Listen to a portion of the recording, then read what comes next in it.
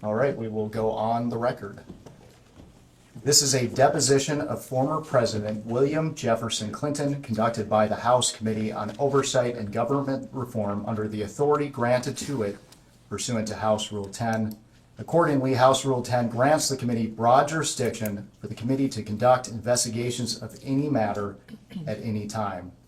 On July 23, 2025, the Subcommittee on Federal Law Enforcement of the Committee on Oversight and Government Reform voted by voice to approve a motion directing the chairman to authorize and issue a subpoena to you for a deposition.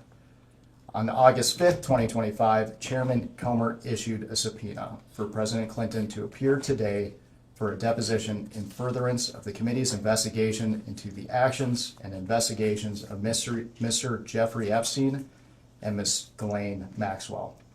I will now enter the original subpoena and corresponding cover letter from August 5th, 2025, as well as the additional subpoena from December 15th, 2025, determining a new date as Exhibit 1.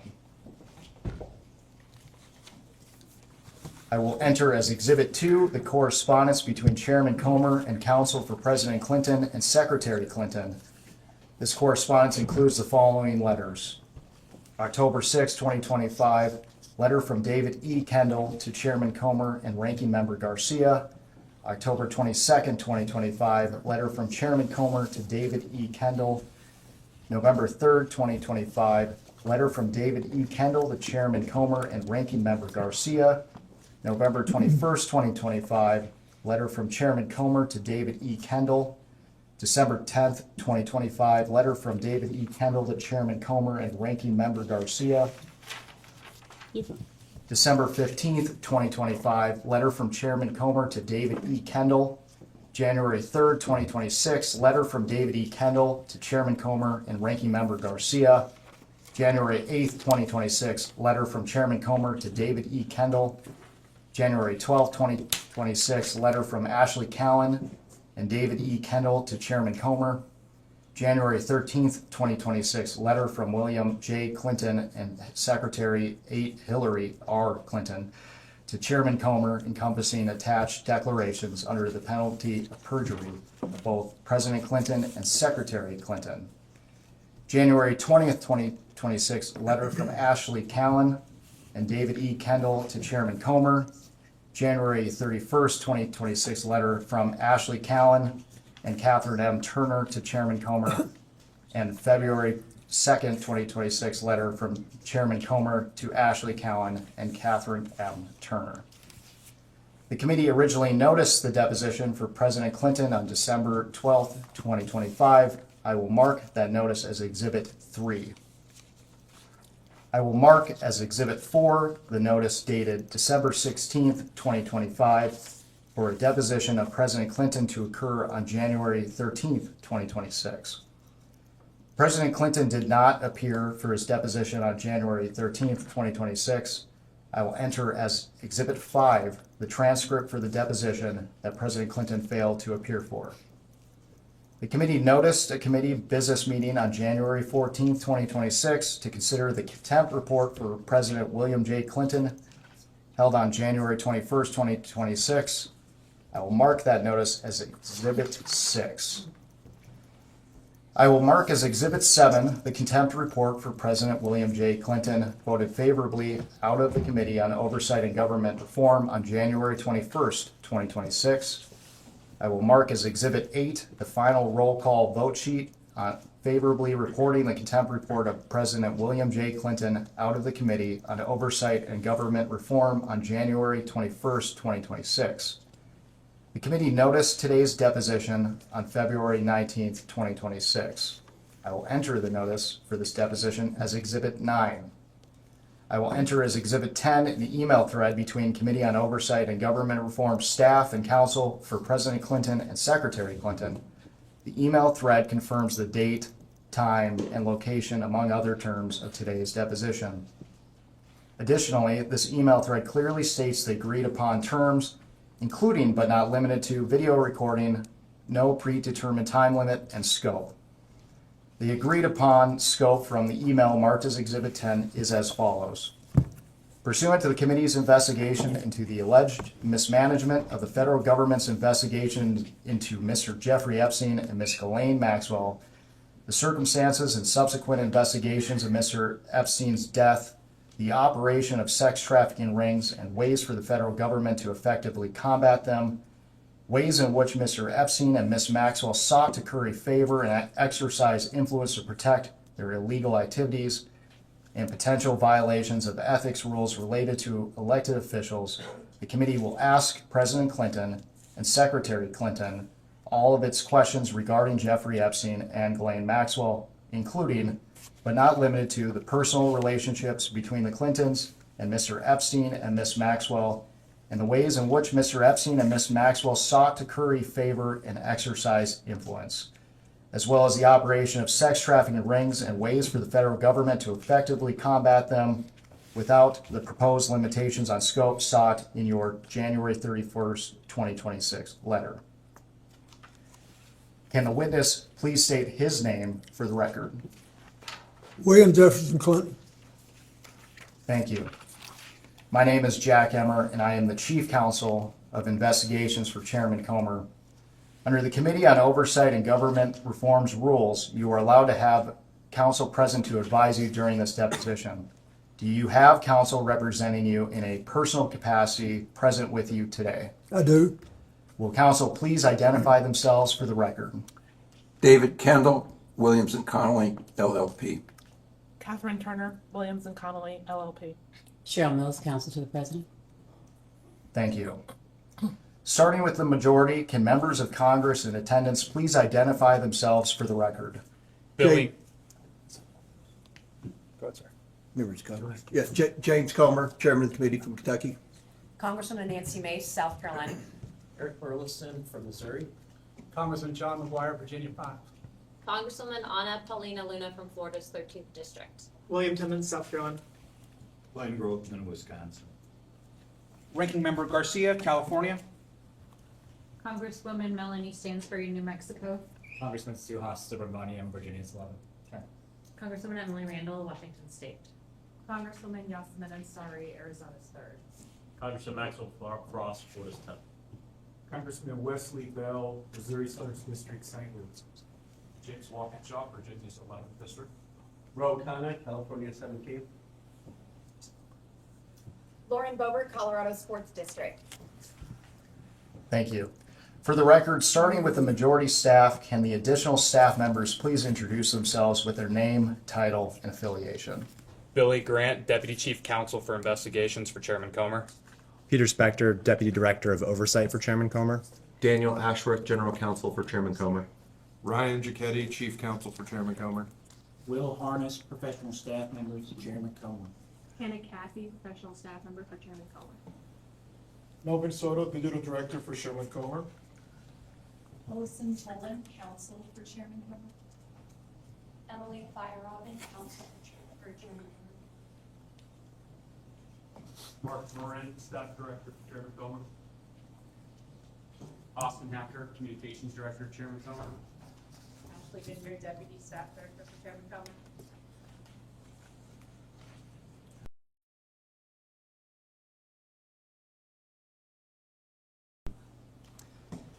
Thank you all. President Clinton, before we begin, I would like to go over the ground rules for this deposition. The questioning will proceed in rounds. The majority will ask questions for an hour, and then the minority will have an opportunity to ask questions for an hour if they choose. To the extent members have questions for the witness, they will be propounded during their side's respective rounds. The clock will stop if you need to confer with counsel. Your counsel is speaking, and when members or staff are speaking during the opposing side's rounds of questions. We will alternate back and forth until there are no more questions. Do you understand? Yes. There is a court reporter taking down everything I say and everything you say to make a written record of the interview. For the record to be clear, please wait until the staffer questioning you finishes each question before you begin your answer, and the staffer will wait until you finish your response before proceeding to the next question. Further, to ensure the court reporter can properly record this deposition, please speak clearly, concisely, and slowly. Also, the court reporter cannot record nonverbal answers such as nodding or shaking your head. So it is important that you answer each question with an audible verbal answer. Do you understand? I do. Exhibits may be entered into the record. Majority exhibits will be identified numerically. Minority exhibits will be identified alphabetically. Do you understand? Yes. We want you to answer our questions in the most complete and truthful manner possible, so we will take our time. If you have any questions or do not fully understand the question, please let us know. We will attempt to clarify, add context to, or rephrase our questions. If we ask about specific conversations or events in the past and you are unable to recall the exact words or details, you should testify to the substance of those conversations or events to the best of your recollection. If you recall only a part of a conversation or event, you should give us your best recollection of those events or parts of conversations that you do recall. Do you understand? Yes. You are required by law to answer questions from Congress truthfully. This also applies to questions posed by congressional staff in this deposition. Do you understand? Yes.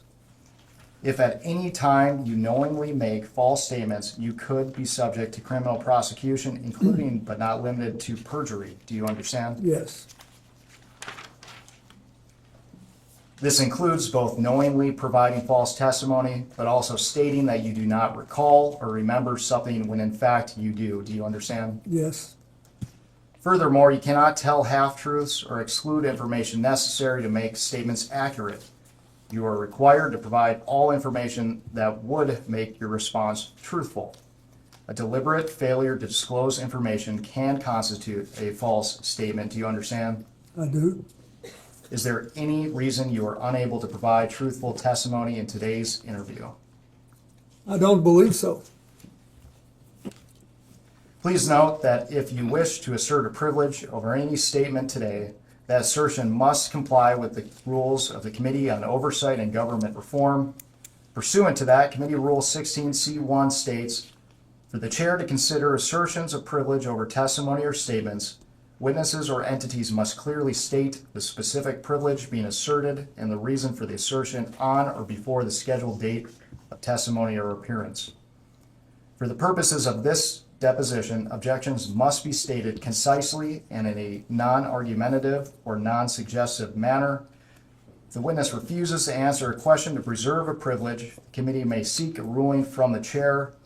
If the chair overrules any such objection, the witness shall be ordered to answer. If the witness continues to refuse to answer a question despite being ordered to do so, the witness may be subject to sanction. Do you understand? Yes. Ordinarily, we take a 5-minute break at the end of each hour of questioning, but if you need a longer break or a break before that, please let us know and we will be happy to accommodate. However, to the extent that there is a pending question, we would ask that you finish answering the question before we take a break. Do you understand? Yes. Finally, I will note for everyone here today that the contents of what we discuss in the deposition today is confidential under the House deposition regulation. Under the rules, the chairman and ranking member shall consult before any release of testimony or transcripts, including portions thereof. This means it is a violation of House and committee rules to disclose the contents of the deposition prior to its official release. For this reason, the marked exhibits that we will use today will remain with the court reporter so that they can go into the official transcript, and any copies of those exhibits will be kept at the table or returned to us when we wrap up. Can the reporter please swear in the witness? Raise your right hand, please. Do you solemnly declare and affirm, under the penalty of perjury, that the testimony you're about to give will be the truth, the whole truth, and nothing but the truth? I do. Do you have any questions before we begin? No. I have a comment before we begin, please. Mr. Chairman, I want to start out by saying, as you know, yesterday there was a photo released, and I appreciate you assuring and admonishing the committee and all of us of our obligations. Obviously, we want to ensure that that doesn't happen again. We've obviously experienced a number of deep fakes that have now been circulating on the web, not because of anything that the committee did, but because of the release of this particular photograph. And for that reason, I would ask two things. One, a reminder to all that the obligation to maintain what is occurring in this room occurs. And two, a release of the video of the secretary's testimony as soon as possible, ideally today, which was in 24 hours, and the same for the president, so that there are not deep fakes that are representing what is happening here when they actually have not. Yeah, and let me say, yesterday, that was an unfortunate situation. We had probably two things that shouldn't have happened. The release of the photo, as well as a Democrat member communicating with the New York Times. So I will again remind everyone to refrain from sending pictures or texting with media outlets outside. Melvin is our videographer, and we're getting he's doing this today as well as producing the video, so we'll get them out hopefully as soon as possible, hopefully within the next 24 hours. Thank you very much, Mr. Chairman. I appreciate that. Nothing more. Mr. President, do you wish to provide an opening statement? I do. It's brief. First of all, good morning and welcome to all of you to our hometown. I appreciate you coming here. I'm here today basically for two reasons. First of all, I love my country and the Constitution, and I believe America was built on the idea that no one is above the law, especially presidents, and that we should all live by the same set of rules shaped by the Constitution. Democracy requires every person to play their part, and I hope that by being here today, we can bring ourselves a little further away from the brink and back to being a country where we can disagree civilly and search for the truth and justice, and that outweighs the partisan urge for spectacle and point scoring. I will do my part, and I hope you'll do yours. The second reason I'm here is that the girls and women whose lives Jeffrey Epstein destroyed deserve not just justice, but healing. They've been waiting too long for both. Through my brief acquaintance with Jeffrey Epstein, though it ended years before his crimes came to light, and though I never witnessed during our limited interactions any indication of what was going on, I'm here to offer what little I know so I can do my part to prevent something like this from happening again. I have to just say one personal thing. Since Hillary came in yesterday, she had nothing to do with Jeffrey Epstein. Nothing. There's a picture of us both shaking hands with him in a photo line in 1993 at a fundraiser for the White House Historical Association. I don't know how it is under President Trump, but when I was there, it was about the most non-political operation you can imagine. There were people who loved the White House, who were interested in it, would give a little money every year to do things that needed doing around the house. And nothing nearly as extravagant as the ballroom or any of that, just things that had to be done. And neither she nor I remembered shaking his hand all those years ago. So I don't think that was right. On the other hand, I do think you should be talking to me. I think you should have called me. I did take those plane trips with him, and you have a right to ask those questions. So I'm glad to be here, and I understand what the oath is. I have to be honest with you. You know, I'll be 80 years old if I live to my next birthday. I don't remember everything that happened 24 years ago, but I do remember some things, and I will tell you what I remember as best I can. We, each of us, owe the victims nothing less than the truth and accuracy. We owe that to the American people. And I actually hope that you will be able to come up with some suggestions that will reduce human trafficking and especially focus on underage girls. I hope you'll be able to do that. I know that Hillary talked a little yesterday about what the State Department does and what she pushed on human trafficking and girls. And when she was Secretary of State, we had to deal with it. And in my foundation, I saw it in Nigeria when Boko Haram was rampaging through the north of Nigeria.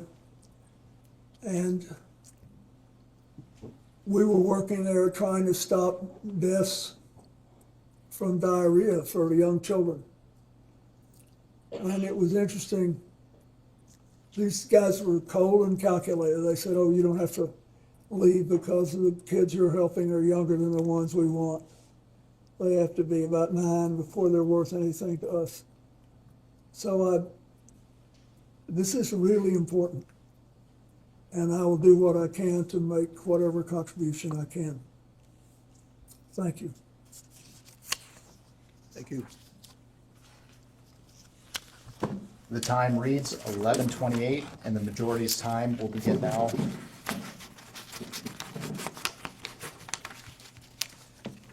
Mr. President, thank you for agreeing to testify today and for your years of service to our country. I want to start from the beginning. When did you first meet Jeffrey Epstein?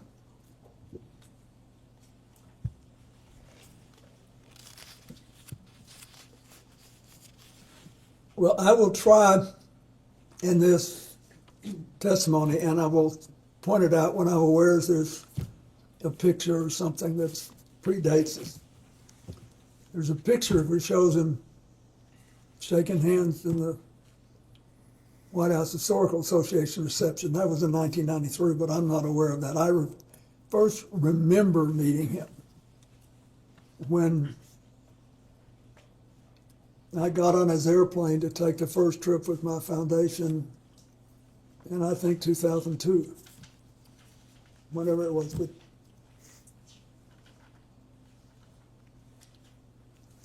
And to be clear, do you have any reason to believe that you may have met Mr. Epstein prior to becoming president of the United States? Before I became president, no. And you mentioned that your first memory of interacting with Mr. Epstein was on your first trip. Which trip specifically? I'm not sure which one it was. Which one was the first? I took all or parts of 4 or 5 trips to Asia and Africa and one to Northern Europe on Mr. Epstein's airplane. And once when I was in Florida, I was offered a ride back to New York, but I wasn't there it was just coincidental that he was there, and I think that was fairly early in the process, but I don't remember exactly. I just know that I did. I took one flight back from Florida to New York, and all are part of several other, I think 4 or 5 trips to Africa, Asia, and one to Northern Europe. And I want to make sure the record is clear. Is it your testimony today that you have no independent recollection whatsoever of the circumstances of when you first met Mr. Epstein? Objection asked and answered. You can answer again. Yes, I do have a recollection of when I remember meeting him before this trip. I mean, on this trip when I took his plane.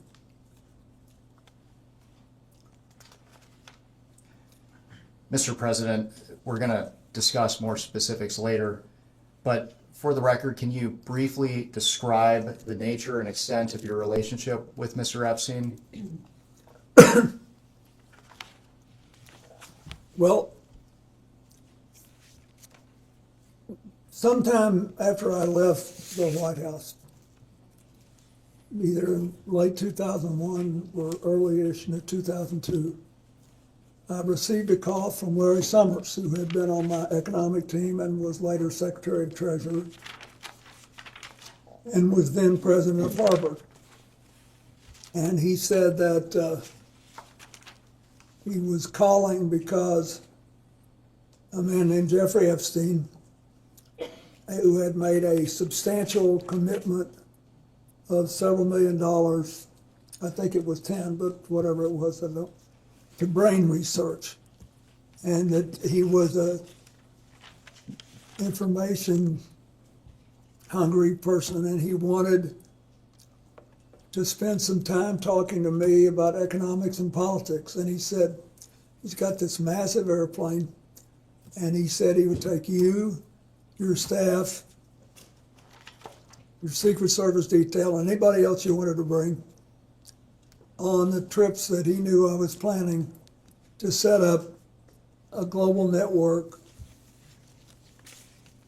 to provide life-saving AIDS medicine to as many people as possible, as quickly as possible. And I should back up and say, when I left office, we had done all the preliminary work to set up the global fund on AIDS, TB, and malaria, but it was not yet funded. And there were other instruments and institutions who were later founded, including President Bush's PEPFAR program. It had not yet been funded. There were only 200,000 people in the entire developing world who had AIDS medicine, most of them in Brazil, which had a big drug operation on its own, and in Thailand, which also had its own drug population. In Africa, there were like 30,000 people or something, just next to no people. And they were dying like flies. And I thought we had found a way to drastically drive the price down. And that if we could drive the price down, we could, and empower people to administer the medicine right, we could save a lot of lives. And I was obsessed with it. And I was being helped by a man named Byron Magaziner, who had helped us in the White House, and whom I had known since we lived as Rhodes Scholars together in the 1960s. So anyway, that's why when Larry Summers said this, I thought, boy, this would be great. And so we followed up and took the trips. Mr. President, when did your relationship with Mr. Epstein end? When did it end? Well, I believe I took my last flight in 2003.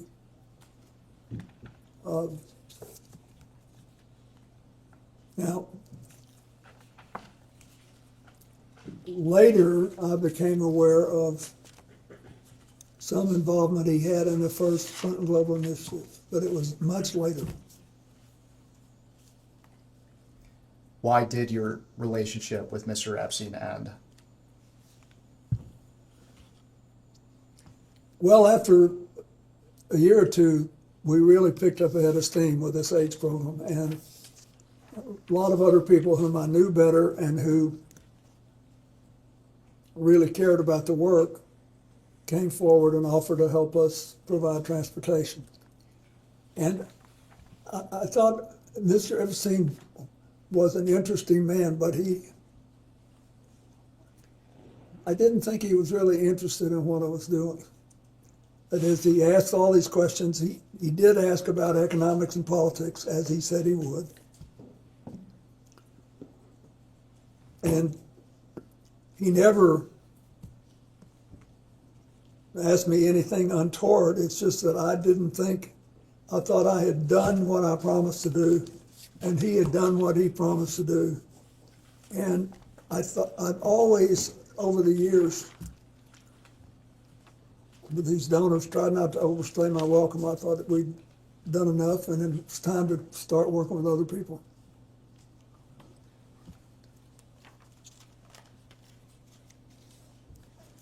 When did you first learn of Jeffrey Epstein's crimes? I think in 2008 when he was prosecuted. There's nothing that I saw when I was around him that made me realize he was trafficking women, and I never.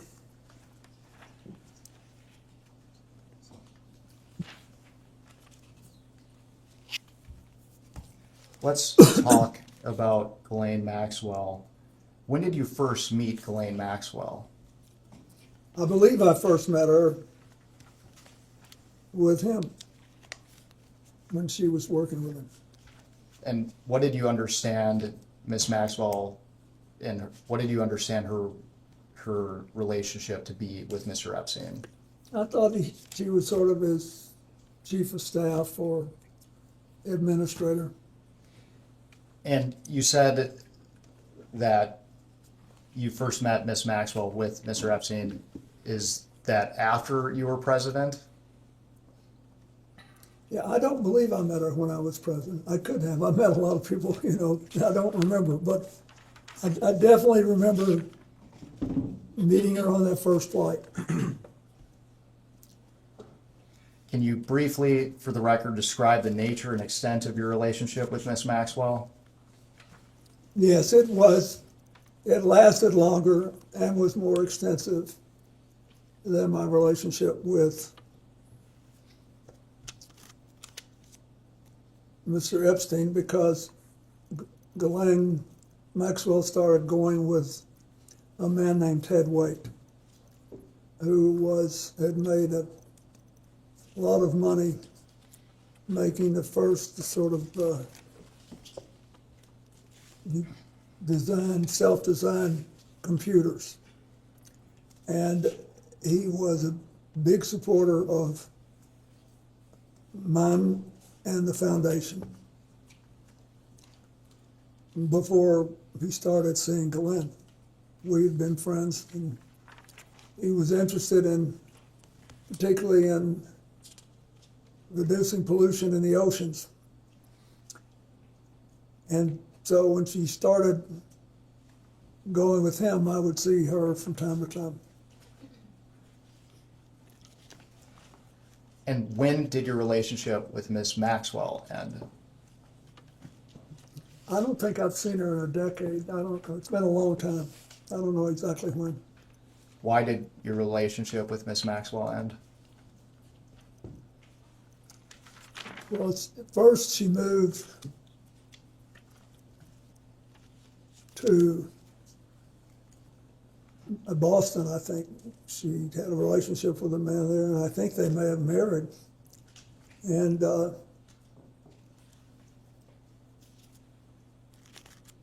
so she wasn't so much around, and then when it became, after 2019, when it became obvious that she was involved too, to an extent that I did not know, that was the end of it. And I want to make sure the record is clear. You mentioned that your relationship with Miss Maxwell was more extensive than that of Mr. Epstein. Well, it lasted longer, yeah. Okay. When do you have any recollection of what year it would have ended? No, but when she was with Ted Waite, she was when we were kicking off CGI. She was very interested in that, and she participated. But I don't remember, I don't know, it's been 10, 12 years since I saw her. I don't remember when the last time was. Thank you. I am going to ask you some baseline questions regarding who you communicated with and about what. If you don't recall specifics but do recall you communicated with them, you should answer yes, but say you do not recall specifics. Okay. Counsel, can I just ask, if you're going down a list, your question is, did he communicate with the person, yes or no? And then you'll come back if he says yes to ask further. Yes. Thank you. And I will finish the prompt here too.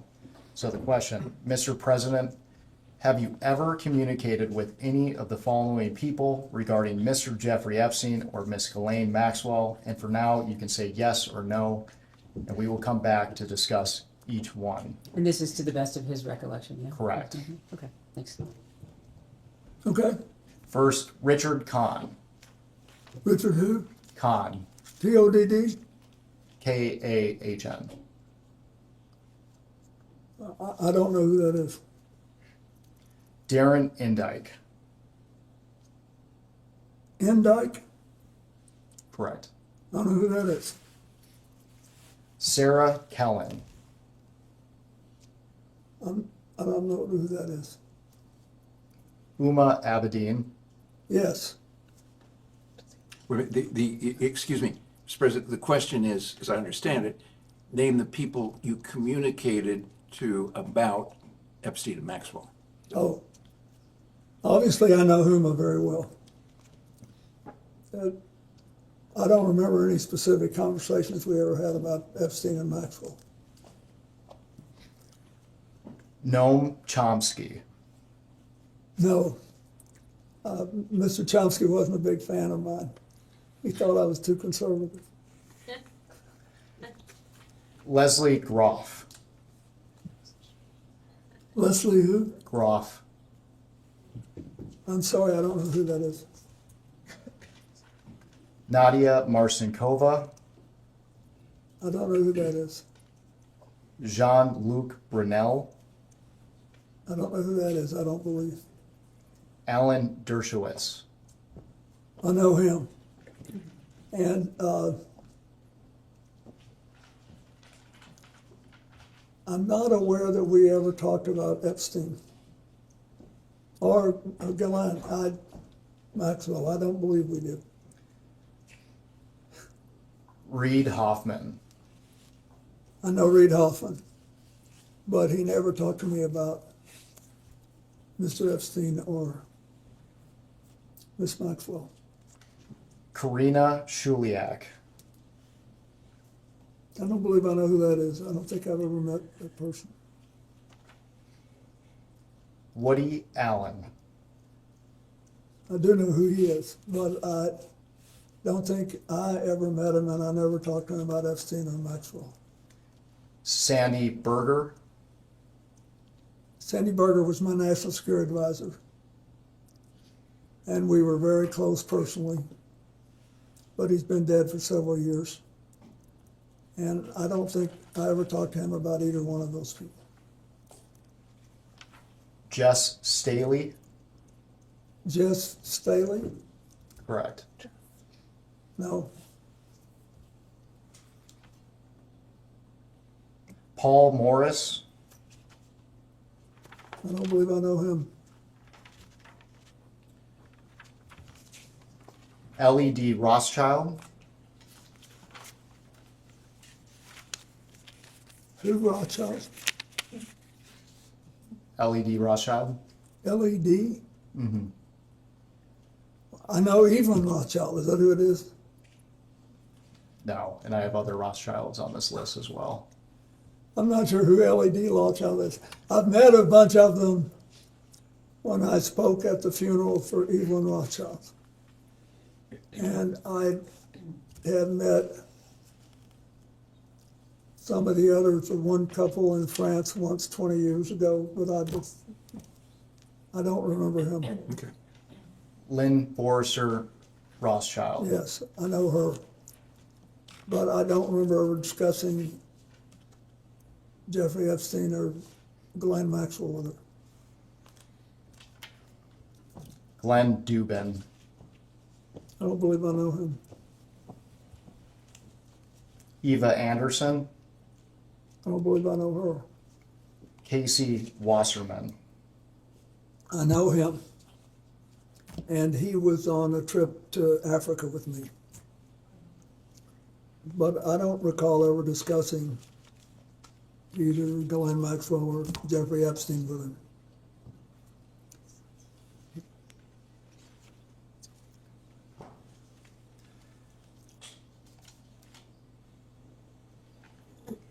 Ira Magaziner. Yes, I think I mentioned him earlier. He was the person who basically helped me start the AIDS program, and he ran the Clinton Health Access Initiative for many years. He retired a couple of years ago, a few years ago. But I don't remember ever discussing either Epstein or Rothschild with him, or Maxwell with him. Karen Ewing, No, Stacy Plaskett, Stacy Plaskett is the member of Congress from the Virgin Islands, isn't she? correct. I know her. But I don't recall ever discussing Epstein or Maxwell. Howard Lutnick, Howard Lutnick is the Secretary of Commerce, right? correct. I know him and from 9/11, and because Hillary worked with his company and helped him to get going again. But, and I know he's now President Trump's Secretary of Commerce, but I don't remember ever having any conversation with him about Jeffrey Epstein or Ghislaine Maxwell.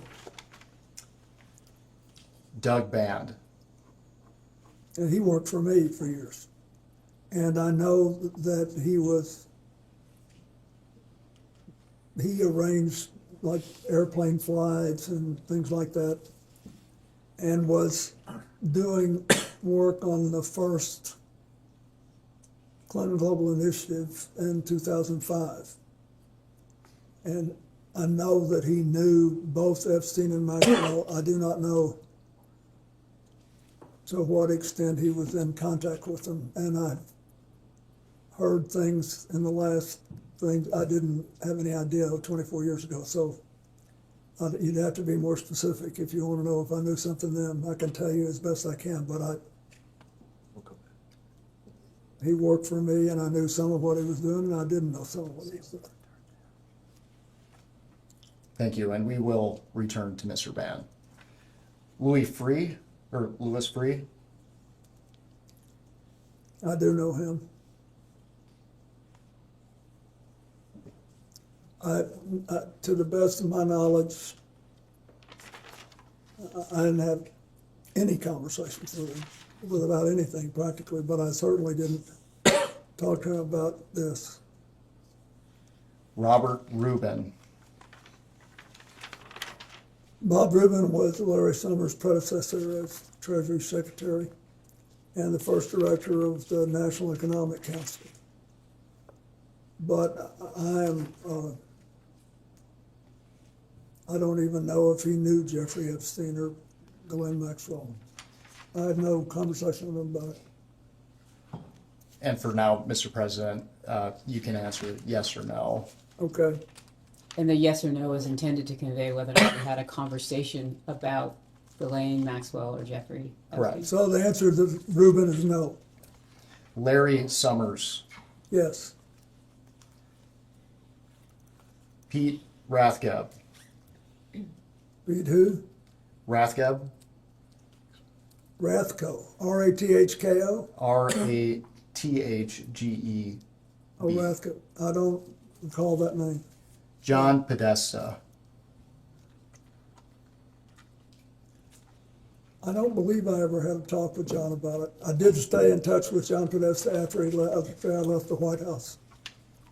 And I consider him a friend, but I don't believe we ever discussed Epstein or Maxwell. Andrew Friendly, No, he was one of my, what you call body men at the White House. And we've stayed in touch over the years, but I don't remember discussing Epstein or Maxwell with him. Catherine Rumler, Kathy Rumler is a lawyer who has done some, on occasion, some help for the foundation. I don't believe I ever discussed Maxwell or Epstein with it, but I can't be sure, but I don't remember doing it. Mr. President, they're only asking you what you can remember. What? They're only asking you what you can remember. Mark Middleton, I did not And he sadly is dead now. Bill Richardson, No, he's dead too now, sadly, but I didn't know about his relationship with Epstein.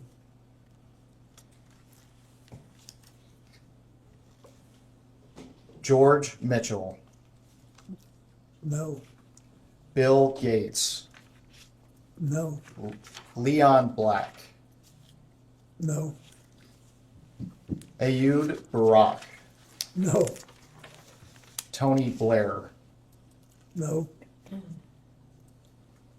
Andrew Mountbatten Windsor. I knew that he knew, at some point I knew that he knew Ghislaine Maxwell. But I did not know, I don't think, that he knew Epstein. So is that a yes that you had communications with him? No, we never had any, Is your question communications about Epstein and Maxwell? Correct. Just generally as a conversation, like you're together? Can you just Yes. elaborate more so he can better answer your question? Mr. President, did you ever have any communications with Prince Andrew related to Mr. Epstein or Miss Maxwell? the direct answer to your question is no, but I don't want to mislead you. I know that because of my friendship with Evelyn and Lynn Rothschild, and because the former prince was around them, and they knew Ghislaine Maxwell from Britain and through her father, her late father. There may have been some conversation there. I don't remember it, but I don't want to mislead you. I knew something that. Thank you. Your question, because it's so broad, means that any social engagement that you that's- might have would be captured. Yeah, So I I think didn't- what he's trying to I don't distinguish want- between is what you're trying to learn and just social engagement. Yes. If I had a social engagement with Andrew, Related to Mr. Epstein? not or related Miss to him, Maxwell? no, Thank you. Peter Mandelson, no, Mohammed bin Salman, no, Larry Page, no, Sergey Brin. no. So let's talk about Larry Summers. You mentioned that you had communications with him related to Maxwell and Epstein. What were the nature of those? For the record, he said with Epstein, just to Just clarify. Epstein. Just Epstein. Thank you. You mentioned that you had communications with Larry Summers related to Mr. Epstein. Can you describe the nature of those communications? Yes, as I said before, he called me on the phone. He knew what I was trying to do with this AIDS work and how important it was to me.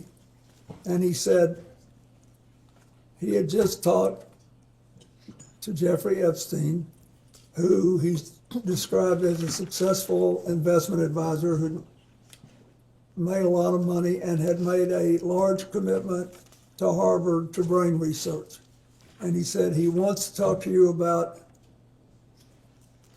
politics and economics, and he says if you will take an hour on the longer legs of these trips he knows you're going to make to Africa and Asia to talk to him about it, that he will fly you on his airplane, and your staff, and your Secret Service detail, and any other people you want to take who are supporting your work.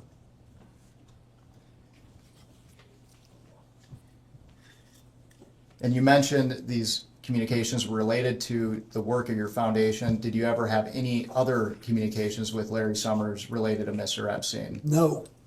So for the record, you never discussed anything related to Mr. Epstein and young women or girls? Absolutely not.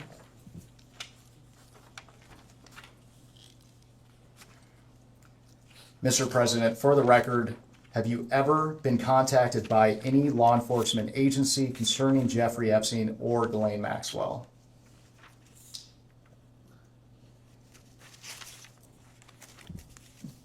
As far as I know, no. That is, as far as I remember. Back in 2008, I sort of thought somebody might ask me something. Because I was glad this had come out since it had happened.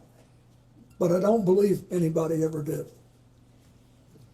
You mentioned that you thought someone would want to ask you something. Can you elaborate on what that means? Just because he let me use this airplane. And to be clear, have you ever provided any information to any law enforcement agency concerning Jeffrey Epstein or Miss Ghislaine Maxwell? So you asked this question before, you're just asking him to reiterate the response to the question that he previously asked you, Mr. President. I don't believe any law enforcement agency has ever asked me. And I didn't know enough to volunteer anything. Mr. President, are you aware of any efforts by anyone, including an attorney, process server, investigator, or any other person to contact you regarding any civil lawsuit, claim, or litigation involving Jeffrey Epstein or Ghislaine Maxwell? Not that I recall. Did Jeffrey Epstein ever inform or represent to you that he was working with any intelligence service of any nation, including the United States? No. Did Ghislaine Maxwell ever inform or represent to you that she was working with any intelligence service of any nation, including the United States? No. And during your relationship, did you ever suspect Epstein or Maxwell of being affiliated with any intelligence agency? I did not. Thank you.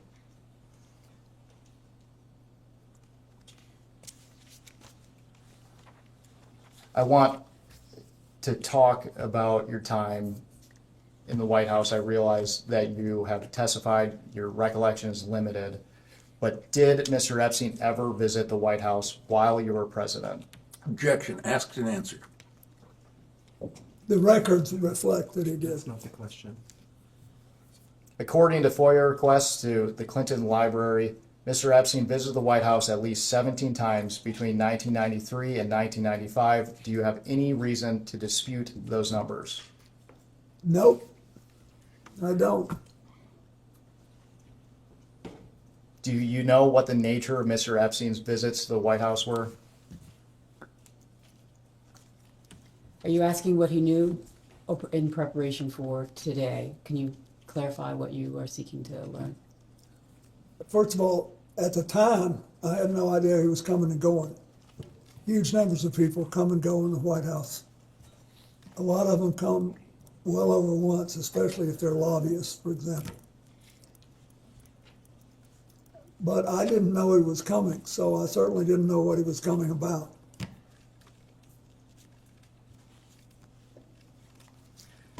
Mr. President, after you left office, did you or your staff ever conduct a review of records, documents, or other materials related to Mr. Epstein's connections to your White House? You're exempting counsel. You can respond to that, but don't say anything about what you talked to your lawyers about. You can respond to this question. Do you need the question again? Yeah, I don't even understand. You mean, did we look into what he did in the White House after I left office? Mr. President, one of the concerns of the committee is how Mr. Epstein and Ghislaine Maxwell attempted or potentially attempted to curry favor with influential figures. My question was, after you left office, did you or your staff ever conduct a review of records related to Mr. Epstein's connections to your White House? To the best of my knowledge, no.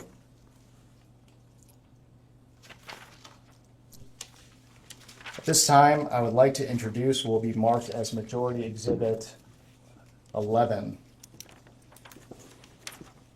And while it's being passed out, I will note for the record, this is a New York Times article entitled The Untold Story of How Jeffrey Epstein Got Rich, published on December 16th, 2025.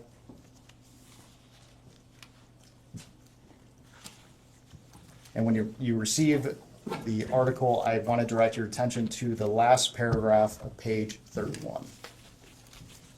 The last paragraph of which page? 31. And when you are ready, I will also read it into the record.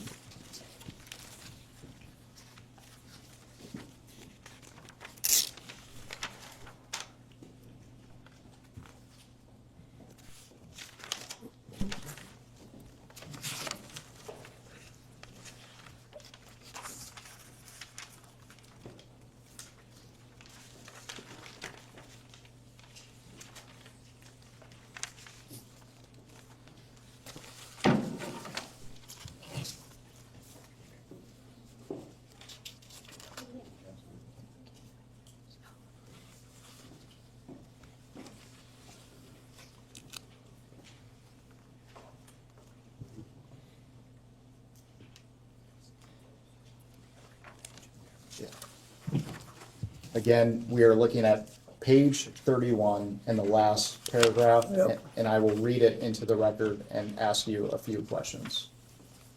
Please give him a moment to read this.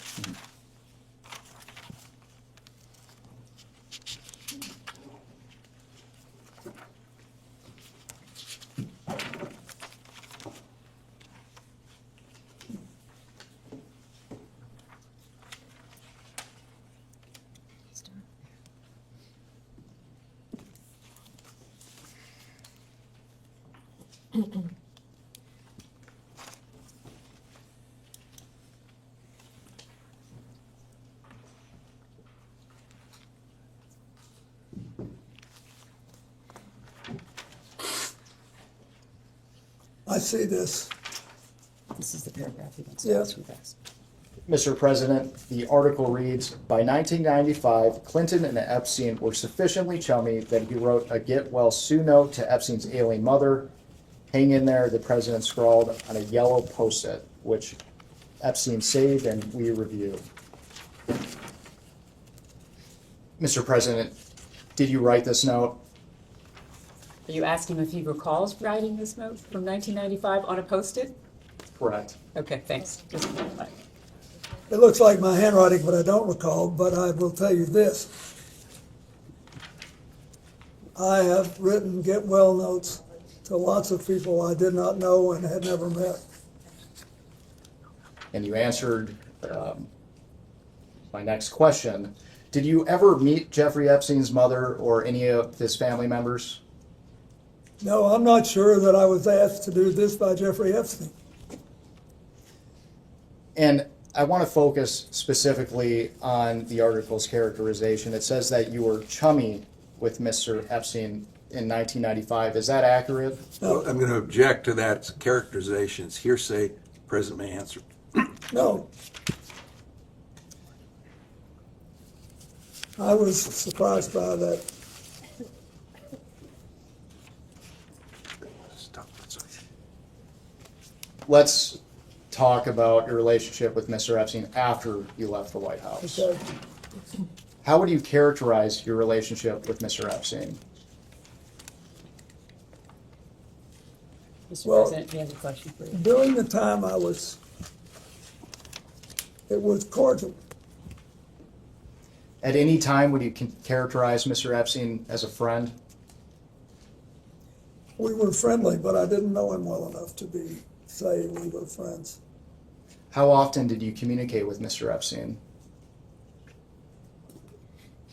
Usually only on the trips.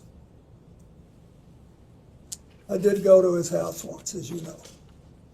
And we will discuss that further later on today. And how did you typically communicate with Mr. Epstein? Did you talk to him on the phone? Excuse me, he just said he talked to him on the trips, so that's in person. Typically, my staff communicated with with him. I think it was mostly Mr. Band, but somebody talked to him. And you mentioned that you visited one of his properties. But outside of the work on the foundation and your trips, how many times did you meet in person with Mr. Epstein? You're asking him to the best of his recollection. Outside of the trips, I believe he came to the office once in Harlem I was still housed up there then. And I think he paid a brief visit to the office. And I paid a brief visit to his house. When I once thought he was there, but now that I think about it, I don't think he was. And that was it. I mean, that's what I remember. And you mentioned you visited Mr. Epstein's house. Are you referring to his New York townhouse? Yes. And your communications with Mr. Epstein, did you ever have any communications that were not related to the foundation? I don't believe we ever talked about anything but the work we were doing. I mean, maybe small talk, I can't imagine, I don't remember the conversations. And for the record, before we move on, did you ever have any communications with Mr. Epstein that related to young women or girls? No.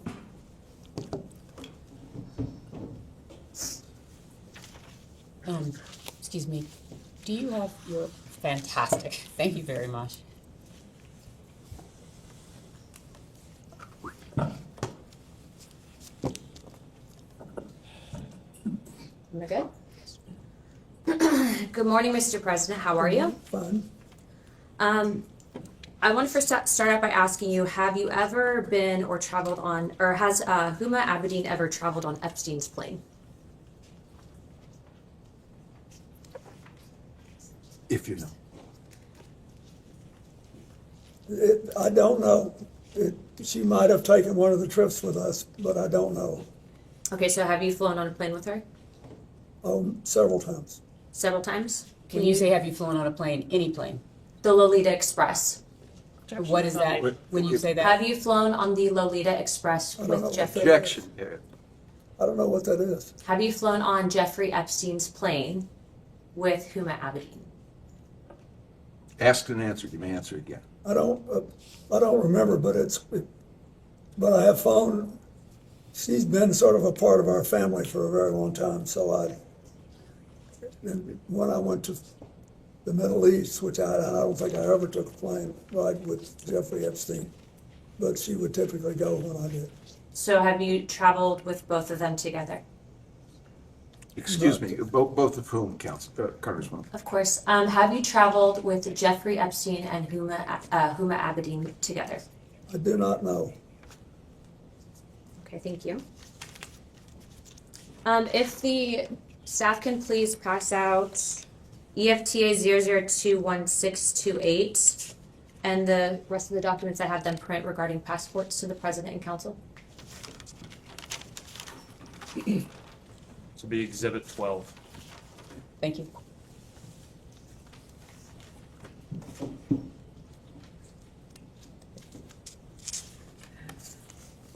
Thank you very much.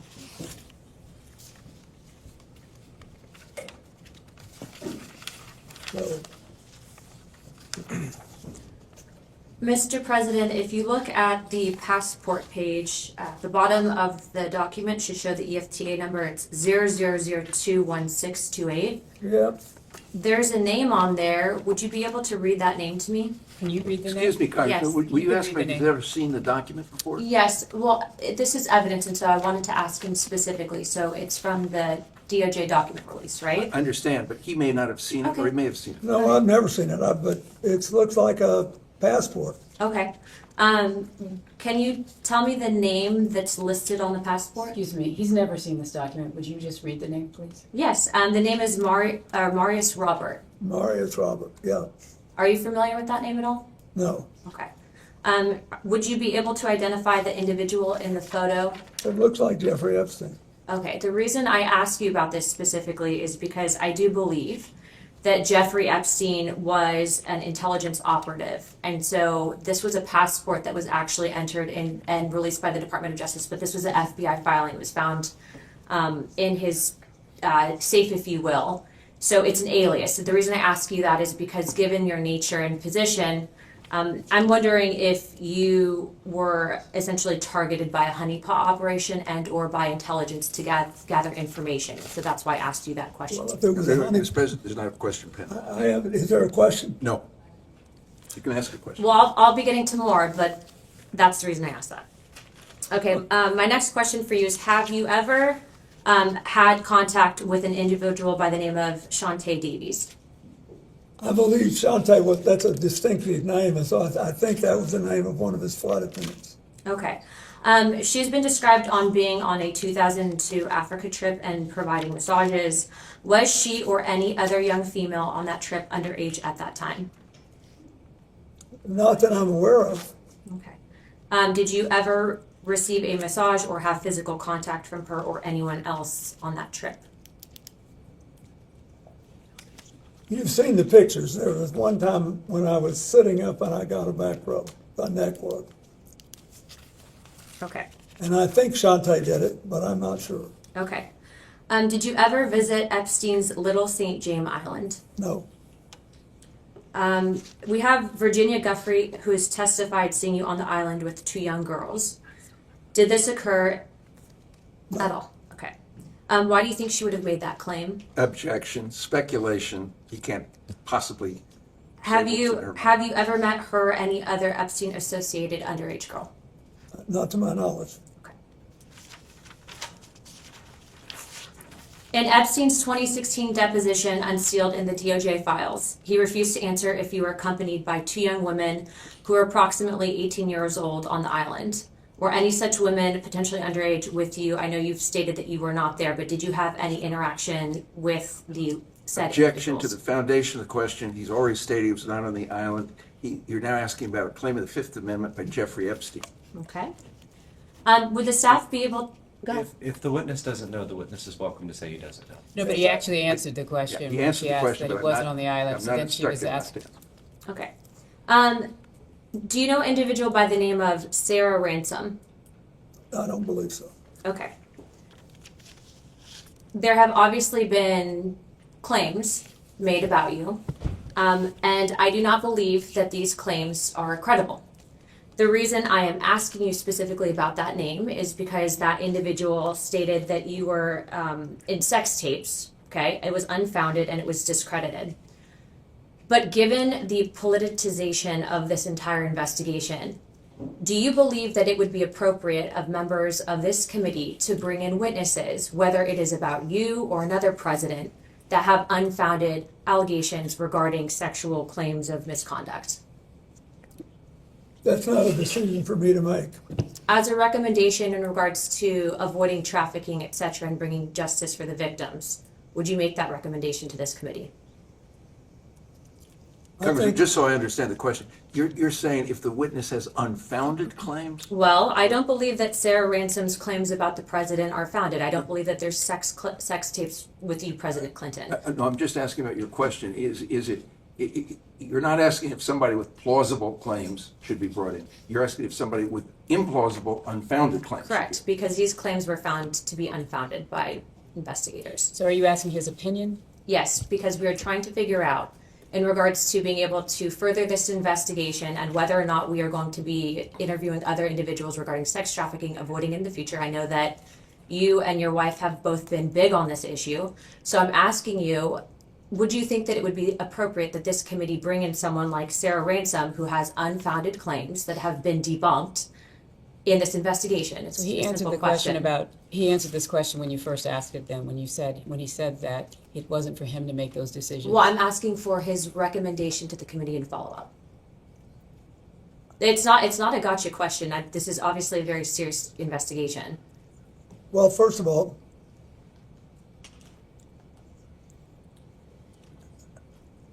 I recommend that you have on your staff a prosecutor who's had a lot of experience in this, dealing with these cases.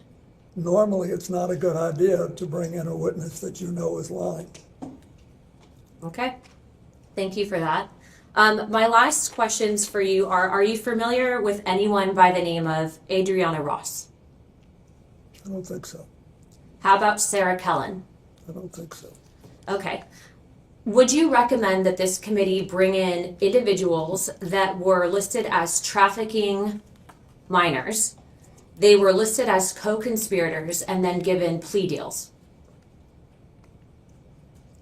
I don't know enough about it, but I think you should do whatever you think will strengthen the ability of the United States not to have this happen again. Okay. Is it possible, and in your opinion, that you and or your wife were targeted as a means of an intelligence gathering operation Object the by form of the Jeffrey Epstein and question. Ghislaine Maxwell? Object to the form of the question. No objection to if he knows that they were targeted. I believe that's what she asked. No, she said, is it possible? So she's asking him to speculate instead of asking him, does Do he you know? do you know if you were targeted at any point? I don't, but Okay. I don't. I'd sort of be surprised, but I'm not. I don't know. Okay. All right, Chairman Comer, I think that builds my time. I just want to say thank you very much, President Clinton, for coming in. And I do understand that this has been politicized, but again, I will state on record and I will state this to the press that I don't believe that Sarah Kellen's claims against you were valid. Thank you. Yeah.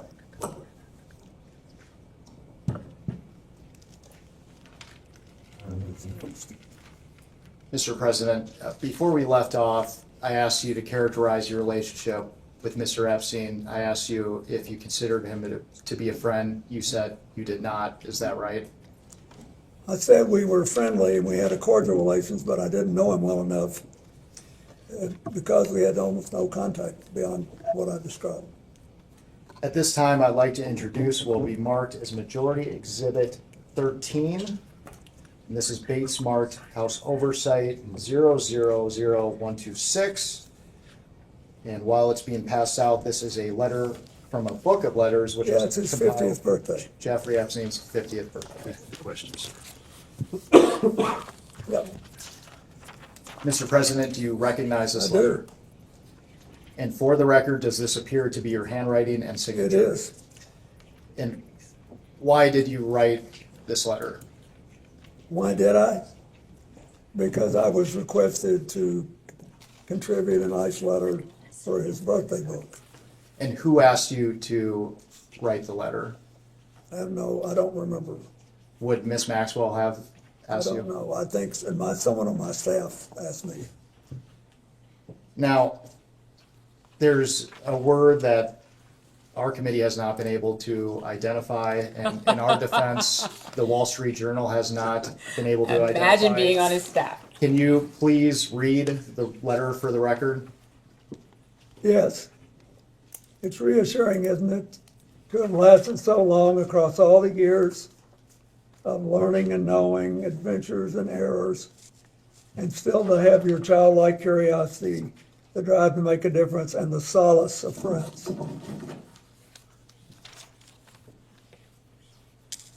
Not a bad letter. And because we haven't been able to identify that word until now, what did you Which mean? word was it that you could not? Solace, you couldn't, No, errors. errors. Were What did you I mean? refer- Anybody who's lived 50 years and done anything has made mistakes as well as progress and done things. But for the record, you weren't referring to errors in judgment that Mr. Epstein had related to his inappropriate activities involving young Absolutely not. I knew nothing about that.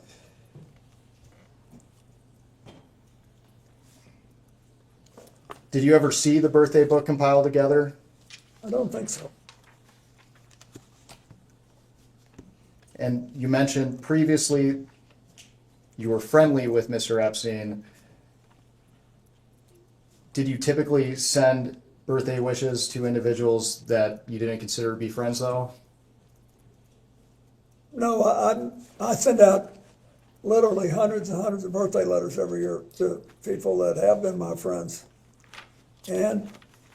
But if somebody's doing a special, I've sent birthday letters of congratulations to people I've met 2 or 3 times for their 70th birthday, their 80th birthday, their, 50th wedding anniversary.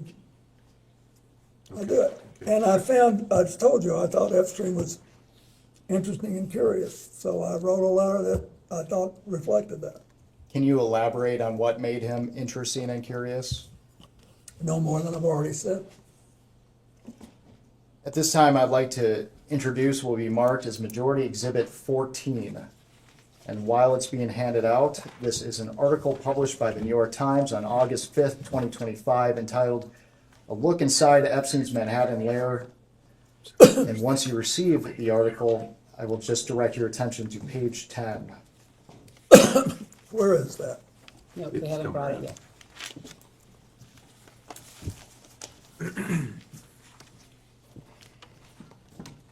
Thank you very much. And we're specifically looking at a framed photo on a wooden table alongside multiple other framed photos. And we're focusing on the photo in the middle, which appears to have a golden frame. Where is that? I think 2 more pages. Right there.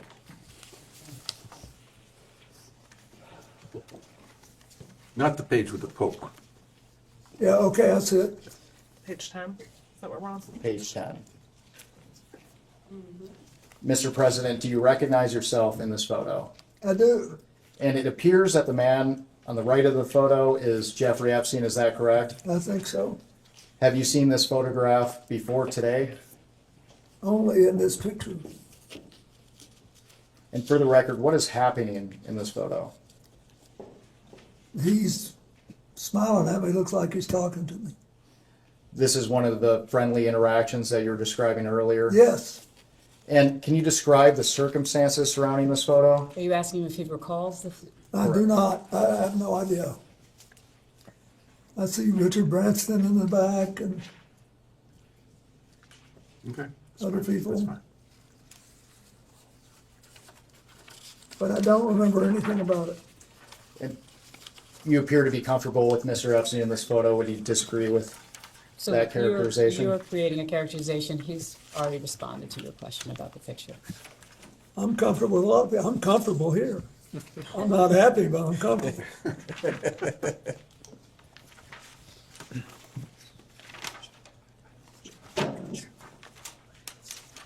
And my conscience is clear. That helps.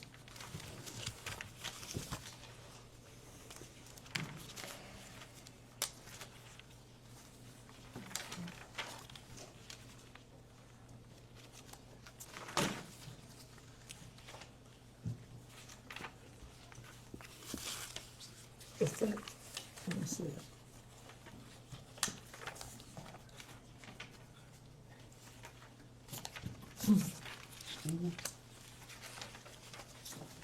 Okay.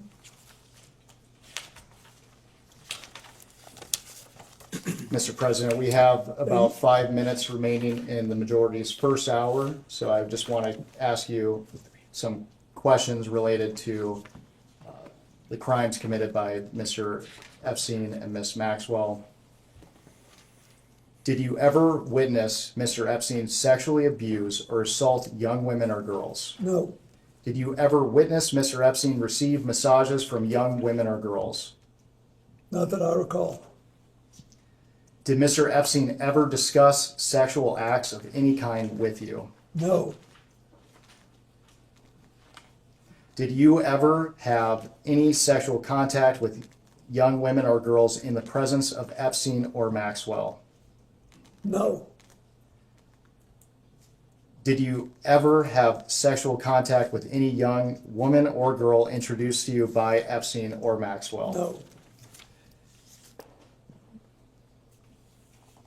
Mr. President, with the benefit of hindsight, were there things you witnessed that could have suggested that Epstein was trafficking and sexually abusing young women and girls?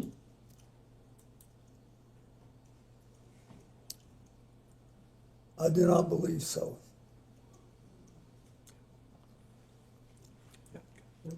We will go off the record.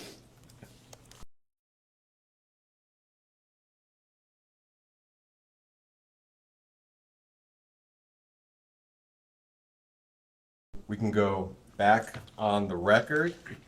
Mr. President, good morning. Good morning. My name is,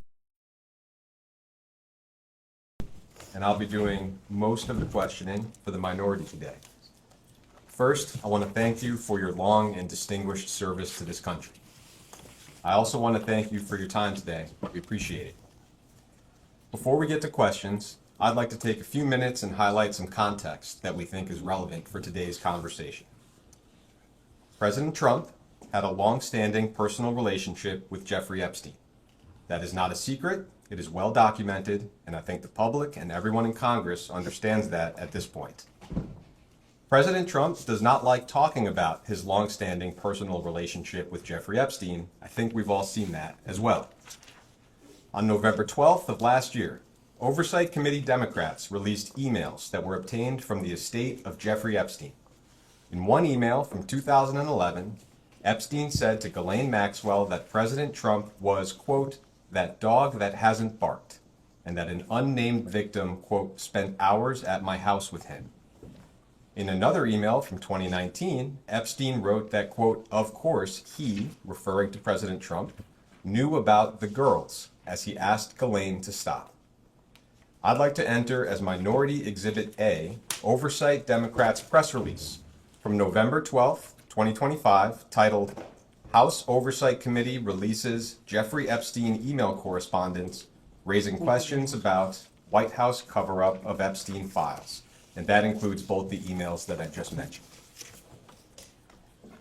There was a fair amount of public attention on those emails, and 2 days later, President Trump asked the Department of Justice to investigate Epstein's relationships with yourself, Larry Summers, Reid Hoffman, and J.P. Morgan Chase. You are, of course, a former Democratic president of the United States. Notably, President Trump did not include any Republicans in his demands. Later that day, Attorney General Pam Bondi posted on social media that the U.S. Attorney for the Southern District of New York would comply with President Trump's directive and take the lead on the investigation. I would like to enter as Minority Exhibit B, Attorney General Bondi's post on X, which also includes President Trump's post on Truth Social. It is well understood that you had a personal relationship with Mr. Epstein, and we will talk about that today, but the events I just described color our perspective on the conversation. It appears as if you and other Democratic figures have been targeted by President Donald Trump in an attempt to distract the American people from his own long-standing relationship with Jeffrey Epstein. And if that were true, it would not be the first time that President Trump has targeted his political enemies under the guise of law enforcement.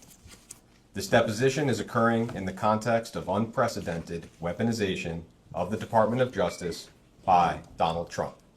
You may have a perspective on this of your own, so before we get started, I just want to give you the opportunity to share any thoughts you might have on that subject.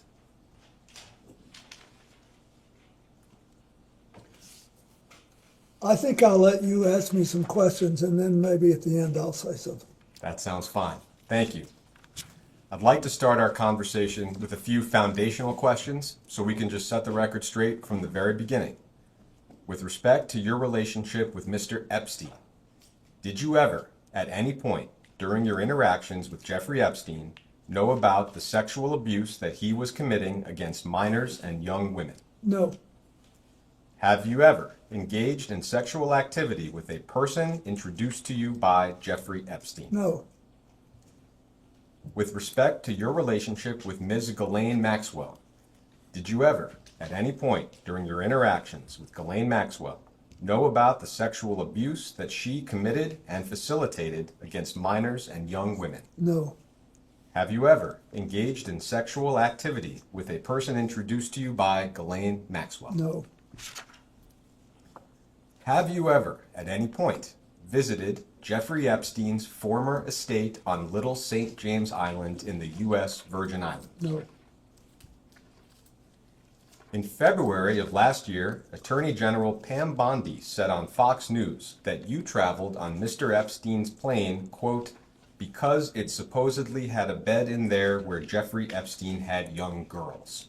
I will ask you, did you fly on Mr. Epstein's plane because it had a bed where Jeffrey Epstein had young girls? No.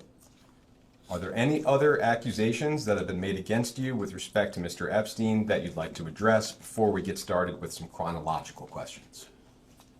I think you pretty well covered it. Thank you. Thank you. I will ask a series of chronological questions. I'd like to try to create one clear chronological record. Some of that might be repetitive from what you've already talked about. I will try to keep that to a minimum. All of these questions are from a long time ago. If you don't recall anything about what I'm asking, just let me know. Starting with events before and during your presidency, the earliest known link that we're aware of between yourself and Mr. Epstein is that he made a pair of campaign contributions to you in 1992. There was a $1,000 contribution to your presidential election committee in January 1992, and another $1,000 in June to the Clinton-Gore General Election Compliance Fund. I imagine a lot of folks donated $1,000 to your campaign. Do you have any specific recollection or knowledge of those particular contributions? No, I think this is the first time I've ever known that. Thank you. That takes us into your time as president. You were elected in November of 1992 and inaugurated in January of 1993. Mr. Epstein visited the White House a number of times while you were in office. Our understanding is that Mr. Epstein visited the White House 17 times between 1993 and 1995. I am not going to walk you through each of those visits. I'm just going to break them into categories. I think first, with respect to the only Epstein visit where it is publicly known that you either met Mr. Epstein or had some interaction, was the White House Historical Association reception that you mentioned earlier. I know there's a photograph that you mentioned of yourself and Mr. Epstein meeting. Am I right that you have no specific recollection of meeting Mr. Epstein or Ms. Maxwell at that event? I don't. Okay. With respect to the other 16 times that Mr. Epstein came and went, and that spanned 1993 to 1995, am I right that you have no specific recollection of meeting Mr. Epstein any of those times? No, I don't think I did, and I don't know who he saw.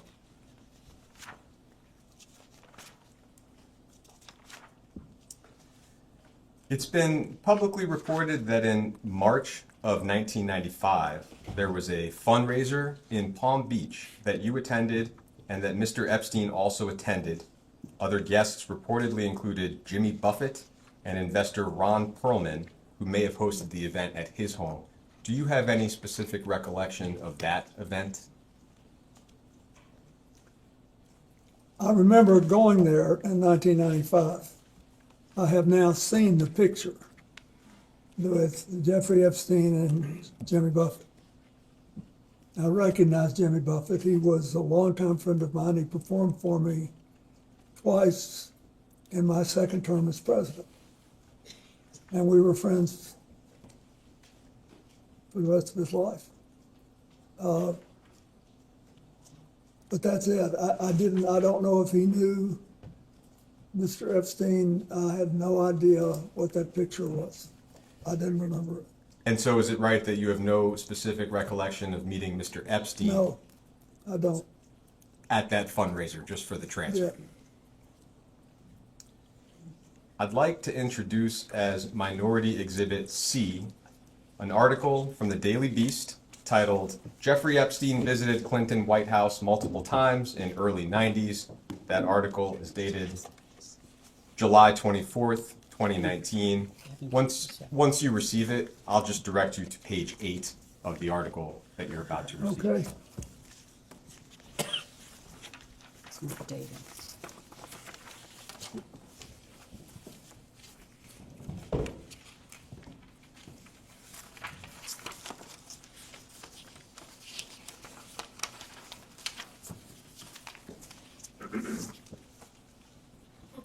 I'll give you a moment to look that note over, and then I'll read the relevant portion into the record. Page 8. Yeah. Okay.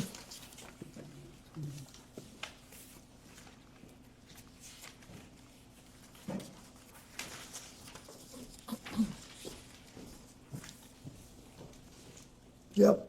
So you can see here that on April 27th, 1995, Lynn Forrester, now Lynn Forrester de Rothschild, sounds like served on a few committees or boards under your administration, wrote you a note. I'll just read part of that note out loud. Dear Mr. President, it was a pleasure to see you recently at Senator Kennedy's house. There was too much to discuss and too little time. Using my 15 seconds of access to discuss Jeffrey Epstein and currency stabilization, I neglected to talk to you about a topic near and dear to my heart, namely affirmative action and the future. And that's the end of the relevant portion. I just wanted to ask whether you have any specific recollection of this note or of your conversation with Ms. Forrester. I don't.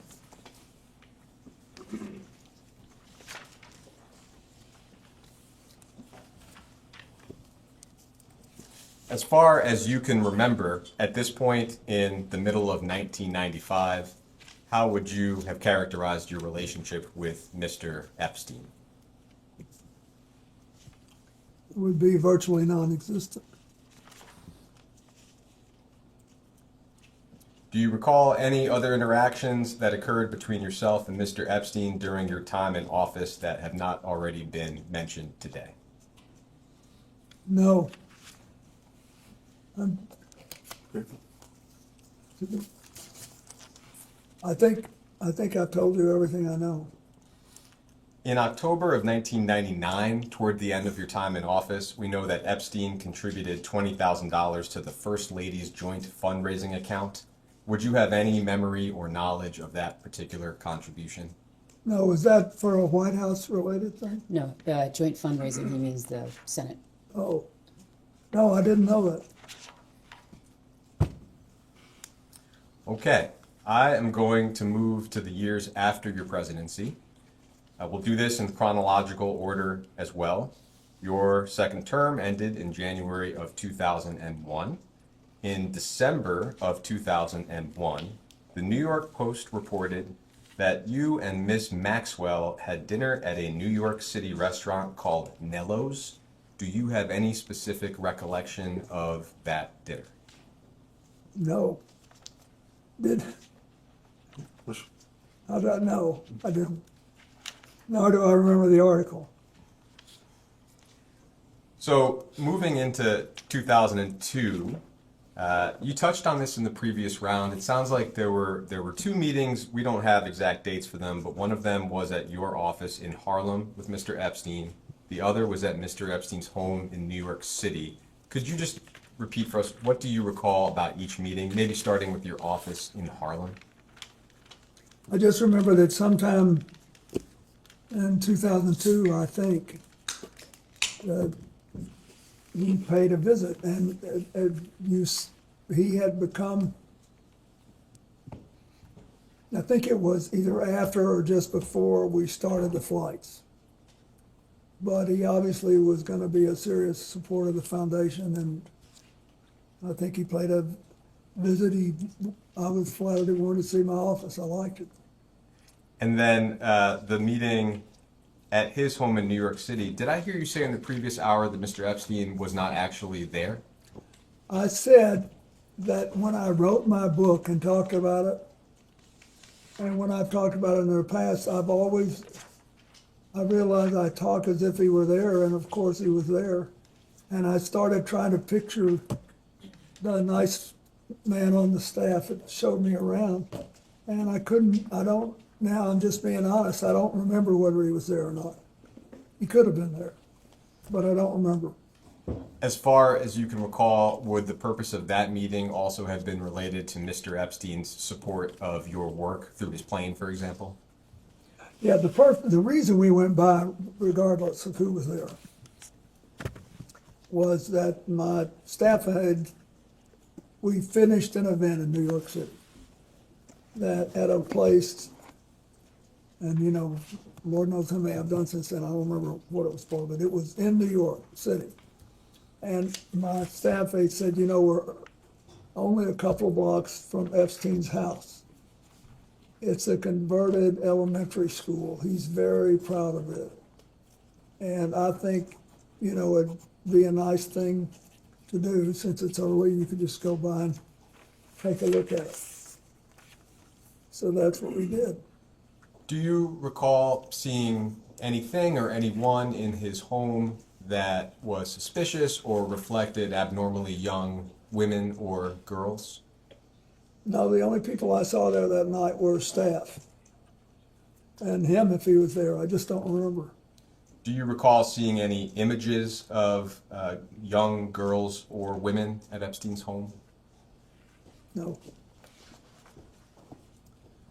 So, moving to some of the travel on Mr. Epstein's plane, and we have specific dates for a lot of that, I'd like to move through that chronology of known trips, just one at a time, in order. To begin, flight logs indicate that on February 9th of 2002, and we'll give you the logs, you flew on Mr. Epstein's plane from Miami to Westchester County, New York, with Epstein, Maxwell, and some others. And you mentioned this flight in the previous round as well. I will introduce that flight log as Minority Exhibit D. And we'll give you a moment to receive that and take a look at it.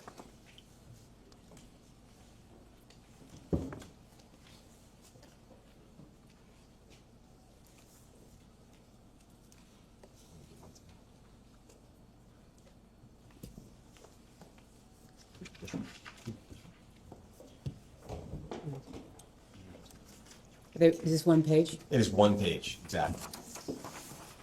Excuse me, Mr. President. And the flight in question, the leftmost column has the number 9 on it, and you can see your name at the beginning in one of the middle columns.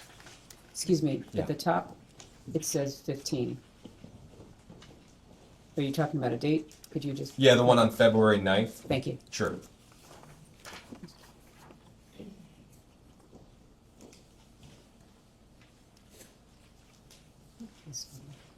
Yeah, I do see it.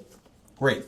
I'll just ask some specific questions. As an initial question, and we can see it here, you had a Secret Service detail that traveled with you after you left office, presumably still does. Is that correct? Yeah, that's correct. And did that detail accompany you on all trips that you took with Mr. Epstein? Yes. For this trip from Miami to Westchester, first, just do you recall the circumstances of the trip? No, I was down there and I was coming home. I don't remember why I was down there. In terms of who was present on the flight, and we'll do this exercise with the other trips as well, are you able to make out from the initials here maybe who is who? In other words, I can see your name and I can see 4 Secret Service. And then from there we have 2 males, 1 female, I think Mr. Epstein and Ms. Maxwell, and then SK and AP. Do you have any recollection of who any of those folks may have been? No. I just don't remember. I'm sorry, I don't. And the initials, they don't mean anything to me. This isn't a record from yours, this is their record. Yeah. In February in 2002, so the same month as this flight, it was reported that you and Miss Maxwell were seated together at some type of charity gala in New York. I don't know what the charity was or where exactly the event occurred. Do you have any recollection of what I'm referring to? Could you state the date again, sir? In the same month, February 2002, and I don't have an exact date. What was the report in? Simply that you and Ms. Maxwell were seated together at a charity gala in New York. Wow. I have no recollection of it, but it could have happened. Heading into March of 2002, so the following month, we have a series of international travel, and the first of those trips indicates that on March 19th and 21st of 2002, you flew on Mr. Epstein's plane from JFK to London and back with Mr. Epstein, Ms. Maxwell, and some others. We will introduce those flight logs as Minority Exhibit E and go through the same exercise.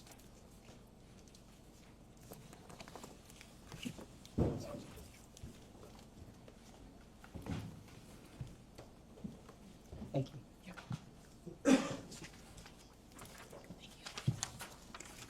and that's the 19th and the 21st.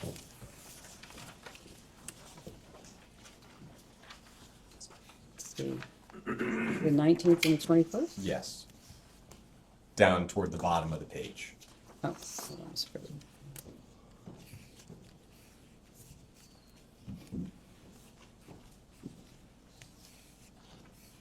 Was this a flight to London? Yes. Yeah, this says we had 10 Secret Service agents. So I guess just to start with, do you recall the circumstances or the reason for this trip? And this was when? This was March of 2002.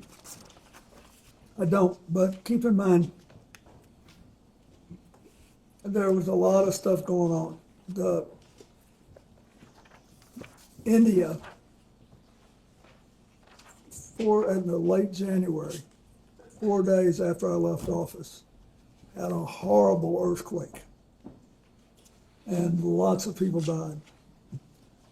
And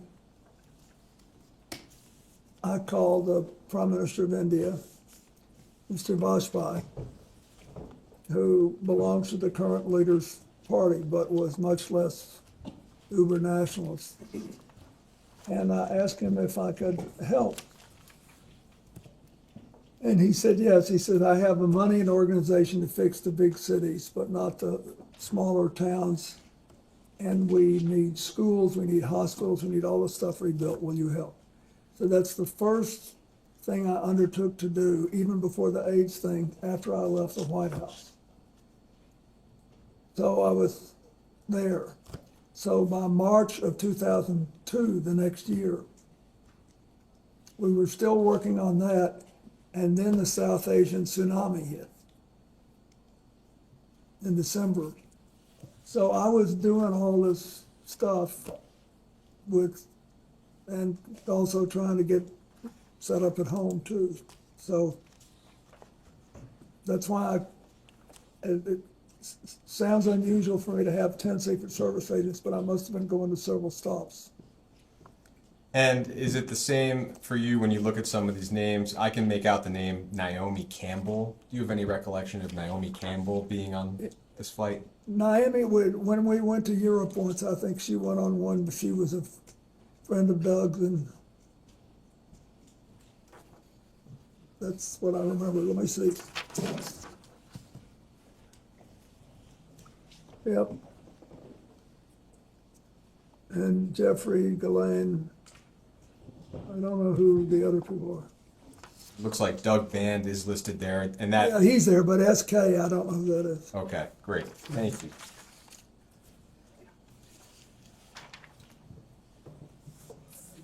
Moving to May of 2002, just 2 months after the one we just looked at, flight logs show a series of flights around Asia.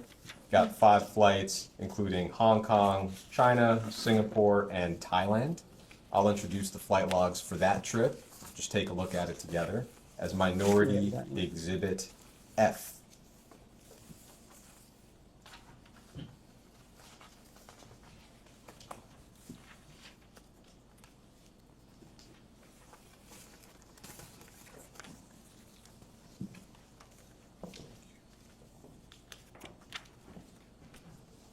You still need it, right? We do need it. Thank you. Oh, great. Thank you very much.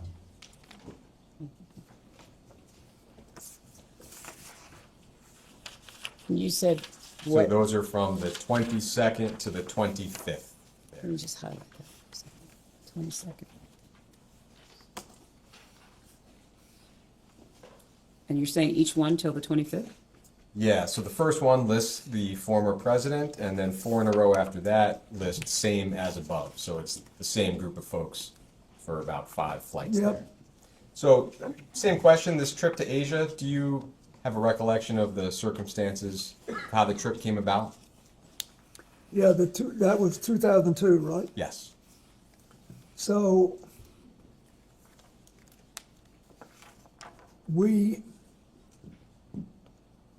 and when was the tsunami?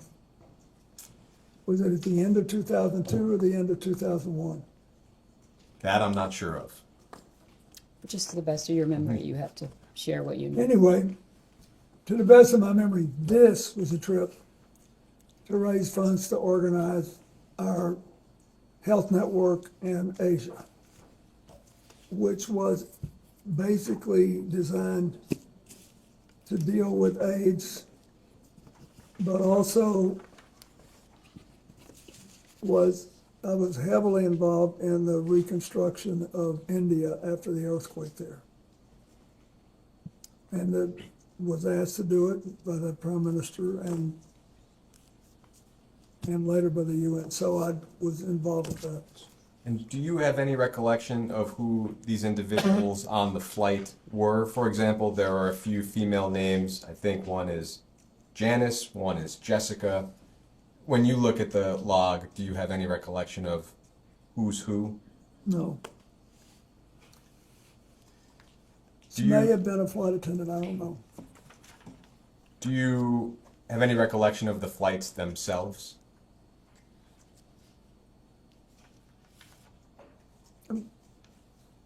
Of this Not the particular flights flight? themselves. This group of flights.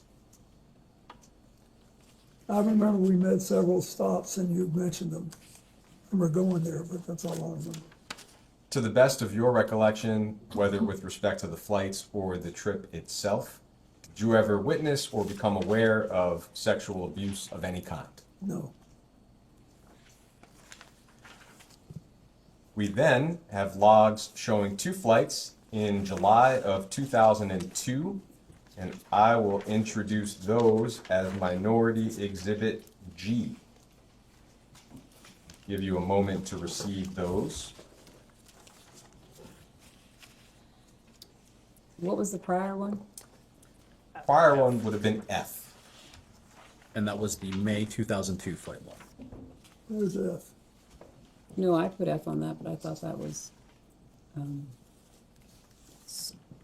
sorry, so you're. Oh, no problem. It should be May 2002. I have as F as in Frank. Okay, I'm not sure what this one was. Okay, got it. I'm gonna get the labels later. Okay. Thank you, sorry about that. No, not at all. Apologize. So this one will be G, and it's July of 2002, specifically on July 13th. Oh, sorry. Next one, Mr. President. I'll give that one to David. I'll You give you a said- moment Okay, to does look this at say it. where we're going? Yeah, it's on the 13th, and these flights are from Morocco to Portugal, and then Portugal to JFK. And our understanding, just from public reporting, is that this may have been part of a trip to Morocco to attend the King of Morocco's wedding.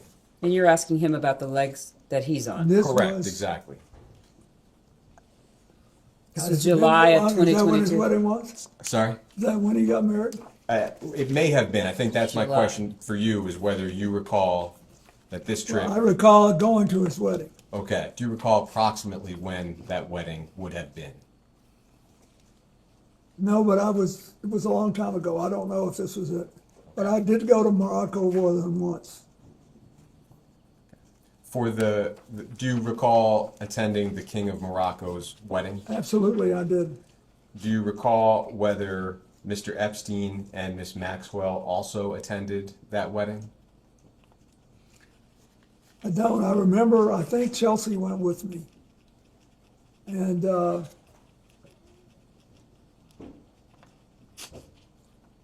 remember because my late mother-in-law loved Morocco, and Chelsea was there with her once and she wanted to go. So we went, and it was really nice. I was very close to the king's father, and I marched in his funeral when he died. And so they had this wedding and we were invited, and I very much wanted to go. Hillary was working and didn't go. Chelsea did, and I think Huma was with us too. I think, There's been some reporting that you may have invited Mr. Epstein and Miss Maxwell to the King's wedding. It sounds like, but please you tell me, do you have any specific recollection of that? I don't remember.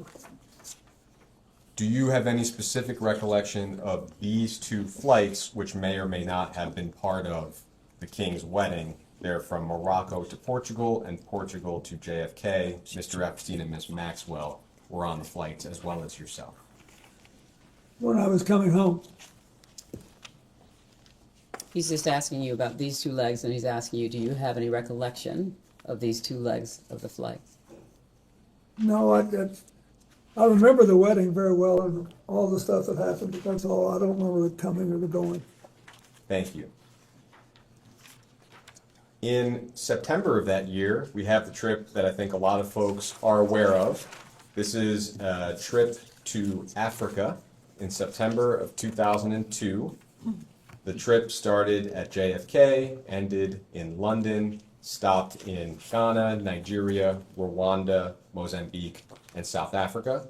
Some high-profile figures were on board, including actor Kevin Spacey and comedian Chris Tucker, as well as Mr. Epstein and Ms. Maxwell. I will introduce those flight logs as Minority Exhibit H. I'll give you a moment to receive them. Thank you.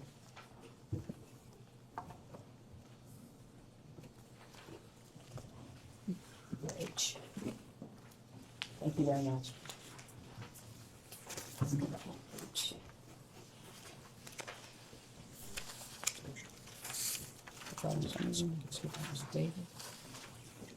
So this is a two-sided document, and the flights are the bottom half of the first page and one flight at the top of the second page. Starting at the 21st? Yes.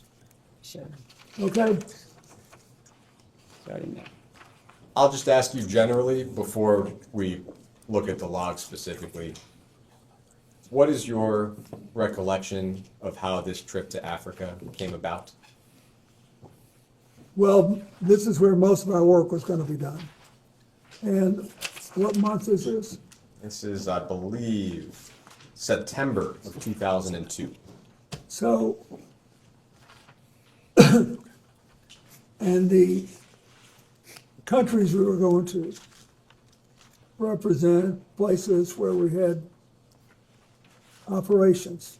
Like Mozambique, for example, had a big AIDS problem, and we were trying to help. And there was so that's what I know. We in South Africa, we spent quite a bit of time because I wanted to go see Mandela. He was still in good shape then, and we did things together. And then Charlene Hunter Galt, who was one of the black women that integrated the University of Georgia and became then a very well-known international television commentator for PBS. And her husband, Ron, had moved down to South Africa. And they were longtime friends of mine. We had celebrated the 150th birthday of Arkansas together in Little Rock. We were longtime friends. And so we went to visit them, and she threw a big cookout for us. And it was a funny time. Chris Tucker and Kevin Spacey imitated me. So a lot of these names on the logs are hard to make out. Do you have any specific recollection of who was on board those flights? He's not asking you to review and try and see if you can read their names. He's asking you what your recollection is. It says Shante Davis was, and she worked for Jeffrey. And I think it was discussed in the previous round, but that well-known photograph of yourself and Miss Davies, what is your recollection of the extent of your interactions with Miss Davies on that trip? Where were we? In Africa. No, where was the photograph? I think it was at the airport. Oh. On the way to. That's it. I mean, we had a good relationship, but it was entirely proper. I never had any personal contact with her, if that's what you imply. And am I right that while on that trip, whether the trip or the flights, did you ever witness or become aware of sexual abuse of any kind? I did not. Thank you. Thank you, Mr. President. Thank you. We have a series of questions from some of the members in the minority. And so I'll be calling them up as we go through. And thank you. Just want to also again thank you for being here and answering all the questions. We appreciate that and for your service. Just two clarifying questions. One that was asked during the Republican hour, and I just want to have you reiterate it for the record. Either during or after your presidency, were you ever made aware of Jeffrey Epstein having any kind of relationship, directly or indirectly, with a foreign intelligence agency or service? And I ask because we've received a lot of interest and communication about that topic, and so I want to give you a chance to answer that again if there's anything No, else. I wasn't, and I understood why now when you showed me the passport, but I wasn't. I didn't know anything about that. Thank you. And then second, of course, this deposition also sets a pretty new precedent, I think, which is something that we've been discussing and folks across the country are discussing as well. We're thankful that you're here. We believe in the minority that President Trump should also answer this committee's questions. He's someone that is mentioned almost more than any other person beside Ghislaine Maxwell in the Epstein documents. And so to get more information for this investigation, was wondering if you also agree that President Trump should answer questions of this committee. That's for you to decide, but he did know him well, and I once had a brief discussion with him about it. Thank you. Thanks for the answer. With that, I'm going to go to Mr. Walkinshaw, and we'll go down a series of questions. I hate this, but because I don't believe I should inject anything. But I do not want to leave the impression, but since there was no follow-up question, the president never, this is 20-something years ago, never said anything to me to make me think he was involved in anything improper with regard to Epstein either. He just didn't. He just said we were friends, and then we had a falling out over a land deal, property deal. That's all. Thank you. Could I ask very briefly, Mr. President, Sure. if you recall, what were the circumstances of that conversation, or at least let's start with when did the conversation occur? It was on his golf course. And there were a couple of years there when Joe Torre, who had been the manager of the Yankees and was a friend, and had a tournament, a charity golf tournament, called appropriately for this investigation, the Safe at Home Foundation. And it was designed to combat domestic violence, of which Joe Torre had been a victim as a child. And so I wanted to support it. And so Donald Trump gave him the golf course in New York to have a tournament on, and I played in it a couple of times. And the day I was there, he would typically, Donald Trump would come out and play a few holes with us. And he somehow knew I had flown in Jeffrey Epstein's aircraft, and he said, you know, we had some great times together over the years, but we fell out, all because of a real estate deal. And he said, I'm sorry it happened. That's all. Do you recall whether President Trump was the first one to affirmatively bring up the subject of Jeffrey Epstein? No, but I'd be shocked if I did. I just don't do that. Do you recall whether President Trump elaborated at all on the great times that he had with Jeffrey No. Epstein? No, and at the time, I didn't put any, sexual spin on it. And as far as you recall, President Trump characterized the nature of the ending of their friendship as being solely due to the real estate That's bidding what he problem. said. Thank you. But I didn't think much about it at the time. And, it was 2 minutes and then we were gone.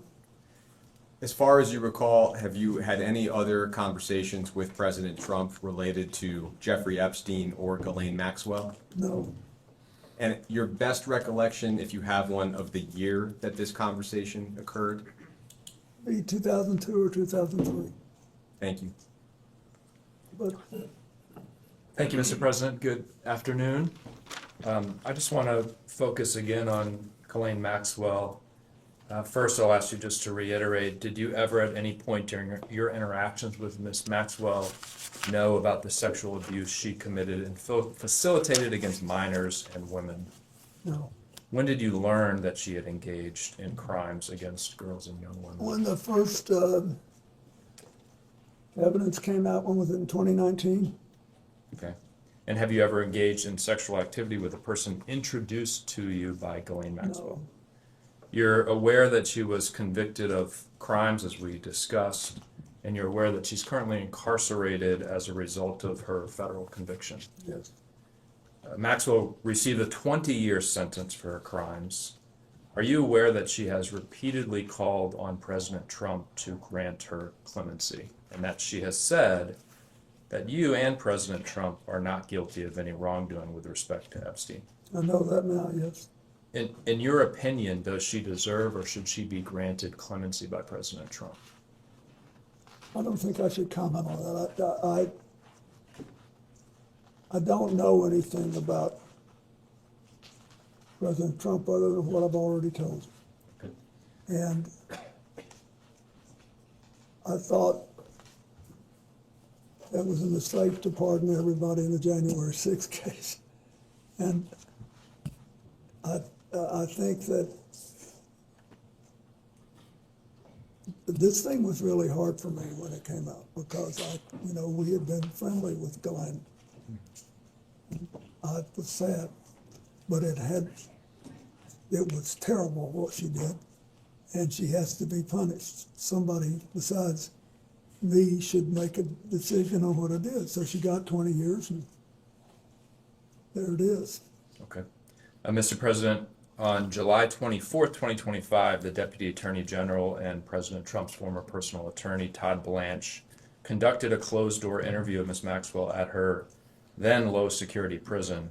On August 1st, 2025, just a few days after that interview, she was transferred to a lower security prison where she's afforded a list of amenities, personalized meals, playtime with puppies, a transfer that I think most Americans agree is inconsistent with a very serious crime she was convicted of. Do you have any opinion on her transfer to that lower security prison and the amenities she's been granted? Did it seem strange to you when you learned of that? I think you're in a better position to find out what happened than I am. Okay. When you were President of the United States, was it common for your Deputy Attorney General to directly conduct interviews of witnesses and/or federal inmates? Was it? You were there. You have to testify what you know, He's what asking, you recall. yes, he's You asking, recall if it did you was. ever send a Deputy Attorney General to To interview? the best of my knowledge, I did not do that. All right. Thank you, Mr. President.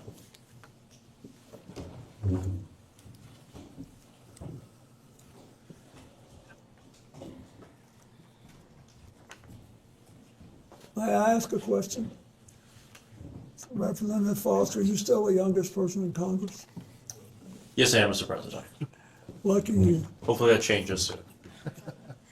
If you're the youngest for too long, it's not good. There'll come a time, believe me.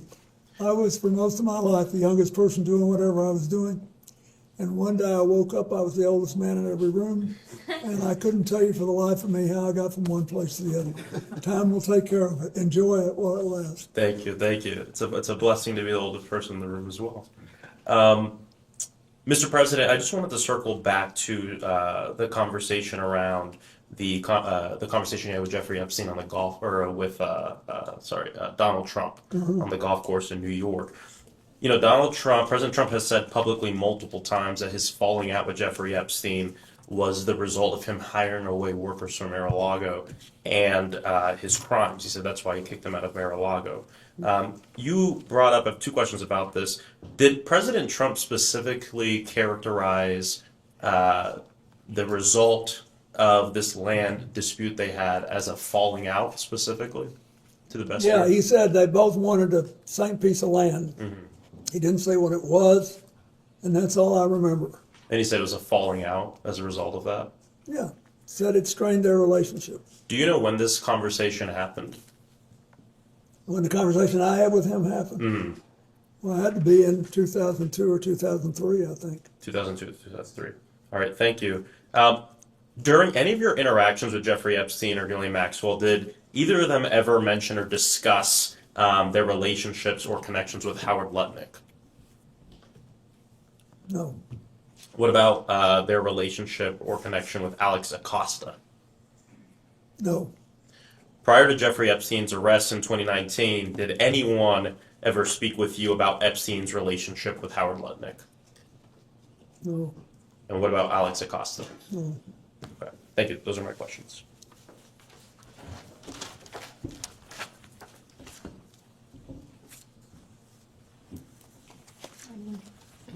Good morning, Mr. President. Good morning. I'm Melanie Stansbury. I represent New Mexico's 1st Congressional District, and it's an honor to have you and your council here. This is a very important investigation, and we obviously have a lot of questions. And for me personally, this case is all about justice for the victims. And I really appreciated in your opening statements, your statement about nobody being above the law, including a president. And I think it's important that we are setting the precedent for Congress establishing oversight and subpoena power over a president. And I believe Donald Trump should and will ultimately be in front of this body. And I also appreciate what you said about women and girls who were abused by Jeffrey Epstein deserving justice and healing. And that's where I'd like to focus my questions. And in particular, I want to focus on 3 survivors who have shared stories that involve you. So I want to begin with Maria Farmer. Do you know who Maria Farmer is? Maria Farmer was employed by Jeffrey Epstein and abused by him for a number of years. And she first reported her abuse to the New York PD and FBI in 1996.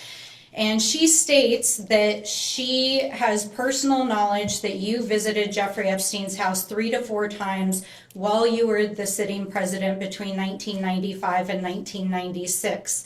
And she says she knows this based on photographs that Ghislaine Maxwell showed to her, as well as discussions with the staff. So let me ask you, Mr. President, did you visit Jeffrey Epstein's house while you were president? I do not remember doing that. I do not believe I did. How do you explain this discrepancy? Objection calls for him to speculate. I can't speculate. But all I can tell you is I don't remember being there. Okay. Moving on to Virginia Roberts Giuffre. Are you familiar with her? Mm-hmm. As has already been established, she has stated in numerous sworn statements, including a sworn deposition in the Maxwell trial, that she saw you on the island with Jeffrey Epstein. And in fact, this morning, her family shared her diary with me. And in it is a quote wherein she writes, quote, Bill Clinton met 2 times island with 2 girls, CT, GM, and JE. What is your reaction to that? It's not true. Do you have any dates associated with that? Were there dates on the diary? I don't have that information, but we'll be happy to share it with you. Terrific, because I think there are also records that would reflect where else he would have been. So thanks. Did she say that in her book? This is from her personal diary that her family shared with us. But the book came out more recently. Did she say that in the book? I'm just reading you the entry from her diary that her family shared with me. I think she ultimately reached a different conclusion, although I had no contact with her. Okay, well, I just want to make sure that it's on the record that is Virginia Giuffre's statement. Did you ever fly in a helicopter with Ghislaine Maxwell? Ever anywhere? I have no idea. Okay. Well, at least one of the survivors claims that you flew in a helicopter with Ghislaine Maxwell to the island. Did you ever? Then I did not do that. I've never been to that island. Okay. The third person I want to talk about briefly is Shantae Davies. I know we've already mentioned her here today. I know you've already mentioned that she was listed as a flight attendant. on the trip to South Africa in 2002 that you took with Jeffrey Epstein. Are you aware that Shantae Davies is a survivor who claims she was abused for 3 years, including during that time period? I am now. And are you aware that Jeffrey Epstein recruited his victims through calling them masseuses? No. You're not aware that But Jeffrey... it doesn't surprise me. I mean, I didn't know that, no. Knowing that Jeffrey Epstein recruited hundreds of minors as masseuses to massage him, and knowing that this victim, who was a survivor 3 years of his sexual abuse as a masseuse, was on the plane, does that make you think about the massage you received from her differently? Can I just interrupt? You're saying knowing, you know that. He was saying that he was unaware that that's how Mr. Epstein was recruiting his individuals. I'm asking if today, hearing this... You seen the picture? I have a copy of it right here, yes. Well, I'm sitting up and I'm just asking if now that you know that Jeffrey Epstein recruited girls as masseuses, does that reframe that photograph, and knowing that there were girls on the plane that were being abused? Objection. It states facts not in the record. You can ask this witness what he thinks or remembers about anything that happened, but I don't think it's right to ask him to speculate. she wants to know if I feel bad about it, yes. I'm not, I think Don't you? what I'm trying to get at is that there is a culture that surrounded Jeffrey Epstein in which rich and powerful people saw young women that were survivors who were being abused and didn't say anything and didn't do anything. So is your question- Part of what I'm trying to do is to ask you, we know there was a survivor that was on the plane. You've stated that you didn't know she was a survivor. I understand that, but I'm asking now that you are aware that Epstein was recruiting survivors as masseuses, does this make you rethink what you saw as you were traveling and interacting with him? So he has already spoken to. Wait a minute. I want to make sure that you are clearly answering her question. He's already stated what he saw and what he knew, and so what you're now asking him is, given what you've now shared with him, does he think any differently about what he saw and what he knew? Thank you. Yes, thank you. I wish Shantae had told me. I liked her. Mm-hmm. But I didn't think it was anything unusual. I can't tell you how many airplanes I've been on where rich people asked me to go and they had someone offering a massage. You know, all these boats that you go on and all that, they all do that. And usually I don't do that. I'm not into this. Well, that certainly raises some other questions about people offering free massages on boats, etc. But I do want to enter a couple of exhibits into the record, and I know council is prepared to pass them out. And while that is occurring, we're going to introduce this exhibit. What is it? Exhibit I, it'll be Minority Exhibit I, which is a FBI PowerPoint that was included in the files that were released as part of the Epstein Files Transparency Act. And then I would like to introduce this exhibit, which is Exhibit J, which is a internal correspondence emails between the FBI. And though I'm short on time, what I'll describe in both these exhibits is that your name appears in FBI tip sheets as having attended parties in Jeffrey Epstein's presence in which sexual activities were occurring. Did you ever attend a party of any kind or an event with Jeffrey Epstein in which sexual activities were occurring? Okay. And then finally, there will be many millions of people that watch this deposition. What would you like to say to the survivors directly? That I hope this will produce a sense of finality. And I don't think that'll happen till the government starts holding on to all the records. I think that, the record should be released. And then I think that we need to come up with strategies to help people who can't get over this get better. And the most important thing we do, I think, besides treat the victims right, is increase the guardrails that will set off alarm systems and stop other people from doing the same thing Epstein did. Thank you very much, Mr. President. Thank you. Thank you. We had an additional member join us in the interim. Could that member just identify themselves? Absolutely. Hello, Mr. President. My name is Nick Lankerty. I represent New York's 23rd Congressional District, Buffalo suburbs, rural southern tier. Thank you for being here today. Just for the record, with time check? We've got about 5 minutes left in this round. Thank you so much. I think it's fine. Congressman, how are you? Thank you, Mr. President. Thank you for being here and for your time today. Thank you for your service. We have, as you know, in the files that were released, there were several photos that included you, and we have an exhibit here. That's just one of the photos, and Exhibit K, Minority Exhibit K. Yep. And we'll have that passed around. And what we're trying to get at is some context for the public on whether you remember this photo and any details you may be able to provide us about it. So do you recall the details of this photo or recall the photo being taken? No, I don't think I ever knew the photo was taken. Okay, and for those who can't see it, it's a photo of you in a hot tub. There's a person next to you here. Do you remember where it was taken? Where was it taken? I'm almost sure that this pic, and I think there's an adjacent photograph, which you probably have, that if people saw it, they would feel that someone was trying to con them showing this picture. But anyway, this picture was taken in Brunei. And we flew one night on a trip to Asia, the last very long leg. You said we, is it, who is that including? Well, my TIL team that was working Thank you. on the AIDS issue, and Mr. Epstein was there, and Miss Maxwell. But anyway, we got to the end of the flight was Brunei.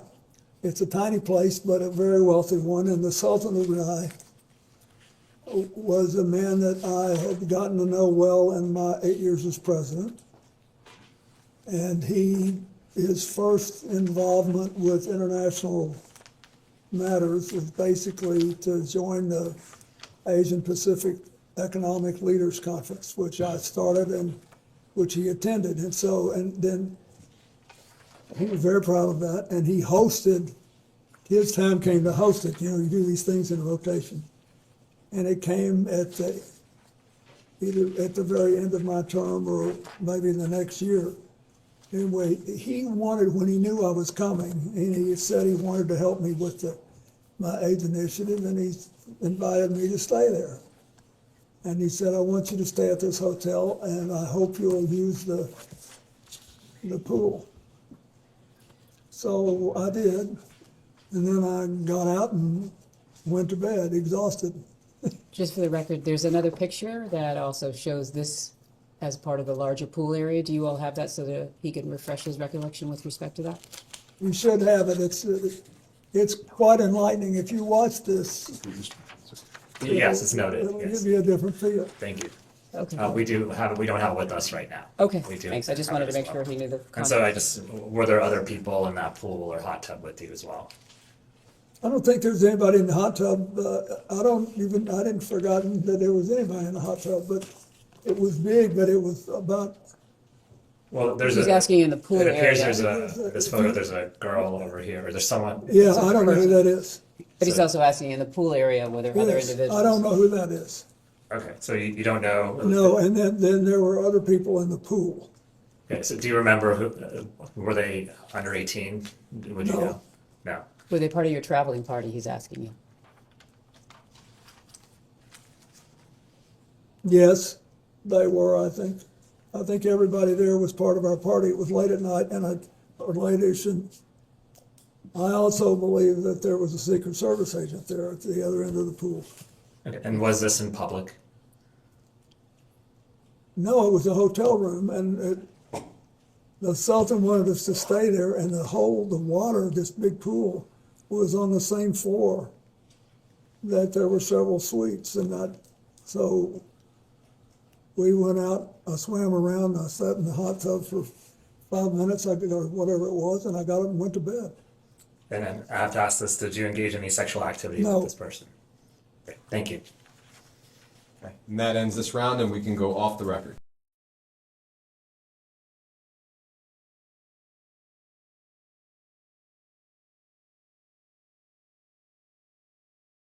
All right, we'll go back on the record.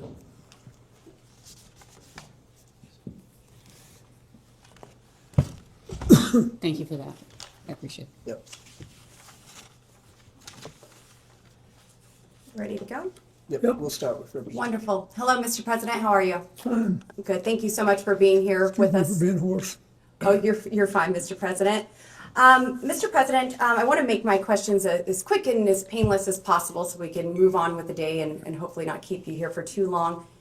First question I have for you, Mr. President. Have you ever lied in a deposition? No. Have you ever lied while under oath? No. Thank you. Were you personally aware that Jeffrey Epstein visited the White House 17 times during your presidency? At the time it happened? Yes. No, at the time it happened, I was not. Do you know, so Jeffrey Epstein never asked to meet with you personally in the White House while you were president during those 17 visits? Not to my knowledge. Would you know who he was meeting with? No. Okay, I well, didn't know he was coming. is that standard protocol for the president to not know of someone who is attending, visiting the White House 17 times? So wait, excuse me, just to be clear. While you were president. The White House office, which has 1,600 employees, you're speaking of the White House office? Yeah? Yes. Okay. No, I think that most presidents don't have a clue who's coming in every day unless it's somebody of personal interest to the president. Yes, and you did have a familiar relationship with Jeffrey Epstein, correct? No, I didn't. I wasn't aware I'd ever met him when I was president. While you were president. We are trying to establish if Jeffrey Epstein was a foreign or potentially even a domestic asset of some kind. Do you have any reason to believe that he was trying to seek access to classified materials, intelligence reports, or sensitive government information?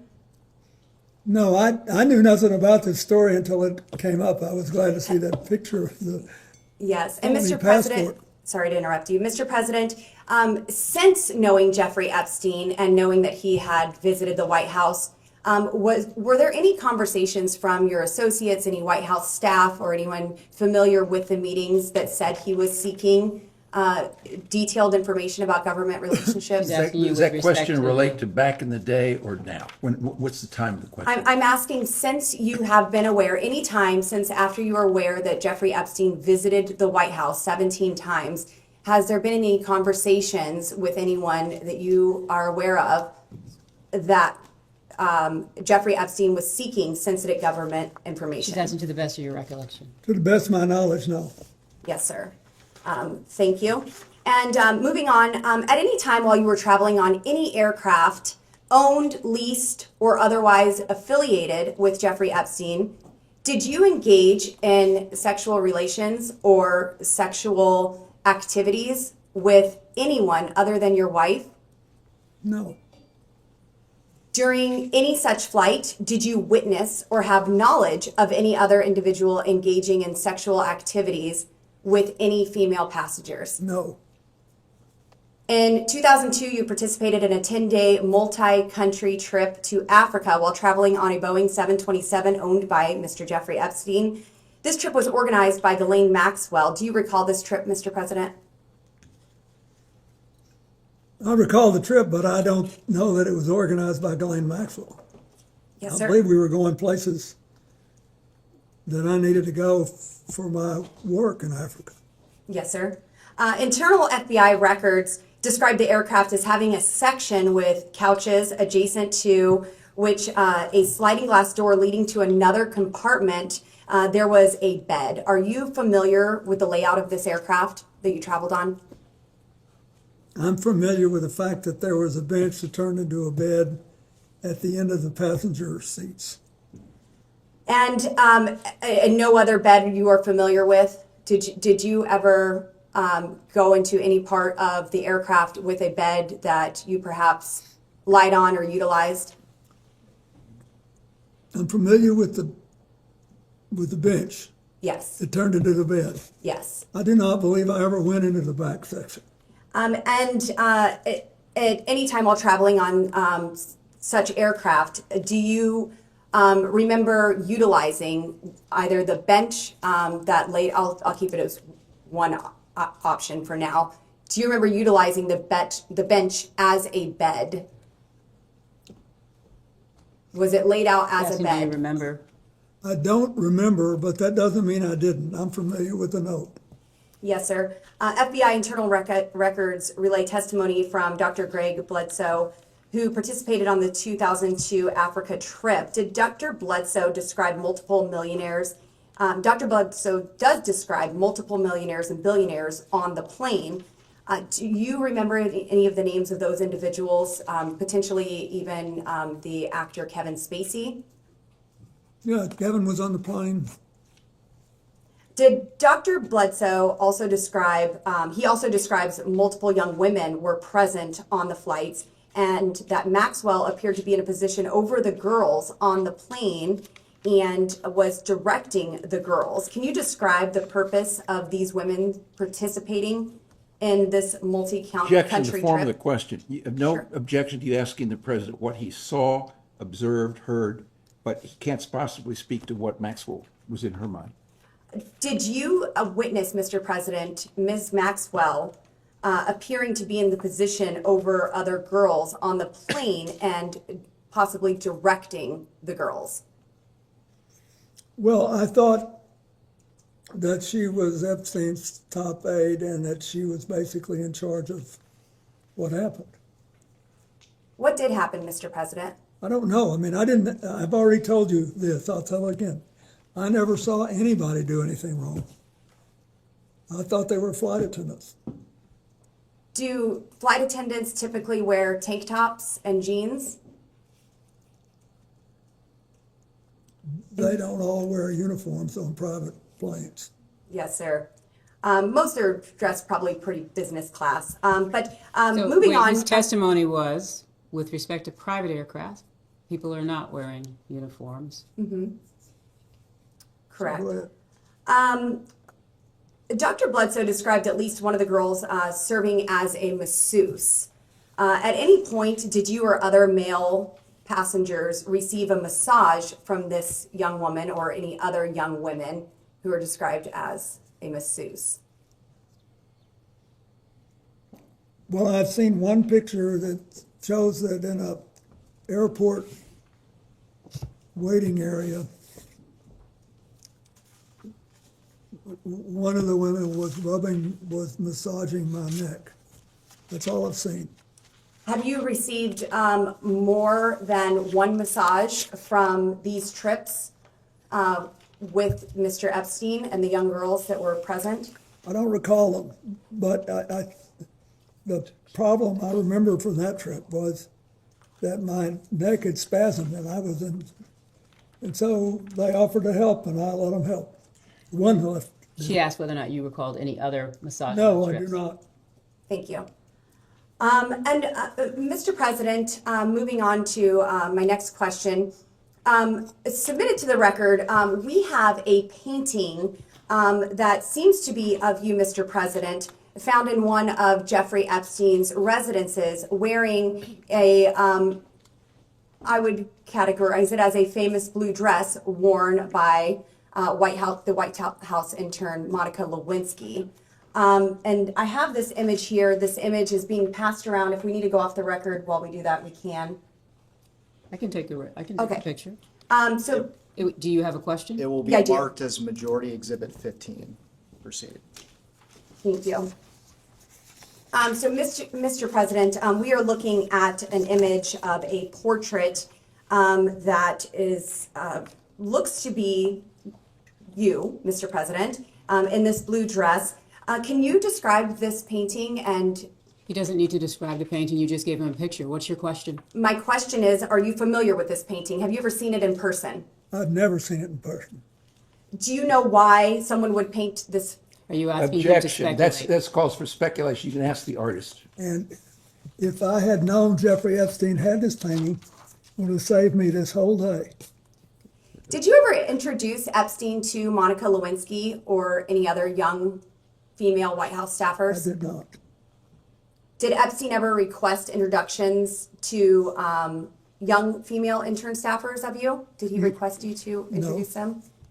And one regarding this exhibit 15, this portrait, to the right of this image, there appears to be a plain letterhead document that is framed in a gold frame. Are you familiar with... That he's testified that he's not seen this picture? The painting we asked, yes. And now I'm asking about the image next to it. So Are you asking whether or not he's familiar with what's in this small frame? I'm the part that you have covered up. This part? I'm asking if he's familiar with this letterhead letter that was letterhead that we can Is this see. part of the painting? No, sir. This is next to the painting, and it's framed on the wall in the home of Jeffrey Epstein. I guess a better way to ask, other than the birthday note that was passed around here today for Jeffrey Epstein's 50th birthday, Mr. President, did you ever handwrite Jeffrey Epstein any other notes? Well, I wouldn't remember except that I've seen a picture recently of another note where I thank him for getting me away from the crowd on the airplane for a while so I could take a nap. Yes. Okay, Mr. President, I just have two more questions for you, and then I will let you go. And again, I'm so grateful for your time here today. We also have another exhibit from the committee, and it's page 49, I believe, and the, how do you want to classify this one? They'll give it to It will be marked as Majority Exhibit 16. In this is a portion of Virginia Giuffre and her testimony. And in it, she is referencing you, Mr. President, and says he, Mr. Clinton, told me long ago that everyone owes him favors. They are all in each other's pockets. She's asked, I'm sorry, maybe that wasn't you that you was referencing, Clinton. I'll start over. He told me long ago that everyone owes him favors. I believe that's referring to Mr. Epstein. They're all in each other's pockets. Sorry, could you, what line are you starting at? Yes, ma'am. I'm starting at the first line, and I do believe I incorrectly said that she was referencing Mr. Clinton.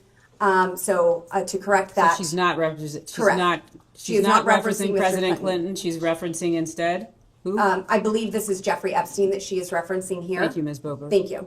And then she's asked, would you say you asked him why Bill Clinton was here? And Virginia responds on the island, where he was here, on the island. And she goes on to say, excuse me, can you clarify who JS is? Can we look and see who JS is? It says V and then it says JS. So yes, is this I will get you that name.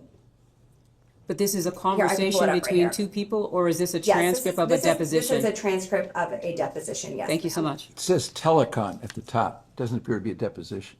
It says, What do we Telecom. have this as?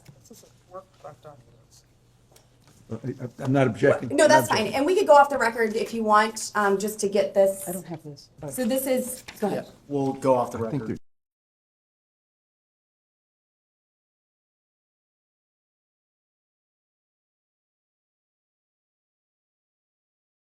We can go back on the record. Thank you very much. And this is a long dialogue between Mr. Jack Scarola and Virginia Giuffre, and I will summarize this. It is mentioned by Virginia that everyone owes him, presumably Jeffrey Epstein here, favors. Mr. President, were you ever in the position to owe Jeffrey Epstein a favor? I didn't consider that. I thought we had an understanding about the airplanes, that he would let me use the airplane to set up my AIDS programs around the world if I'd agreed to talk to him for an hour about economics and politics on every long leg. I kept my word, and he seemed to honor his. Were there any sensitive government topics ever discussed in those conversations? And also here, just for the Virginia, record, did the court reporter get his response? Thank you so much. Thank you. sorry, I'll try not to talk over you, wrapping up here.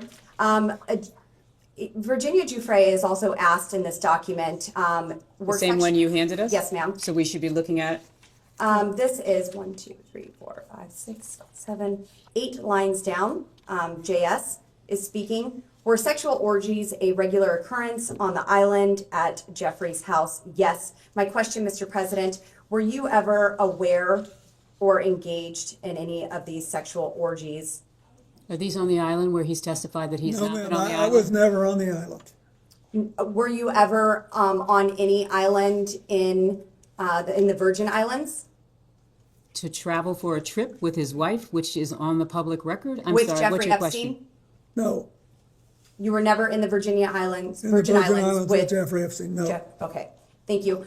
Mr. President, there's been new information that has come out regarding the autopsy of Mr. Epstein. I would just like to ask you personally and directly, do you believe that Jeffrey Epstein killed himself? Are you asking him to speculate on how Mr. Epstein died?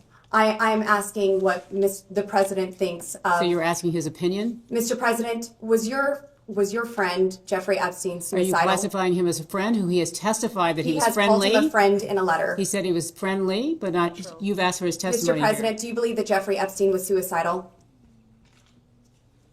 Do you know? Was he ever She's asking to the suicidal? best of your I understanding. don't know, I only know what the medical finding was. I think maybe That's it. he finally got caught, and I don't know. I've accepted it in my own mind, I don't know what happened, Mr. President, what did you accept? That he killed himself or that he did not? that he did, but I don't know. Yes, sir. And Thank you, neither do Mr. you. President. We don't, none of us know, we weren't there. Mr. President, it's been an honor. Thank you. Thank you.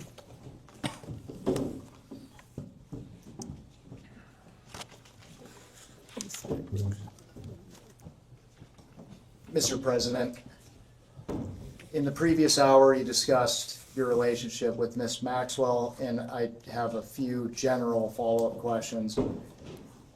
And I may make you repeat yourself, but I'll try hard to not ask you questions you've already answered.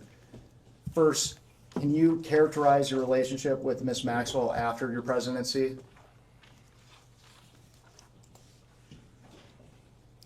Well, I didn't, to the best of my memory, I didn't see her very much until I started flying on Mr. Epstein's airplane. And for the record, would you at any time ever consider her to be a friend? Oh, yes, I would. What years would you consider her to be a friend? I don't know, when she started going with Ted Waite, I saw her more frequently. Because I saw him more frequently. Then she was around CGI. So if you compare the time I spent with her to the time I spent with Mr. Epstein, I spent more time and I felt that we were better friends. How did you typically communicate with Miss Maxwell? When she showed up at something that I was doing or vice versa, like. So in person? At CGI, yeah. I bet I never talked to her on the phone more than twice in my life. And what were the nature of your communications with Miss Maxwell? What you recall? I don't recall anything. I don't recall what they were, but she was always, I don't know. She was very interested in CGI. I remember that. And that's it. And for the record, Mr. President, did you ever have any communications with Miss Maxwell related to young women or girls? No. At this time, I'd like to introduce what will be marked as Majority Exhibit 17. And while it's being handed out, I will note for the record that this is the transcript from the two-day Ghislaine Maxwell interview with Deputy Attorney General Todd Blanche, conducted by the Department of Justice on July 24th and 25th of 2025. And I will not be making you read the entire transcript. I will direct your attention when you've had a chance. Okay. Mr. President, have you seen this transcript? prior to Before? today. Yes. No. I would like to direct your attention to day 1, and we are looking specifically at the bottom of page 9. Yep. Are you at the And- bottom of page No, we nine? need a copy down here. Do we have a second copy and a third copy? Give me 1 second. Here, Thank you so we'll much. go If you off could the pause. record briefly.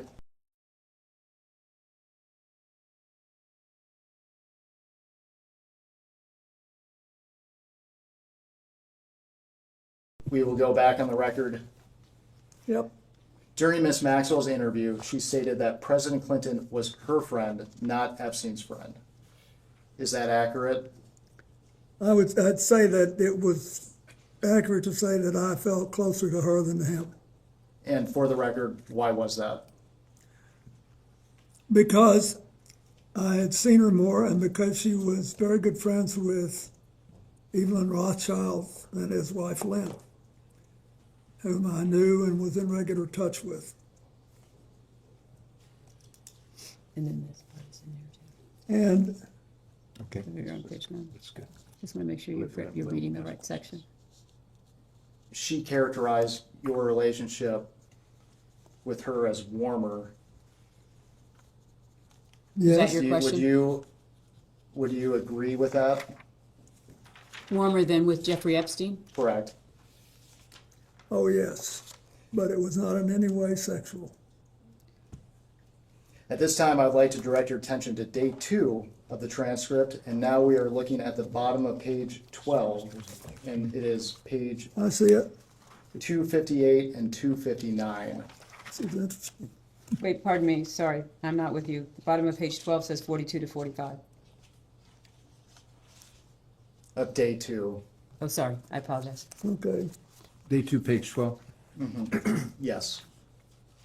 page 252. 257 to 260, Mr. President. Okay, 258 and 259.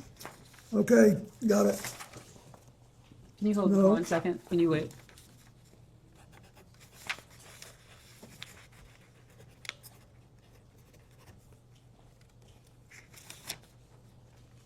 What do you have?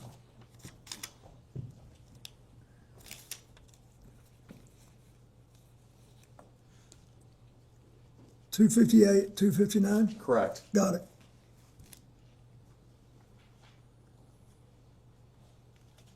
Are you asking us to read that? Yes. All of 258 and all of 259? Correct.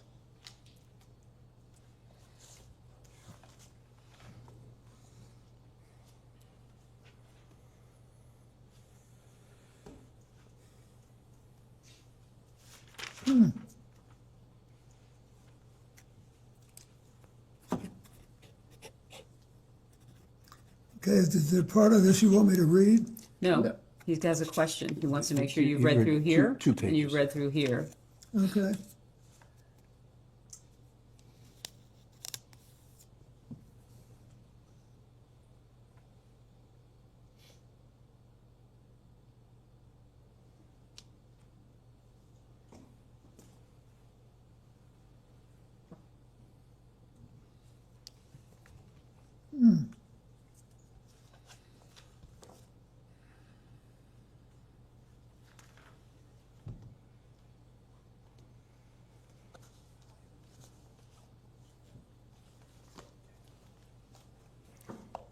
He's asking about these two.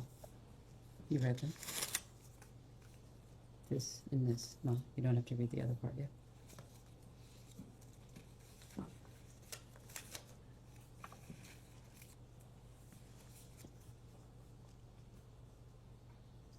Ready? Yes. Got it. Mr. President, you've had a chance to review the transcript. Here, Blanche asks Maxwell if she has ever visited your home in Chappaqua, to which Maxwell testifies that she had been invited to visit your home. For the record, did Miss Maxwell ever visit your home in Chappaqua? It wouldn't Excuse me, surprise- counsel, the transcript says, I went to the house. Does it say invited? Did I miss that? Maxwell replies after Blanche asks, Got it. why Sorry. did you go to the house? You're right. Maxwell says, I was invited. Got it. I will repeat the question again. Did Miss Maxwell ever visit your home in Chappaqua? I don't recall, but it's quite possible she did. Hillary was a senator. In the beginning, she had a lot of events there. And we knew her. During the same exchange, Miss Maxwell implies that she may have been just driving past Chappaqua and stopped in if you were home. Did this ever occur? If you don't. Not that I remember, but I may not have been home. But Mr. President, is it common for people to just stop by your house? No. There And for are the more than record- one or two people who would do that. So for the record, you're a former president. Does your security detail allow people to show up unannounced? Well, No. they'd allow them to, but they don't, your question is whether or not the security allows them in. Yeah, they have to be cleared to be able to come and go Thank you. like that. Thank you, Mr. President. I want to ask about Doug Band and Okay. what was Doug Band's relationship with you, sir? Well, it changed over time, but he was basically the last in a long line of young men. They were my sort of body people. They were close to me and supposed to get me where I was trying to go on time and all of that. And then after he and another young man, Justin Cooper, wanted to come with me when I left the White House. You know, when you leave the White House, they give you, you get, I don't know, a certain allocation for staff. And I think there are 9 positions you can put on federal health insurance. I think that's right. But anyway, Doug and Justin were 2 of them. So I'd say he's pretty close. What? You were pretty close. We were close, and Justin wrote my book with me. I mean, he did all the clerical work, and Doug was our main fundraiser when we started off. Okay. I would like to introduce Majority Exhibit, I believe it would be 18, which is the EFTA 02332287.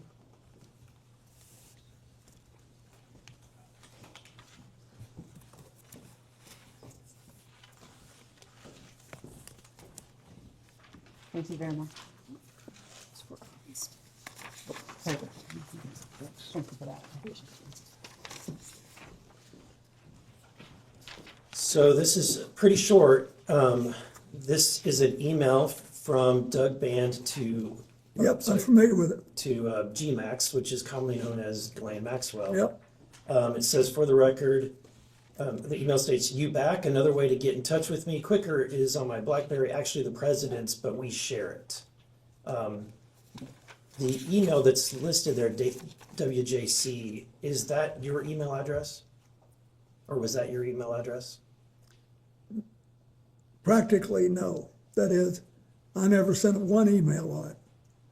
But you recognize that? I recognized it, and I think Doug thought it would increase his cachet if he had an email with WCC on it. And But he's asking you, is this your email, Mr. President? no, I didn't send emails on it. Did you share a BlackBerry with Mr. Band?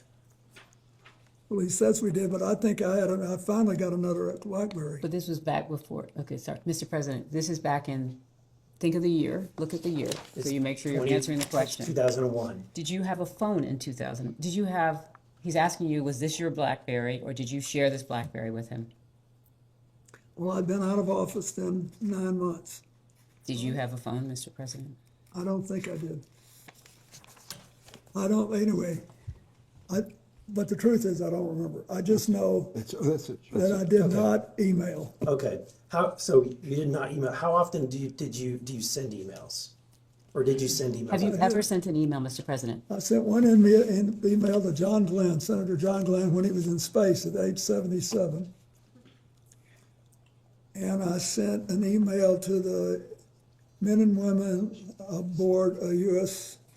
ship in the Adriatic during the Kosovo War. Have you sent any other emails, Mr. President? He's asking. Since then, I'm not sure I've sent one. Okay. I'd like to introduce Majority Exhibit I number know that 19. makes me a certified, Which ends in 2335030. yeah.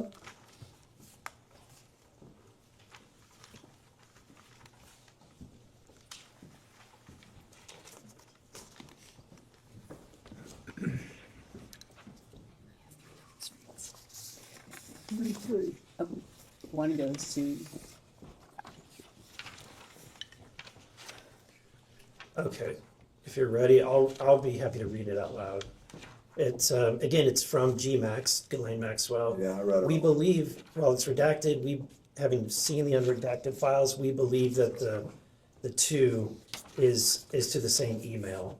It says, sorry to hear about the Bellsburg stuff is bad news, even worse, that it may be damaging. You know that one of my pet fears is that in London I am press toxic, so I hope that I never add to your woes in that department. If I hear anything, I will of course let you know. I could not help myself. There was one juicy little bit tidbit I did let out, the one about what a super stud that you are and how I have a crush on you and how you are hung like a horse. And, well, you get the picture. Hope you don't mind. Are you familiar with this email? are you saying at the time it was sent or in the preparation for this? At the time that it was sent, were you familiar with it? Oh, no. Are you familiar with it before? Yes, it's Okay. now famous. Okay, what can you tell me about your knowledge of this email? So if his knowledge is only from when he was prepared for this hearing, that would have been with his counsel, or is that what are you asking for outside of any preparation for this hearing? Mr. President, do you believe that Mr. Band sent this or received this email? I do. Okay. So, and there's more. Let me go to the next one. Exhibit, which would be number 20.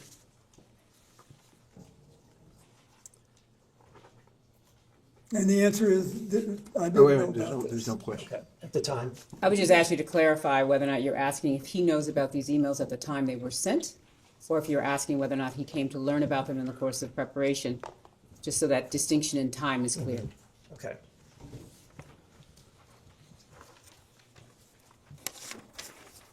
Unbelievable.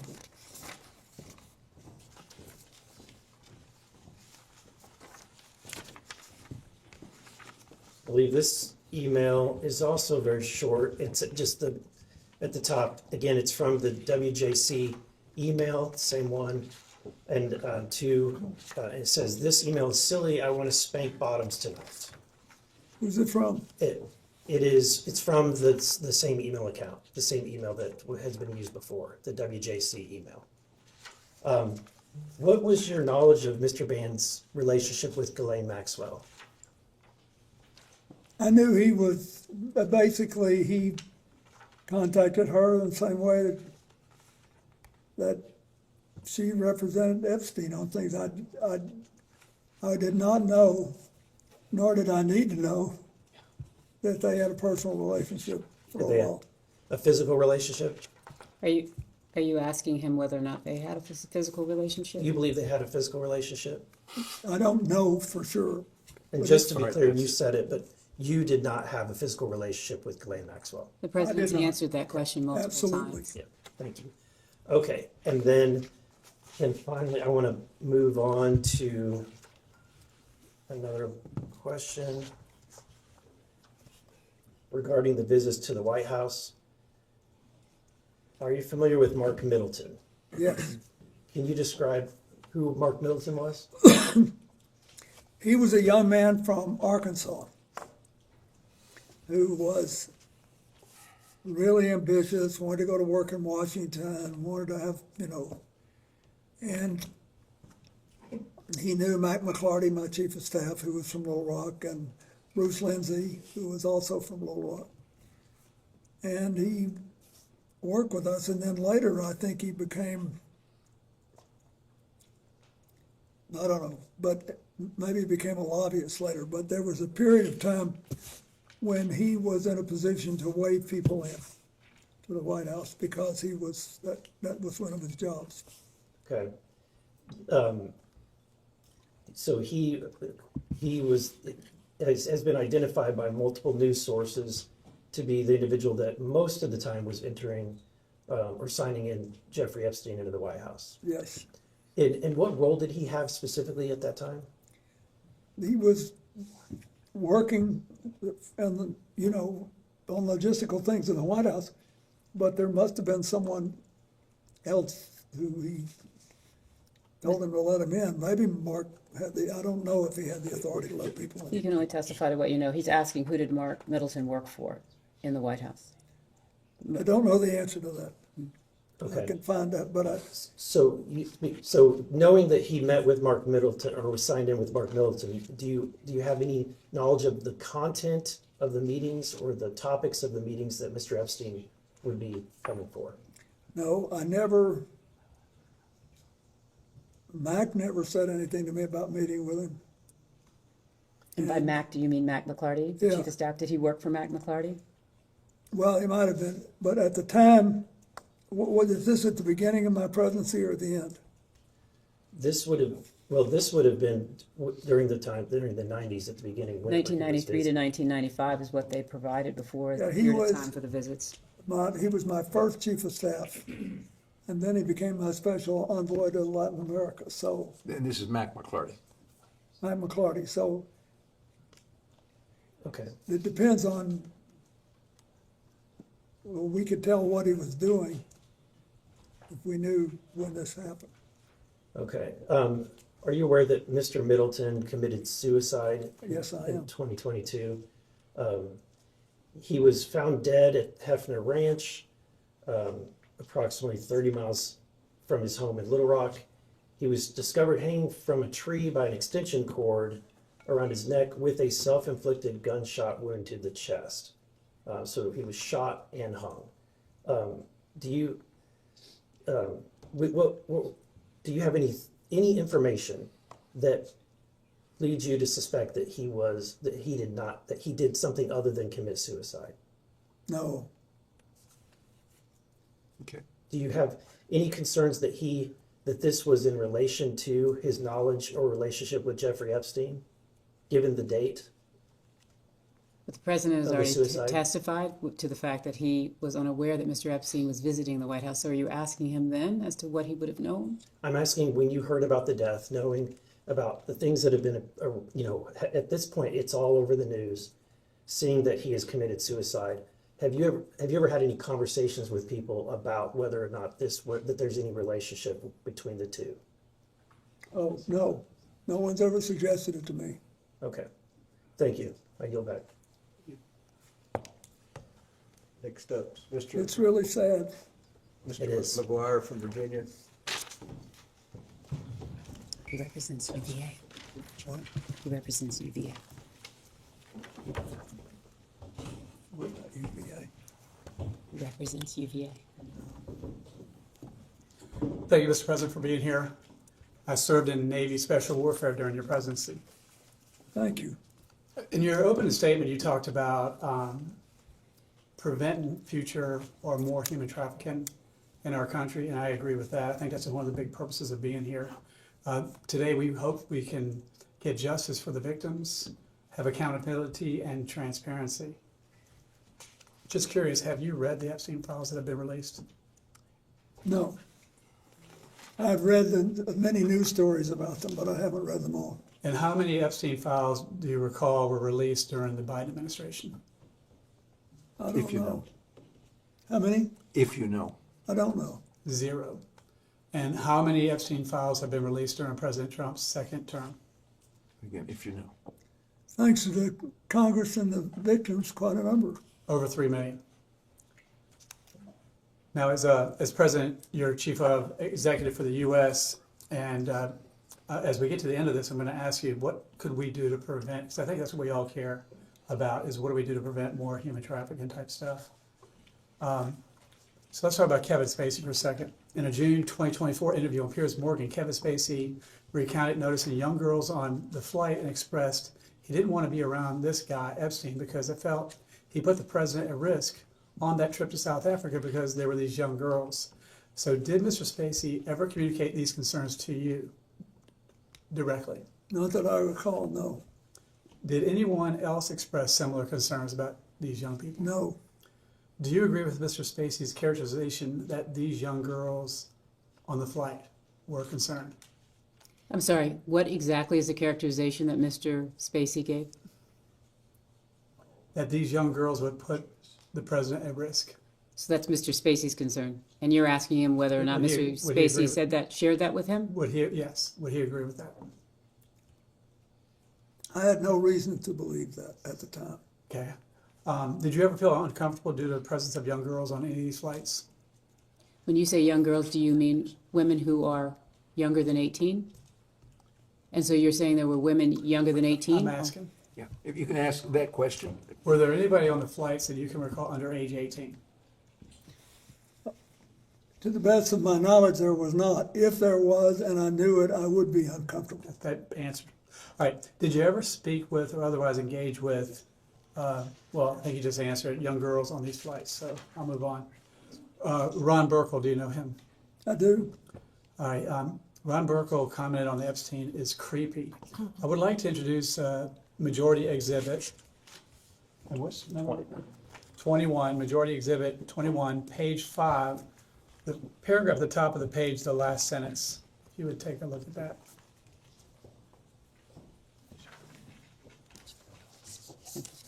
Could you say what page again? Sure, it's page 5, the paragraph at the top, the last sentence. If you could give us a minute to read it, that'd be Sure. great.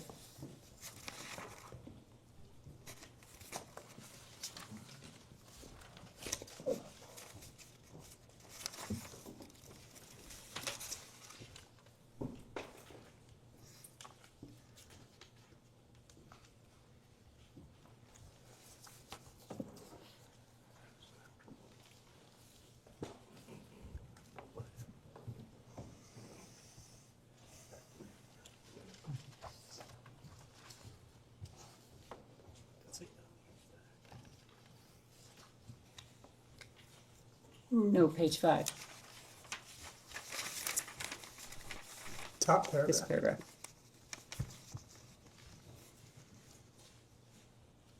And more specifically, the last sentence of the top paragraph.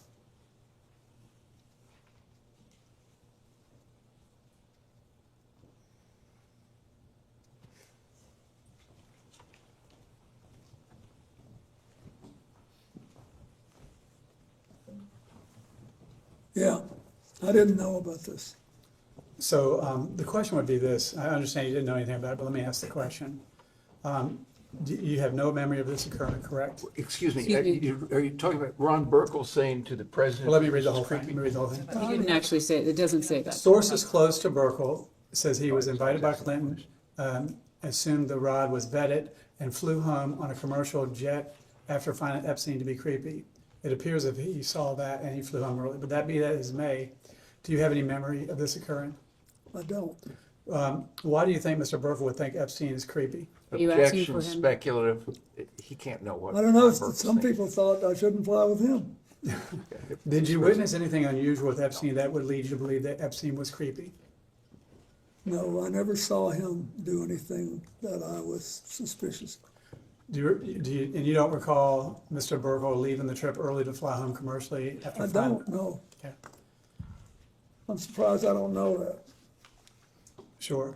So who else in your circle, because one of the concerns I have is how did someone who is convicted of trafficking humans, how did he infiltrate the highest level of government? If we could get to an idea or a lesson learned, we could prevent that from happening again. Who in your circle, while you were president or after in the Clinton Foundation, who else do you think we should question here? Can I just clarify one thing? You said who had been convicted. He wasn't convicted at the time. Epstein? Yes. No, I'm talking afterwards. So people that were associated with him because After he was because convicted. one of the questions would be is, why do you think Epstein visited the White House so much? So he was convicted in 2008?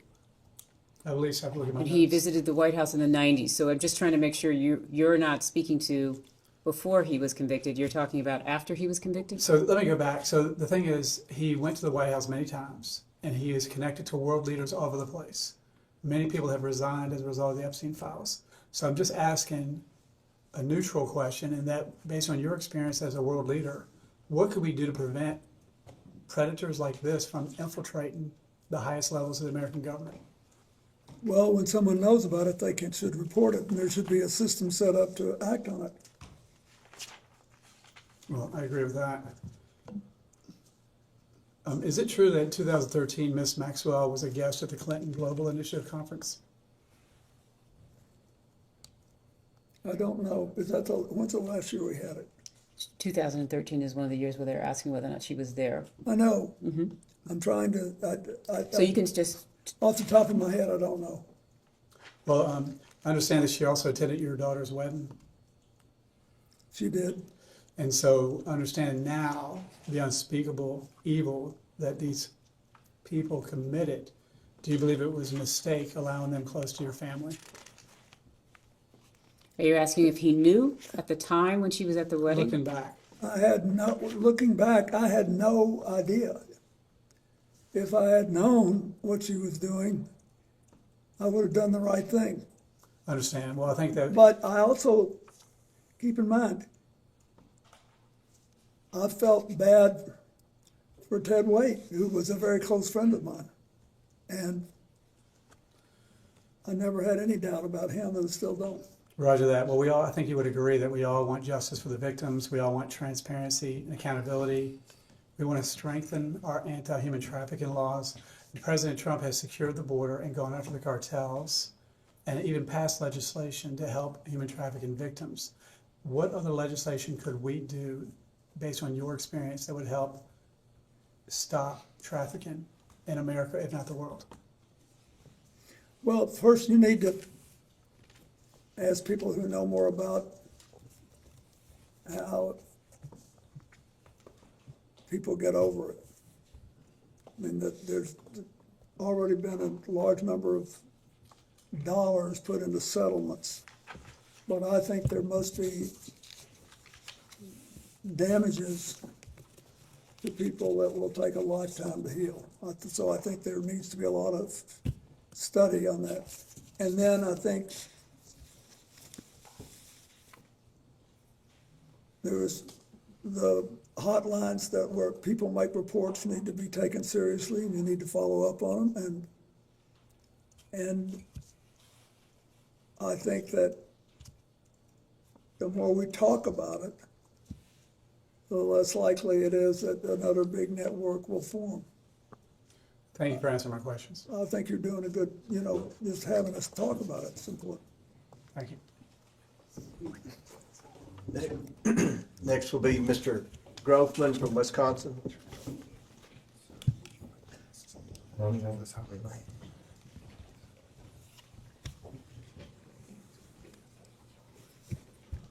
I get a time check? You have approximately 15 minutes remaining. What? Approximately 15 minutes remaining. Okay.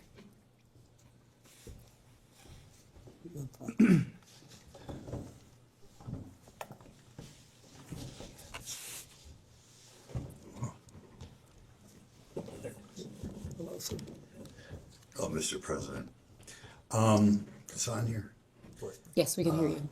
Was Jeffrey Epstein on? You apparently took 26 flights on planes connected to Jeffrey Epstein. Was he on every flight you were on? Was he on every flight I was Yeah. on? That's a good question. If you know. What? If you know, their flight manifest, do Yeah, you know? There'll be a record of it, but I think he was, or certainly on most. You think he was? Well, that's okay. Was Ghislaine Maxwell on every flight you were on, as far as you remember? The same answer. I think she was, but there'll be a record of it. Okay. When you took these flights, you're saying a lot of them were on behalf of your foundation or your charitable work, correct? Yes. Who did you normally bring on these flights? I assume, employees of the foundation, whatever. I brought people who worked with me, especially people who would have to follow up on the fundraising or people who were involved in my AIDS work. I bought people who. Just like I never go anywhere alone. You never went anywhere alone, right? What? No. We always have an And entourage. I had the Secret Service with me. And then on occasion, I had people who had volunteered to help us and wanted to see what we were doing. Right. For example, I think it was on one of these trips, I think, that I had my first trip for the man who's now the governor of Illinois, J.B. Pritzker, and his wife. They helped me get started. It's all a matter of public record. Okay. As far as on your normal trips, could you rattle off, say, the 4 or 5 people connected to your foundation who you remember were most frequently on these trips or were most important on the trips? Could you give us the names? Well, Doug Mann, Justin Cooper, Aaron Magaziner, and I can't remember who else. I'd be glad to look. We'll give you a couple seconds to think. I can't remember who worked for me 10 years ago, so I don't expect you. But anybody else you can think It of? was 24 years ago. I'll be glad to try to find out who else left. Okay. Well, when you were on the plane, first of all, what did the plane look like when you got on the plane? Could you describe what it looked like? It was at first it looked like a commercial airplane. You know, seats on both sides of the aisle. And typically, our crew kind of filled it up for a few, however many people, depending on how many people we had. We had the staff and the friends of the foundation and people who were doing the work. Then we had the So it's like a boardroom halfway back. and then we had the Secret Service further back, and that was it. Okay. How would you spend your time on these flights? When you go to Asia or Sub-Saharan Africa, those are quite trips. What would you do on these trips? We would spend a fair amount of time talking about what we were going to do at the next stop. You know, we worked a lot. Then we read a lot and we slept a lot. And we always cut out some time for card games. I was going to ask you whether you do cards, and you beat me to the punch. What type of cards did you play? Oh, hell and hearts. Hearts. I used to play hearts. That's good. You said, was the Secret Service with you every time you went on these trips? Every time. Every time. Okay, good. I have never signed off Secret Service protection. Okay. Did the Secret Service, they screened all the other passengers and pilots, as far as you know? They what? Screen them? Yeah, they have everybody's name and background and all that. Yeah. Okay. Now, I asked you about people who were connected to the foundation that you brought along, but I take it if they gave you an airplane and Jeffrey was on it, there were his staff too, correct? Yeah, he had some staff on it. Any of those people you remember, men, women? Well, I remember Glenn was there, and there were always the other people that staffed the airplane, right? Right. I think one of the reasons you're successful is you deal with the average guy, right? You like to talk to the average guy. Did you remember the names of any of the Epstein staffers that were, serving you or that you engaged with banter about? Well, the one we just been talking about.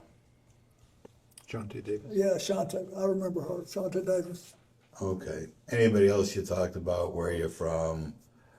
Oh, I talked to a lot of them. One of them was from Hawaii and was a military wife. Okay. I remember, but I don't remember their names after 20 Hawaiian years. gal? Was she Asian? No. No. Okay. Okay. Got a question. Were there ever new people that you remember joining in the? This is kind of spread out over 4 or 5 years, or two or 3 years, I guess. On the 2 years on the flight. Did you ever get to the Virgin Islands other than on these planes? Have you ever been in the U.S. Virgin Islands in your life? Oh, yes, I worked, my foundation did a lot of work in the Virgin Islands. And you also vacationed there as president? Well, yeah, and when I was president, Hillary and I vacationed there, and we liked it very much. Okay. But when they had the hurricane in 2017, we went to the islands and tried to help. My foundation did. Okay. And we did a lot of work there. Okay. We have another question. You know, when you read about this, and obviously these files have received a lot of public attention, recently a columnist pointed out that one of the reasons this human trafficking was allowed to exist is there were lawyers, sometimes high-priced lawyers, who were able to bring, I guess particularly from Eastern Europe, Eastern European girls through here, you know, negotiate the immigration laws and such. And particularly some very high-priced famous lawyers were hired, and apparently, I don't know, they couldn't find anything better to do when they left Washington, were engaged in helping, I guess, girls that some people allege became prostitutes get here from Eastern Europe. Could you comment on lawyers who make money bringing girls from Eastern Europe or other places around the world into prostitution, coming to this country? Sorry, just to clarify, you just want him to comment on that? Yeah, I want you to comment. What do you think of these people? So you're asking his I don't opinion? like it. What? I don't like it, but I don't know much about it. Would you think that, oh, I'm sorry. I'm getting the hook. You know how it is. Saved by the bell. Well, why don't I finish that question? Do you think if lawyers help legally or illegally people come into this country for the purpose of prostitution, that they should be disbarred? Not unless it's illegal to do it. If you passed a law which said it was illegal to provide representation, notwithstanding the constitutional right to You get think they're one, sleazy lawyers if they then do it? maybe Can you you get you to can. say that? Sleazy lawyers? We'll say they're sleazy? For the record, we think lawyers are fantastic. Thank you, Mr. President. And lastly is Representative Langworthy from Buffalo. Oh, my goodness. That's right, we say Buffalo, not New York. Oh. I love Buffalo. You were there the day after you were acquitted, I remember. Yes, and 20,000 people filled the That was gym. a big I'll crowd. never forget it. Big news. Thank you very much, President. Never forget it. You are widely regarded across party lines as one of the most politically perceptive leaders of modern time. Your political instincts are very well documented, and your successes of your political career are well documented. How would you describe the substance of your conversations with Jeffrey Epstein during the many hours that you spent together on the aircraft? Well, at first, he really seemed to be like a vacuum cleaner, like he really wanted information. And there was no, to go back to the business with the, what do you call it, the passport, the false lane. There was nothing overtly manipulative about it. He wanted to know, you know, what did I think of derivatives trading? Did I think that the stock market was properly regulated, or did it need more? What, and, you know, how did we have the most broadly shared prosperity in 50 years? Was it just an accident? Was it just technology? Or do we have specific policies? He wanted to know stuff like that. And it was great for the first, you know, 2 or 3, 4 or 5 conversations. But I could tell that it was like, I mean, you guys are in politics. Don't you ever feel like sometimes somebody's talking to you and then they're just checking the box and they got to go do something else and be somebody else? I mean, that's the way I felt.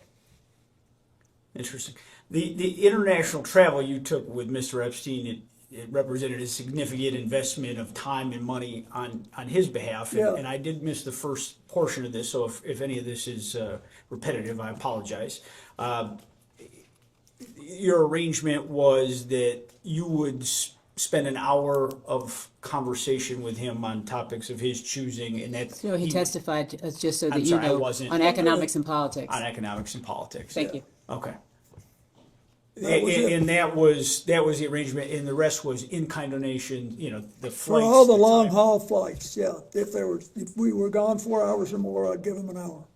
Okay. Did you ever ask him directly why he was willing to finance these trips and provide you with access to the plane? I did. So much.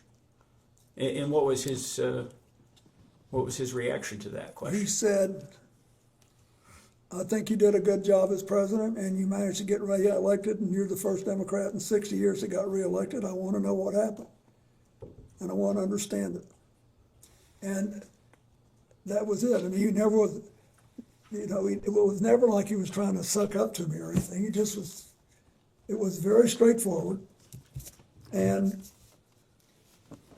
But after a while, it was obvious that he had done what he intended to do, and he was kind of going through the motions, and he didn't really care about I really cared about this AIDS thing. I thought we had a chance to build something that would revolutionize the treatment of all mass illnesses. Same thing with tuberculosis and malaria, and sure enough, we did. But I thought we were on the verge of something big, and he didn't much care about it, and I had a bunch of people that did. So we went our different ways. And as you pointed out, I mean, we're all in the political process, certainly not playing at the levels that you have in your career. But do you believe that this was, in essence, Epstein being a political junkie and looking for that association? Yes, and I didn't know what else. All I knew was that but after we started, when I got this thing going and people could see it like a chugging engine, then we had more and more people interested in helping. And I wanted to have people there that I knew were genuinely caring. I know it sounds funny, but it matters, because when you start something like this, you're going to have rough spots, things are not going to go right, you're going to have to solve new problems. Far better to have people who are passionate about this. So on these overseas visits, did Mr. Epstein accompany you to any of the meetings or the private dinners or the official engagements? And if he did, what capacity was he introduced? He went to some of the meetings, and some of the dinners, but the big public dinner we did in South Africa, he did, for example. But some he didn't when it wasn't appropriate. When I had to talk to somebody about whether I thought they were following a proper legal path and trying to let us sell generic drugs and how we're going to get them. There were a lot of complicated things. Can I get a time check? We have like a minute left. Did he ever seek introductions to foreign dignitaries or leaders from you? Not that I remember. Okay. Did he ever ask you to make phone calls on his behalf? No, he never did. I remember that. He didn't. I mean, I would remember. You said he was not a friend, but with that amount of travel and proximity, why wasn't he a friend and he was just an acquaintance? Well, no, it wasn't just an acquaintance either. I felt friendly toward him, but he was, as I said in my book, odd. There was always something a little holding back, and and I could tell. It was pretty strange the way it happened. Larry Summers, the president of Harvard, calls you out of the blue, says this guy wants to do it, you do it. And then I like to spend as much time as I can with people I know that I can count on. And I didn't have, honestly, I never saw anything that I knew was illegal, but I just felt I should move on, and we did. Did you ever have any arguments or disagreements with Mr. Epstein or Miss Maxwell in the course of your travels? Not to my knowledge. And is there anything that you saw that he was looking to monetize the relationship that he had No. with you? Okay, and Can I check the time? I believe Wait. Seconds. And my lawyers are gonna kill me on this, but I have to say, I wanna be honest, I'm not trying to be, goody two-shoes here. I did feel closer to Ghislaine Maxwell because of Ted Wade. So I wasn't against the whole deal until I knew what they were doing. Okay. By then, it was too late for me to do anything about But it. I think your response is was he trying to ever monetize the relation, to your knowledge, was To clear. the best of my knowledge, he never did. thank you for the opportunity, Mr. President. Thank you. We will go off the record.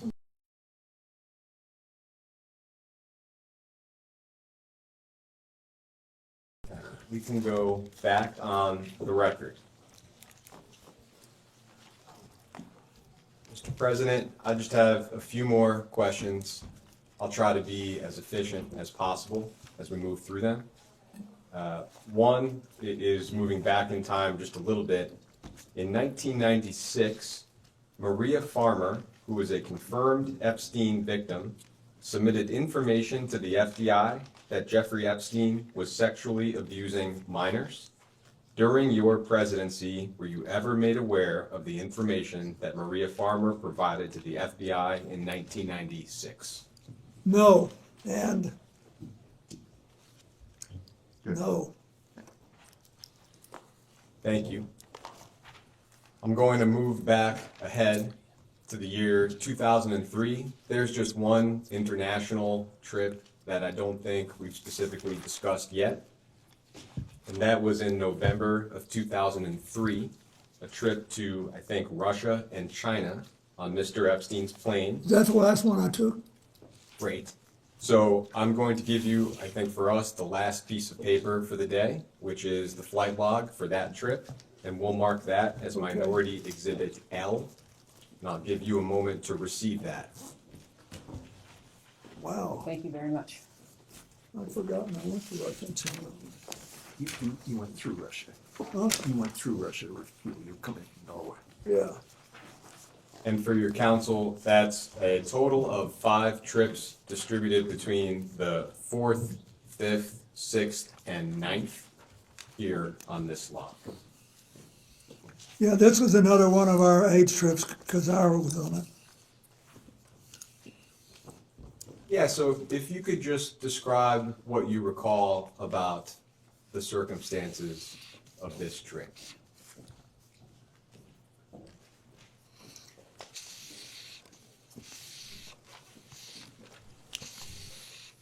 Can you refresh my memory about what stops were actually taken? Yeah, the countries in question are Russia and China. I think the final stop was Beijing. I do not, off the top of my head, recall what each of these airport codes are. It was Brussels to Oslo to Tolmagacho, Russia, to Hong Kong, Chengdu, Beijing. Well, thank you. I appreciate that. Okay, let's do it again. Brussels to Oslo, to the middle of Russia, Tolmachevo, to Hong Kong, to Chengdu, to Beijing. Got it. We stopped in Europe, and as I remember,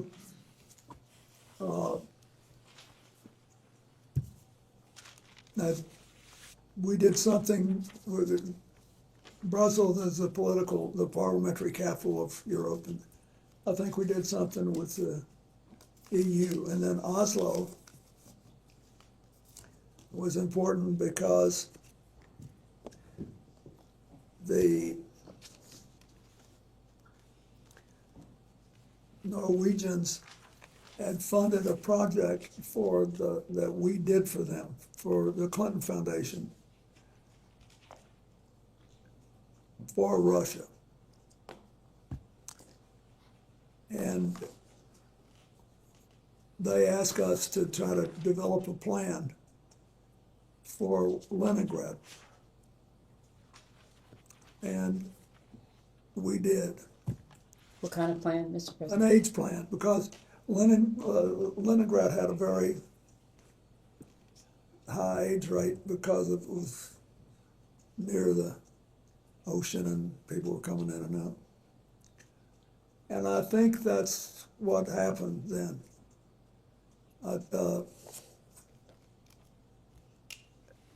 And then we went to China, and I had been doing a lot of work on China, and it was very interesting because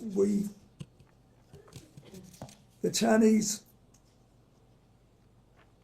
were eager to get into this and yet scared. It was very interesting.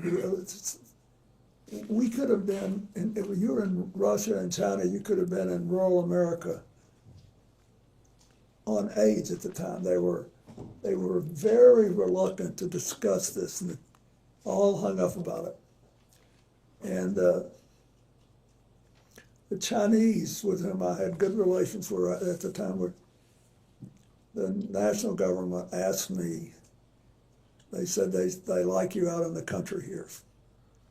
But I had been there in 1998 and had a big trip. And he said, we want you to go out there and be photographed on state television playing with children and talking to their families about AIDS. So that's what this whole trip was about. So I was doing that. And it was, I think, I'm almost sure that's it. Because, and then we stopped in Hong Kong on the way out, right? Yeah, Hong Kong and Beijing. Yeah. Thank you very much. I appreciate that context. Is it correct that while on that trip, you did not witness or become aware of sexual abuse of any kind? No, we were all busy as crazy, and I never saw anything like that. Thank you. We have a few events for which we don't have exact dates. I'll ask about them one at a time. CNN has reported that in July of 2003, Ms. Maxwell co-hosted a fundraiser for your presidential library, and Mr. Epstein may have attended. We don't know whether or not you attended that event. Do you have any recollection of attending that event? I don't.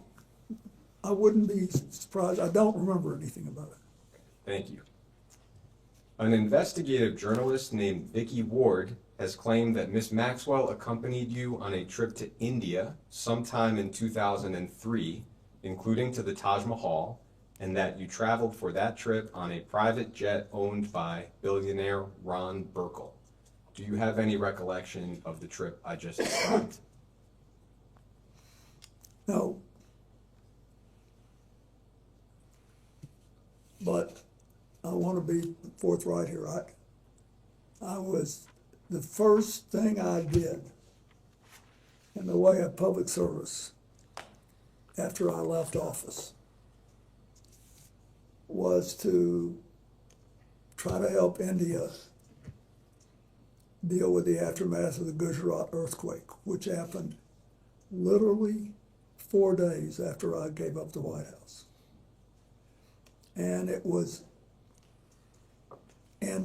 so I called the Prime Minister of India, who was a friend of mine, and he said, I need help. I've got to build schools and hospitals, and I can't do anything in the small towns and the middle-sized towns and the rural areas. I only have the money to do something in the big cities. So I'm not saying I did or didn't do this. I have no memory. But I also I don't want to mislead anybody. We were doing tons of stuff. And we needed to finance it. So I can't say that I didn't do it. Thank you. In your 2024 memoir, you said that by the time Epstein was arrested in 2005, that you had stopped contact with him. When do you recall being the last time that you had any kind of communication with Mr. Epstein? The last time I remember was with him was sometime in 2003. Attorney Brad Edwards, that's an attorney who's represented many of Mr. Epstein's survivors. Excuse me, counsel, I believe there was a misstatement there. The book says who in 2008 had been convicted and jailed in Florida, not 2005. Okay, thank you, I appreciate that. Attorney Brad Edwards has represented many of Mr. Epstein's survivors. He claimed in a 2011 filing that he believed the Justice Department possessed some kind of correspondence from you from 2007 or 2008 on behalf of Jeffrey Epstein. At any of the various points when Mr. Epstein was under investigation, did you or any of your representatives ever submit any correspondence to the Department of Justice on his behalf? I have no memory of that. To your recollection or knowledge, did you or your representatives ever have any other communication with the Department of Justice regarding Jeffrey Epstein? Not that I remember, no. CNN has reported that in 2007, Ms. Maxwell co-hosted a fundraiser for Secretary Clinton's presidential campaign in New York City. We believe that Christina Aguilera may have performed at that event. Do you have any knowledge or recollection of attending that event? I don't. There was an email released as part of the DOJ files recently that suggested you may have attended a party at Ghislaine Maxwell's home in October of 2009, and that publicist Peggy Siegel, as well as Jeff Bezos, may have attended. My only question to you is whether you have any recollection of attending a party that I just described. Is this her home in New York City? It would be at Ms. Maxwell's home in New York City. I have no memory of that at all. Thank you. It's been widely reported that in July of 2010, Ms. Maxwell attended your daughter Chelsea's wedding in Rhinebeck, New York, and that she accompanied billionaire Ted Waite, who was, at least at the time, a family friend of yours, and you've described a little bit today. You, of course, were at that wedding as well. Do you have any specific recollection of interacting with Ms. Maxwell at that wedding? No, but I was an emotional wreck. I was just trying not to fall off the little, what do you call the pallets? The dais? No, the wooden we walked on the grass with. I knew she was there, and she and Ted were there. And what was your understanding of her relationship with Mr. Waite at the time? Well, I thought they were together, and I think Chelsea and Mark did too, and there.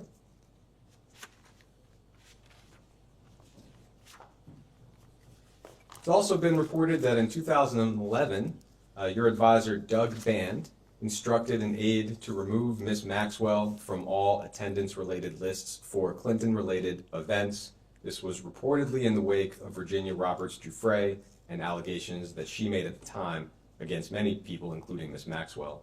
Do you have any memory or knowledge of Mr. Band's instructions that I just described? I don't.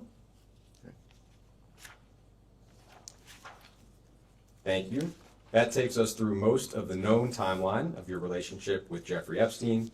There's just one more topic I would like to cover. That is the Clinton Global Initiative. In 2007, Mr. Epstein's lawyers claimed that he was part of the original group that conceived the Clinton Global Initiative. Would you agree with that characterization? No. Can you elaborate a little bit on why you would not agree with that? I wouldn't agree with that because the first time I ever discussed what became the Clinton Global Initiative was with Doug Band and the rest of our small group on the way back from Davos. And Doug said we should have a meeting like this in New York at the opening of the UN. And we can make a lot of money because you don't have to go to Davos. You can meet all these people over here. And I said, I want to do it for an entirely different reason. It's fine if we make money, but the most important thing is that we give serious people a chance to go to meetings and actually make commitments to make positive change. I'm tired of going to meetings where everybody just bloviates and doesn't ever do a damn thing. So If we can figure out how to do that, I'm interested. And then we got, a team. There was, to operationalize it, it was Doug Bann, Mary Morrison, who had worked for me in the inner office at the White House, and a man named Ed Hughes, who was a wonderful young guy who stayed with us the whole 12 years. And they were working on how to stand up and do the mechanics of this. Then my job was to try to get some people who would come that people would want to hear and see, and try to, make it exciting and make people actually want to make commitments. And so I think it was at that point that Ghislaine may have gotten involved. I don't know. You can ask them about it, but I'm just telling you how it began. It began with Doug said, let's do this and make money, and me saying, let's do this and make commitments. I think the question, Mr. President, which you've answered was Jeffrey Epstein involved in the At the time, no, initiation? not at all. Thank you. But I do not know what happened afterward. It has been publicly reported that in 2006, Mr. Epstein made a $25,000 donation to the Clinton Foundation. Do you have any specific knowledge or recollection of that donation? No, I saw it I saw that it was reported. I don't know. Thank you. With respect to Ms. Maxwell, and you just touched on it briefly, she told DOJ last July that she was, quote, very central to the startup of the Clinton Global Initiative. Would you agree with that characterization? I would agree that she worked hard. I now know. I didn't at the time, because I was working on the other, as I explained, I was working on a whole other part of this. If I can ask you to limit your answer to your knowledge at the time. At the time, I did not know it. Thank you.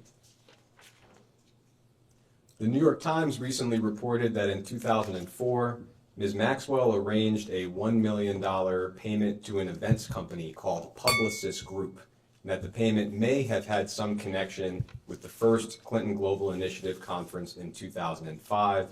The reporting suggests that Mr. Epstein may have been involved with the payment or somehow aware of the payment. Do you have any specific memory or knowledge or recollection of the $1 million payment I just described? No. It's also been reported that in September of 2013, at a Clinton Global Initiative conference, Ms. Maxwell was recognized as a Commitment to Action partner for her work on behalf of the Terramar Project, which was an ocean conservation nonprofit that she founded in 2012. Do you have any memory or knowledge of that conference? I do. Great. Could you describe a little bit what you recall? Yeah, because this shows you how the CGI work, not for Ghislaine, for everybody.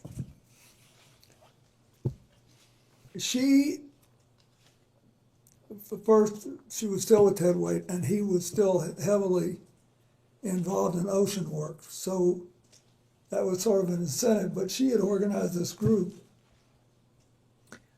whose objective was to, in effect, take two massive islands made of metal and junk out of the Atlantic. And they were floating around. One of them had gotten to the Caribbean. They were floating around in all this metal. So that was what she was trying to do. That was a good idea, and she was recognized for that. The fact that she was recognized was not particularly remarkable. Everybody who makes a commitment goes through a photo line and gets recognized. Did you have any personal role in Ms. Maxwell's recognition at that event? Or would that have No, I been... might have been in her room by the time she got it, but it wasn't. No, they put the recognition in that room. I remember this specifically because it was where all the ocean freaks were, all the people that cared about this, that wanted to be. So that's why they wanted those things announced By there. ocean freaks, you mean people who are passionate about the ocean? Yes. Thank you. I mean that. People who were passionate about doing this, it was great. And so I didn't think a thing about it. Do you have any additional knowledge or recollection related to Ms. Maxwell's role at that event? No. Reportedly, in February of 2014, you had dinner with Ms. Maxwell and others in Los Angeles at a vegan restaurant called Crossroads Kitchen. That dinner may have been organized by your then Deputy Chief of Staff, John Davidson, perhaps around 20 guests. Do you have any recollection of the dinner I just described? I had a lot of dinners like that in Los Angeles, so I don't remember that specific one, but whenever I went to Los Angeles, I attempted to have a dinner someplace in public with a lot of my friends, just to keep in touch with them, keep going. As far as you can recall, when was the last time you had any form of communication with Ms. Maxwell? I think it must be a decade ago, or maybe even longer, I don't know, but it was a long time. Thank you.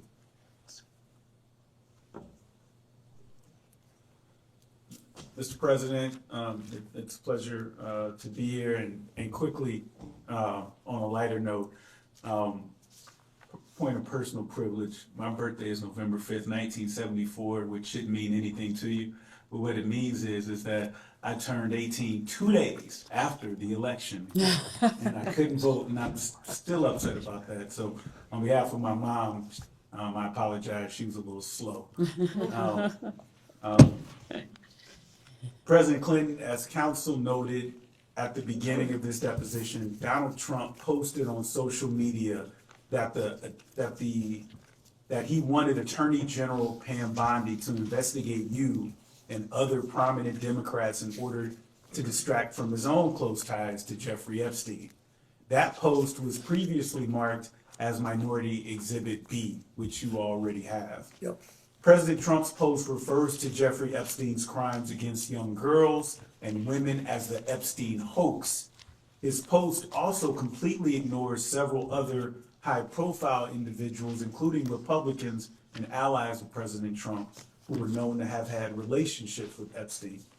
In fact, the Epstein files contain numerous officials in the current and previous Trump administrations who have connections to Jeffrey Epstein, including Howard Lutnick, RFK Jr., Steve Bannon, Tom Barrett, Kevin Warsh, and Mehmet Oz, to name a few. President Clinton, to your knowledge, has the Trump administration done anything at all to investigate these other individuals with ties to Epstein? Well, I wouldn't be in a position to know. That's the truth. As I said earlier, the only conversation I had with President Trump about this was in the early 2000s. And I have no information that he did anything wrong. I just want it all out there. I want everybody to get it all out there and let everybody see where we are. And had you had any conversations with him since the early 2000s about this subject matter? No. And then my last question is, Howard Lutnick recently went so far as to lie about his close connections with Jeffrey Epstein, but the truth came out with the release of the files. President Clinton, is Howard Lutnick still employed as Secretary of Commerce in the Trump administration, to your knowledge? I think he is. And in your opinion, why has Donald Trump ignored these other prominent figures who've had close ties to Epstein? He's asking your opinion, Mr. President. Lutnick runs a big company and has made a lot of money and has supported him strongly. I don't think he believes that he's done anything bad enough I think he thinks he took his family to the island and he couldn't have done anything wrong. That's what I think he thinks. But I'm speculating. I'm doing what I have no business doing. Because I really don't know. Thank you, Mr. President. Thank you.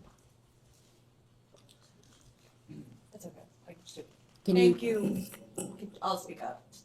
Thank you, Mr. President, for being here, for your service. I'll be brief. I think most of the pertinent questions have been asked today. I want to talk about transparency. You and Secretary Clinton were both very clear about your desire to testify publicly before this committee. In fact, on February 6, 2026, you posted on social media, quote, "I will not sit idly as they use me as a prop in a closed-door kangaroo court by a Republican Party running scared. If they want answers, let's stop the games and do this the right way in a public hearing where the American people can see for themselves what this is really about." President Clinton, why do you feel it is important for you to testify before this committee in a public setting? Because I think that, first, what happened with Jeffrey Epstein was horrible. What he did and what Ghislaine Maxwell was convicted of, it was horrible. We can't tolerate it in America and shouldn't. We ought to keep doing, as Hillary talked about yesterday, trying our part to get rid of that kind of trafficking around the world. Secondly, I was on the plane. It may be that I've said something today that gave you some indication that would help change policies or something. So I thought it was important. But I also think people know that there's been a little bit of zig and zag and ambivalence about, how hard this thing should be put out there.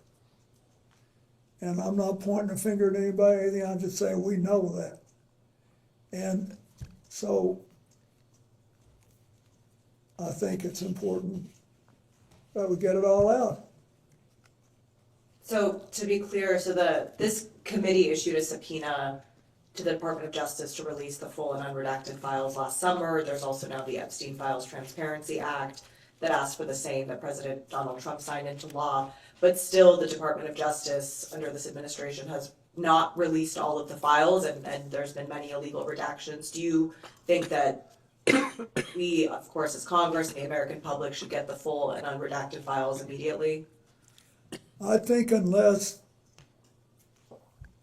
there is some serious danger of physical harm to one of the victims, or some national security interest involving intelligence, because you've heard these, that some of you think that there's some intelligence issues, national security issues. I think the rest of it ought to be gotten out, and I think we just need to get to a point where we can put this behind us. And then I think I hope you can and will help build us a system that works in America the way our international system works best in trying to identify and stop human trafficking and trying to make people whole once they've been damaged. And not a question, but just in response, the law is very clear about the identities of the victims. Yeah. Unfortunately, the Department of Justice has wrongfully released some of that information, including personally identifiable information, while illegally redacting names of potential co-conspirators. So they're going to kill me for saying this, but I think it's important, Jazzy. I think it is entirely possible that people in the Justice Department, I don't agree with on nearly anything, right? But when it's possible that they didn't intentionally cover some of this stuff up. But it's hard to accept that when you look at the other problems in dealing with the information. So you guys got to clear that up, clean it up, decide how you think it should be handled. thank you. So before we go off the record, just one clarification, it's more just for councils. The quote from the 2024 memoir, I think was accurately quoted in the first instance. The full sentence is, quote, "He," meaning Mr. Epstein, "hurt a lot of people, but I knew nothing about it. And by the time he was first arrested in 2005, I had stopped contact with him." And that's the end of the sentence. That's page 373. So that's just for council. And My apology. No, not at all. And with that, we can end this round and go off the record.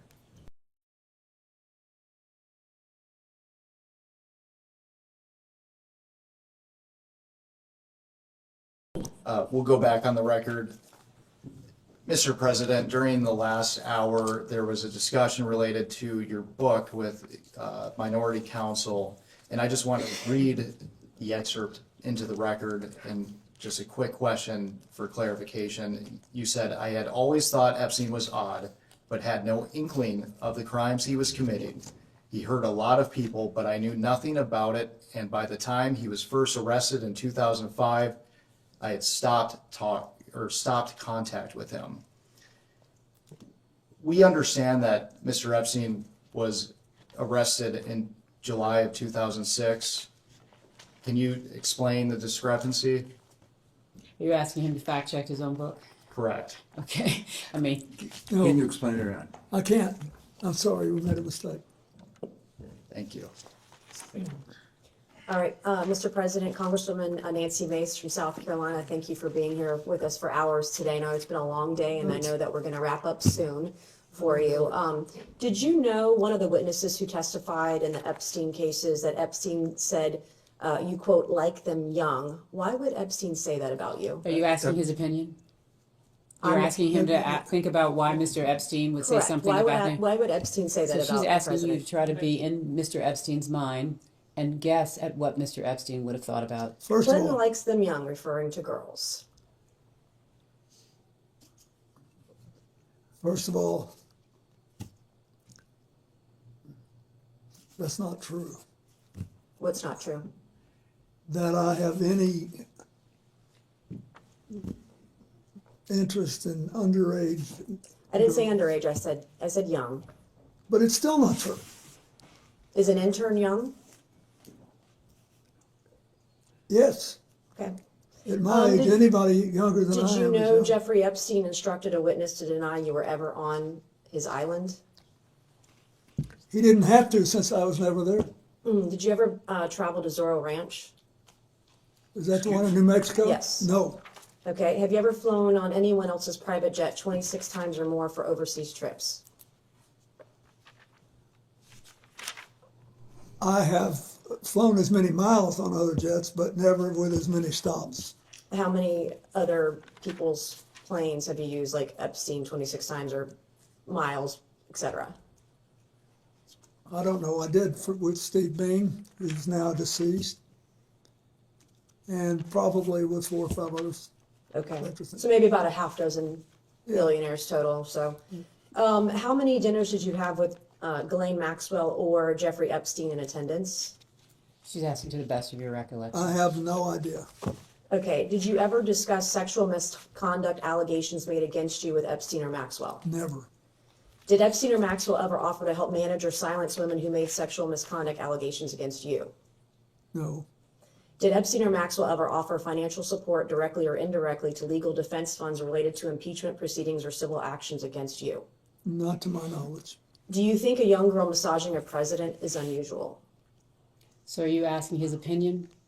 Well, You're he was asking his massaged by opinion? a young woman. I'm asking if he thinks it's unusual that a president, sitting president of the United States, leader of the free world, that So it's I'm sorry, unusual are a you young woman speaking would to, be. are you talking to the instance of the Yes, is it unusual that the a young back woman would be massage massaging- that occurred while he was not president? I'm just trying to understand. You said a president of the United States? Former president? Thank you.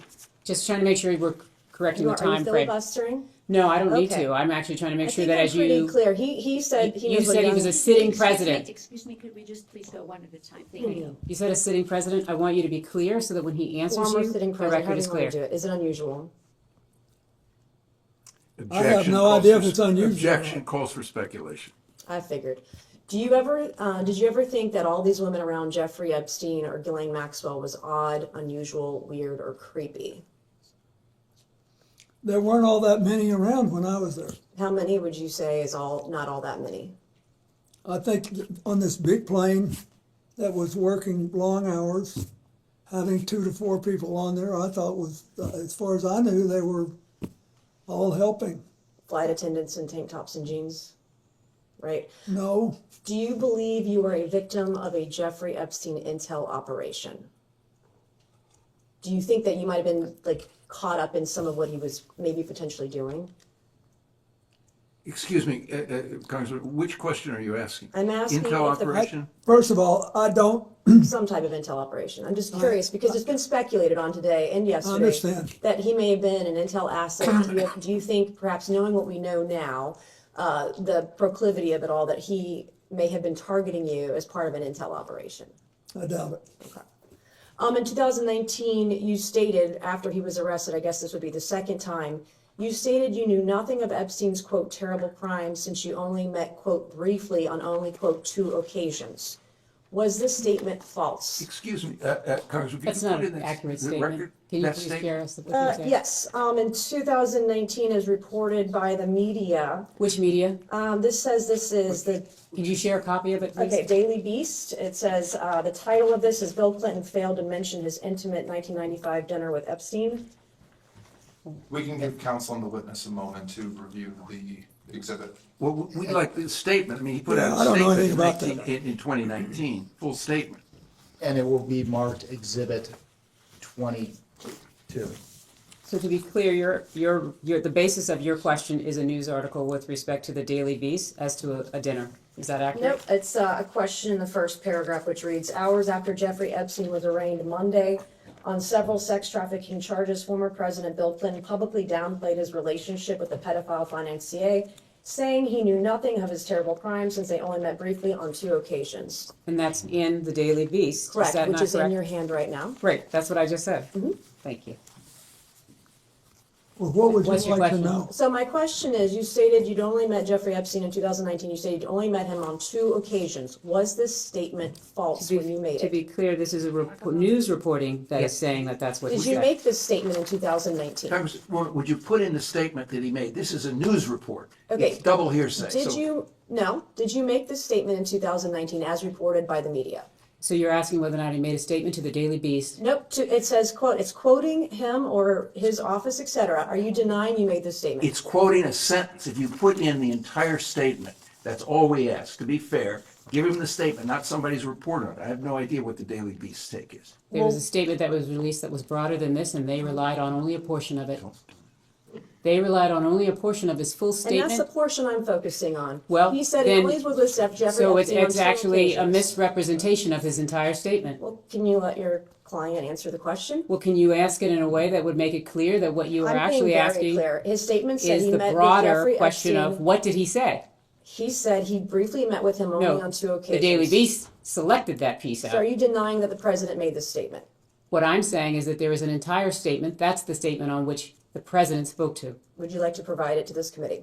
We're happily to provide that committee. It's Okay, been I would like publicly to ask the reported. president this question. Was that a false statement that you made in 2019, that you only met with Jeffrey Epstein briefly on 2 occasions? Object to the basis of this question. Wait. This is, you're asking him about a news article, not the statement he It's quoting made. him. It's quoting the president of the United Quoting States. Are a you sentence. denying? Are you denying the president made this statement? I'm telling Are you denying he No, made I'm this statement? telling I you- want to know. No, I'm telling you that the Are you president making a made a false full statement statement. You are selecting a piece of it. Let's put in the My entire source- statement he made. I wasn't in federal office in 2019. I was not a part of this committee. I was a state house rep from Goose Creek, South Carolina, and I'm quoting open sources that I have. To the best of my knowledge, I'm not rich with a bunch of attorneys, okay? I'm doing the best that I can to get the information I can, and I'm asking if the president was telling a lie in 2019 when he stated to the public he'd only met with Jeffrey Epstein on 2 occasions. He didn't did not say say to that the only public, in you're the statement, misrepresenting. Congresswoman Mays. Let me be clear. I'm not asking about your right to ask him any question, but don't do it on the basis of a news article. The news article is quoting his statement. So is the news It's article quoting- lying? Is the news It's not article lying. false? It's false if you take it to mean what you say, which the statement did not do. Do you understand English? I think Seriously. I do. I I'm don't not think from you South do. Carolina, but I think I do. Did you make a statement, Mr. President, in 2019 that you only met with Jeffrey Epstein twice? I'm asking a question a different way. I have no idea, but I think that when I answer that, I don't believe I remembered anything about meeting him in 1995. So when making a statement about Jeffrey Epstein in 2019, would you have checked with your staff on maybe White House logs about the 17 times he visited, dinners you had with him, fundraising that you did with him, fundraising dinners he was on, you were on his flights 26 times.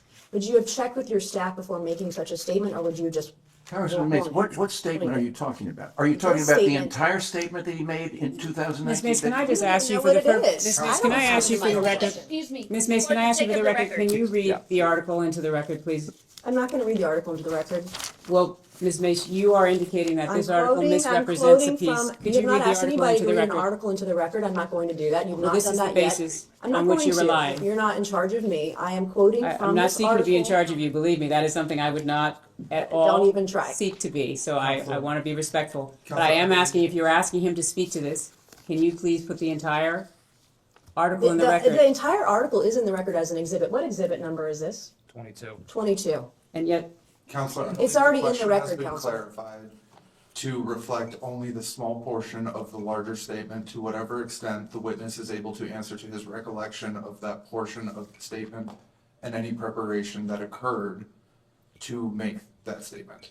so in other words, what you have just articulated, that the question's been clarified by Ms. Mace or by you, that what is intended is to actually only be speaking to the selected piece out of the entire statement that was released by the president's office. Is that what you're clarifying? That's what I'm focused on, yes. Okay.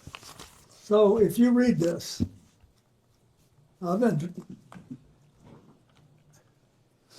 you really want to know is if I was at a dinner No, I don't. My question was that about your Ron statement. Perlman No, sir. gave.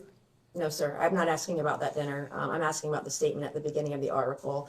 I would like to ask another question. Your statement in 2019 about only meeting with Jeffrey Epstein on 2 occasions briefly.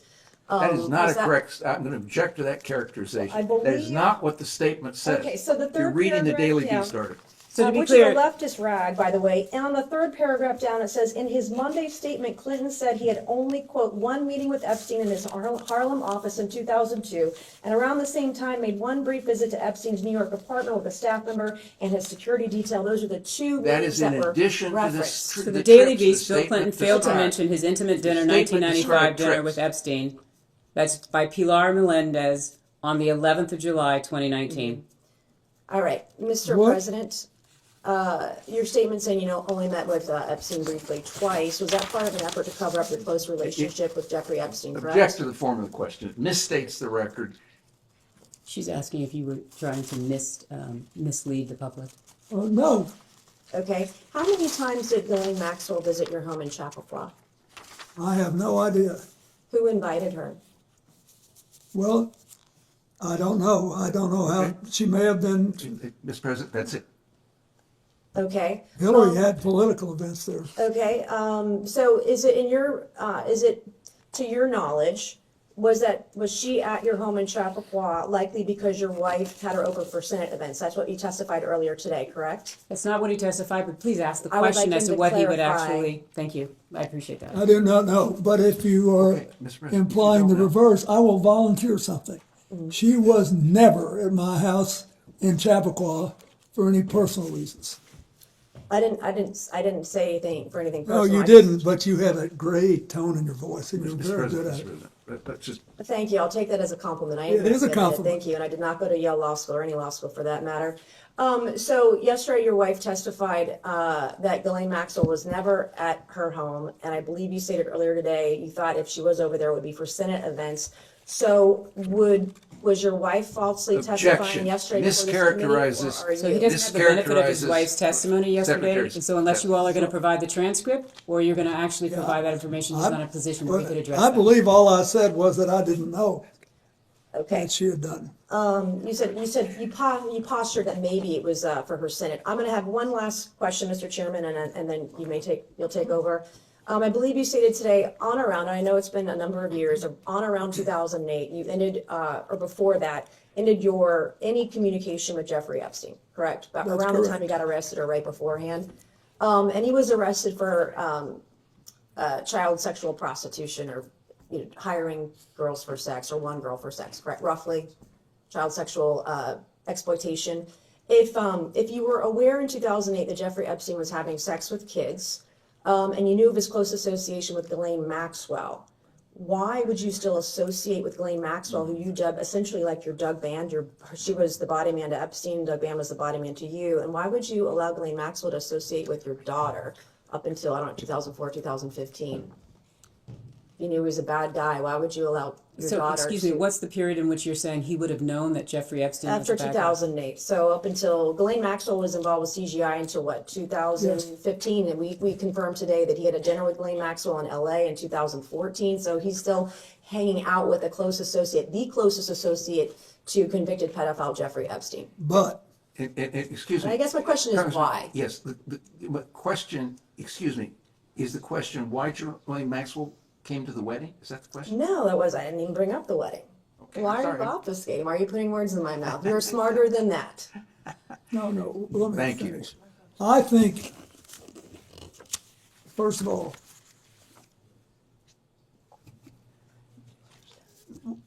when the wedding occurred, she was with Ted White, and she was for several more years. We did not know when Epstein was arrested that she was still involved with him. I think that clears a lot of this up. We didn't know. And I don't want all of you to get, we're all getting in a lather. There's a logical explanation. We didn't know. And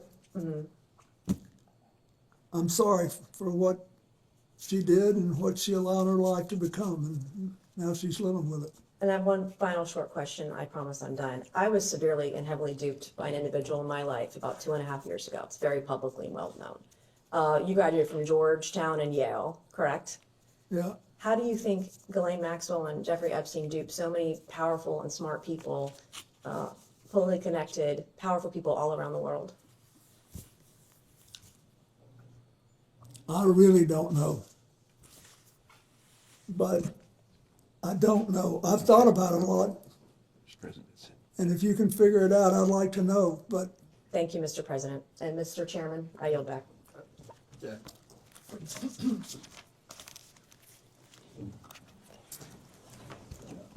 Point of privilege? I would like to say, since you made a great deal out of all this Ivy League stuff, I'm also the last president ever to live in a place without indoor plumbing. There's a full statement which we'll be happy to provide for the record that it might be that Representative Mace is unaware of, but the full statement says President Clinton knows nothing about the terrible crimes Jeffrey Epstein pleaded guilty to Florida some years ago, or those with which he's recently been charged. In 2002 and 2003, President Clinton took a total of 4 trips on Jeffrey Epstein's airplane, 1 to Europe, 1 to Asia, 2 to Africa, which included stops in connection with the work of the Clinton Foundation, staff and supporters. Secret Service detail traveled with him on his trips. He had 1 meeting with Epstein in his Harlem office, 2002. Around the same time, he made a brief visit to New York. That was the full statement.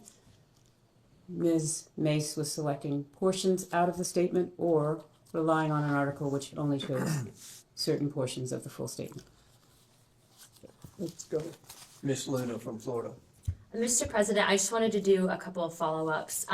Regarding your personal conversations with Mr. Epstein, you said that he wanted to discuss economic and political questions. Was there ever a particular region of the world or topics that he wanted to reoccur and address?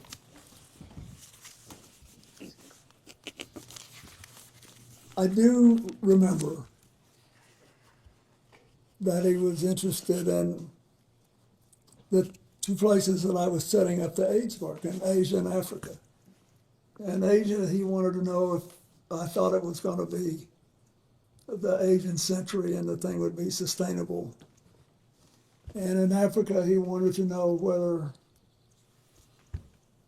I believed that you could have broad-based prosperity there, whether they could achieve something that they'd never achieved before. It seems that Mr. Epstein also had asked a similar question about America's prosperity and economic policy. Did you feel that when he was asking questions, particularly maybe pertaining to the regulation of our stock market and/or derivative trading, did he, on a number of occasions, come back to that and maybe pick your brain about policy or future policy here in the United States? No more than any other big issue. I knew that, everybody lives in New York with money, and look at, he made his money advising Les Wexner, so he had to be interested in markets. Okay, and then I know that Ghislaine was a little bit more probably chatty with you. Did she ever share a similar interest to Mr. Epstein on economics or political topics of discussion? Were there any reoccurring topics that you felt that she would want to focus on? Not that I noticed. Okay, all right. Thank you, Mr. President. Thank you. Good.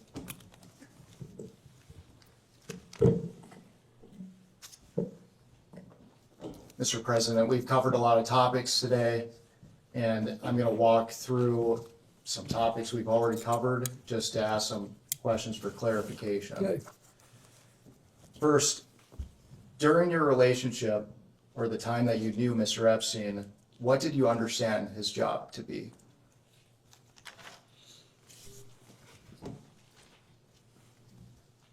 I'm not sure I knew. It was never clear to me. But he could have been living on investing the profits he'd already made. I knew he was his finance guy. And you just testified to Les Wexner being one of his clients. Did he ever make any other representations about who his clients were? No, but I never asked either. During the time that you knew him, did Epstein ever provide you with financial advice? No. Did he ever provide you with tax advice? No.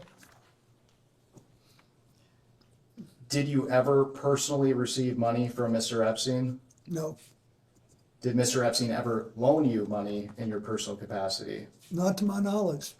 So to be clear, did you ever exchange money with Mr. Epstein? Not that I remember. I don't believe I did.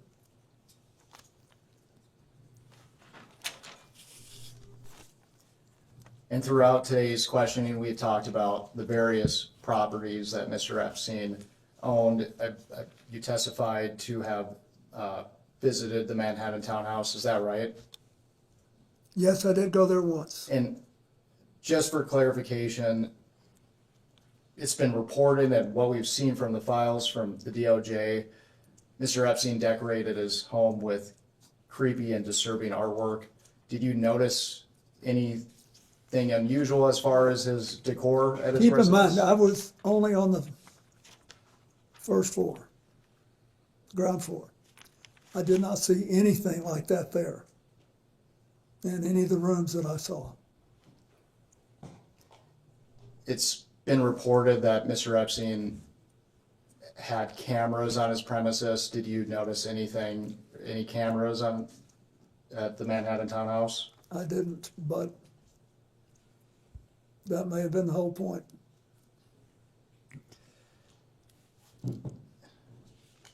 Mr. Epstein apparently rented a property in Boston at one point. Did you ever visit that property? No. Did you ever visit Mr. Epstein's apartment in Paris? No. Did Mr. Epstein or Miss Maxwell ever invite you to his property in Paris? No.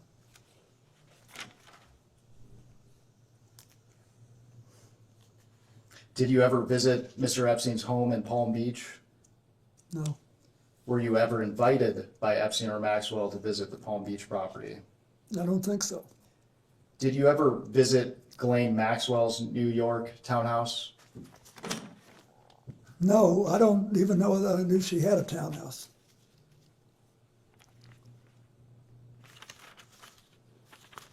I knew about the only thing that he ever said anything to me about, Jeffrey, was the New Mexico ranch, and I never went there.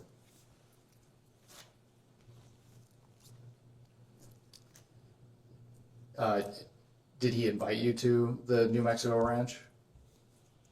Sort of. Can I you- mean, he was a little, but I didn't go. By then, I didn't go. Was there a reason? I don't remember, but I didn't. I think it was as we got closer to the end that he said something about it. Mr. President, in 2005, police in Palm Beach, Florida began investigating Epstein. In July 2006, Epstein was arrested for the first time for soliciting prostitution for minors. For the record, prior to Mr. Epstein's arrest, were you aware of any investigation into Mr. Epstein? No. On October 20th of 2005, police executed a search warrant for Mr. Epstein's Palm Beach, Florida home. Palm Beach Detective Joseph Carey spoke out about his belief that Epstein was tipped off about the raid since multiple computers expected to be at the house were missing when the search warrant was executed. To your knowledge, was Mr. Epstein tipped off about the October 20th search warrant in Palm Beach? He's asking for your knowledge. I don't know. I don't know. It's the first I've heard of it. They're only asking for your knowledge, Mr. President.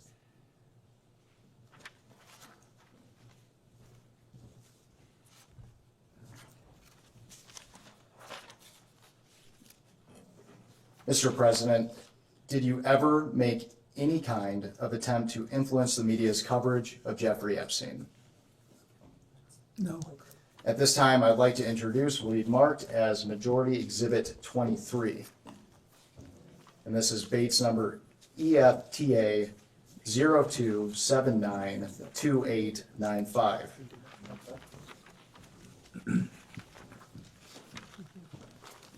One page.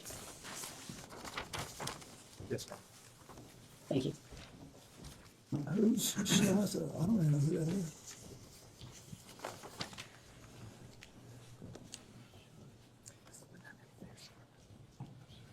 And this is email from Virginia Giuffre, an Epstein victim, that alleged that you walked into Vanity Fair and threatened them not to write sex trafficking articles about your good friend Jeffrey Epstein. Mr. President, is this true? No.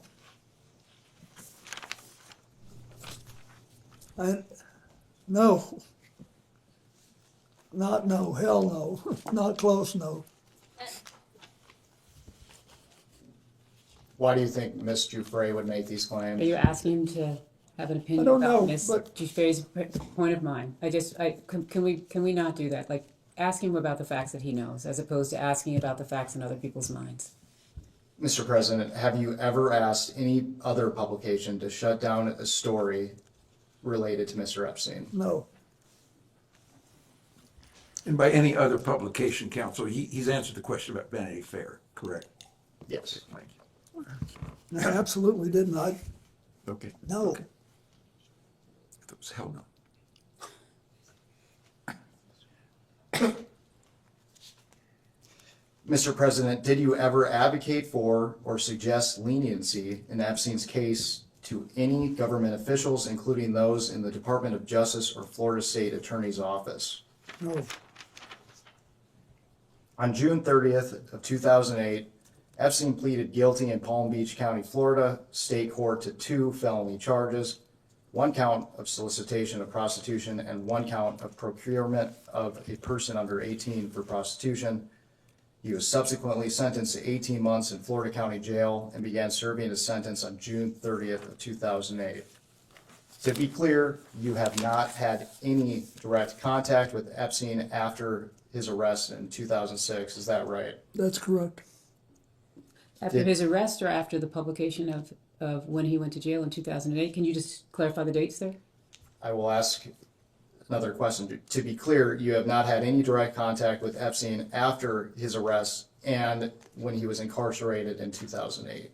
Yes, to the best of my memory, that's correct. Are you aware of any effort by Epstein to contact you while he was incarcerated in Florida? I'm not.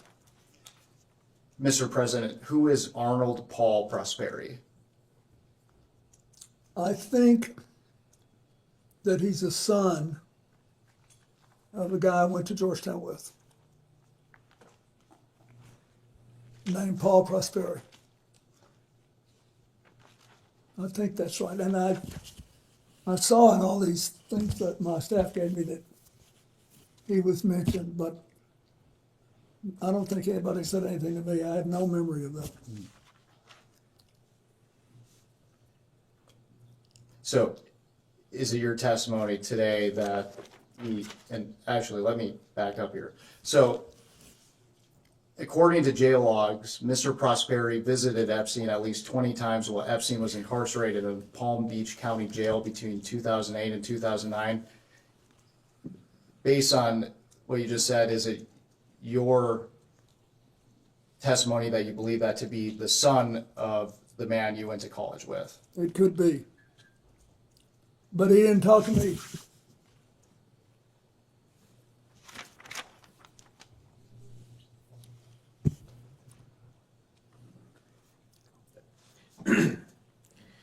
Thank you, Mr. President. Last week, Lex Wexner testified that Jeffrey Epstein often name-dropped powerful people to give himself an air of credibility. Did he ever do that to you? Brag about people he knew in high places, kings, princes? Yeah, he did a little bit. Okay. Going back to what was mentioned earlier about the search warrant on October 20th in Palm Beach for Jeffrey Epstein. Mrs. Clinton testified yesterday. I think she mentioned that it appears he got a sweetheart plea deal, and I don't think anyone on this committee would disagree with that when Alex Acosta was the U.S. attorney down there. And we've already deposed Mr. Acosta, and we've got the transcripts and everything. There's a lot of speculation, as had been mentioned, that he may have been tipped off prior to the search warrant, that Epstein may have been tipped off. Are you aware that whether or not Sandy Berger may have tipped off Jeffrey Epstein? The president just testified that he was unaware that anybody had been tipped off. So are you asking him to? This explains why I was asked yesterday about him. But no, I don't. I know nothing about that, and I wouldn't. Mr. Epstein was indicted by a grand jury on July 19th, 2006. According to an IRS Form 990 filed by the COUQ Foundation, a known Epstein entity, Mr. Epstein donated $25,000 to the William J. Clinton Foundation one day prior to Mr. Epstein's indictment. Are you aware of this donation? I know that they told me that the records showed that he'd given $25,000. When did you become aware of that, Mr. President? Were you aware of that then or in preparation? No, now. I mean, when I was preparing for this. Yes, sir. Did you solicit that donation from Mr. Epstein? Not personally, I didn't know. Did someone else solicit it? I have no idea. Do you know why Mr. Epstein made that donation? He's asking you to speculate about what No, Mr. I Epstein don't. would be thinking. We try to raise a fair amount of money every year to pay the bills. It seems to me that as investigators were narrowing in on Mr. Epstein, he may have been trying to earn some goodwill with you. What do you think about that? It wouldn't work. Right. Did it ever seem to you that Jeffrey Epstein was trying to suck up to you or get on your good side in order to further his schemes? No, I didn't think about it that way. I thought he wanted to do what he said. But he was, very idiosyncratic. Right. After his arrest in 2006, did you have any further contact with Mr. Epstein? I don't believe I did, no. Did anyone affiliated with Epstein, including Miss Maxwell, contact you on behalf of Jeffrey Epstein to discuss his arrest and the allegations against him? No.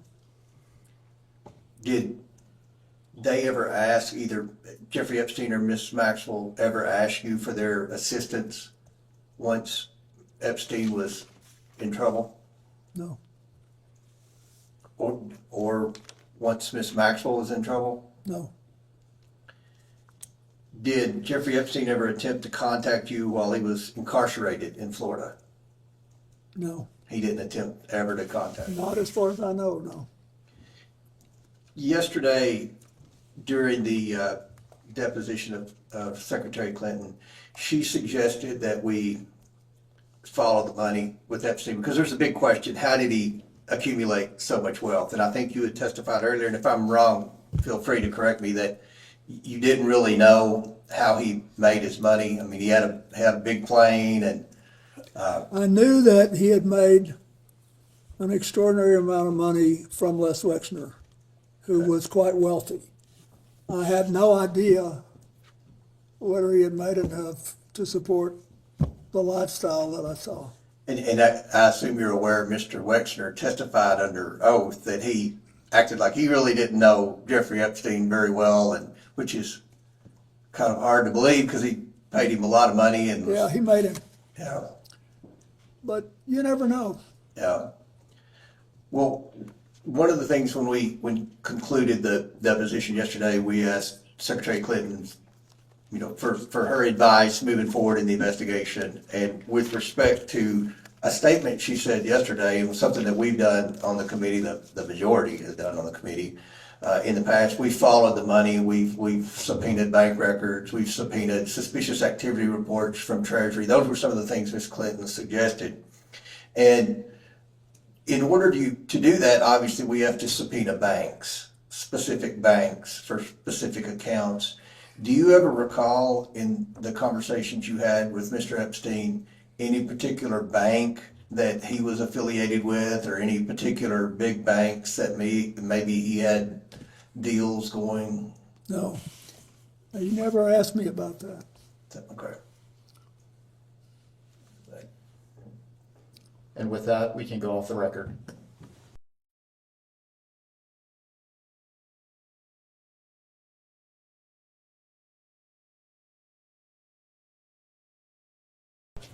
We can go back on the record.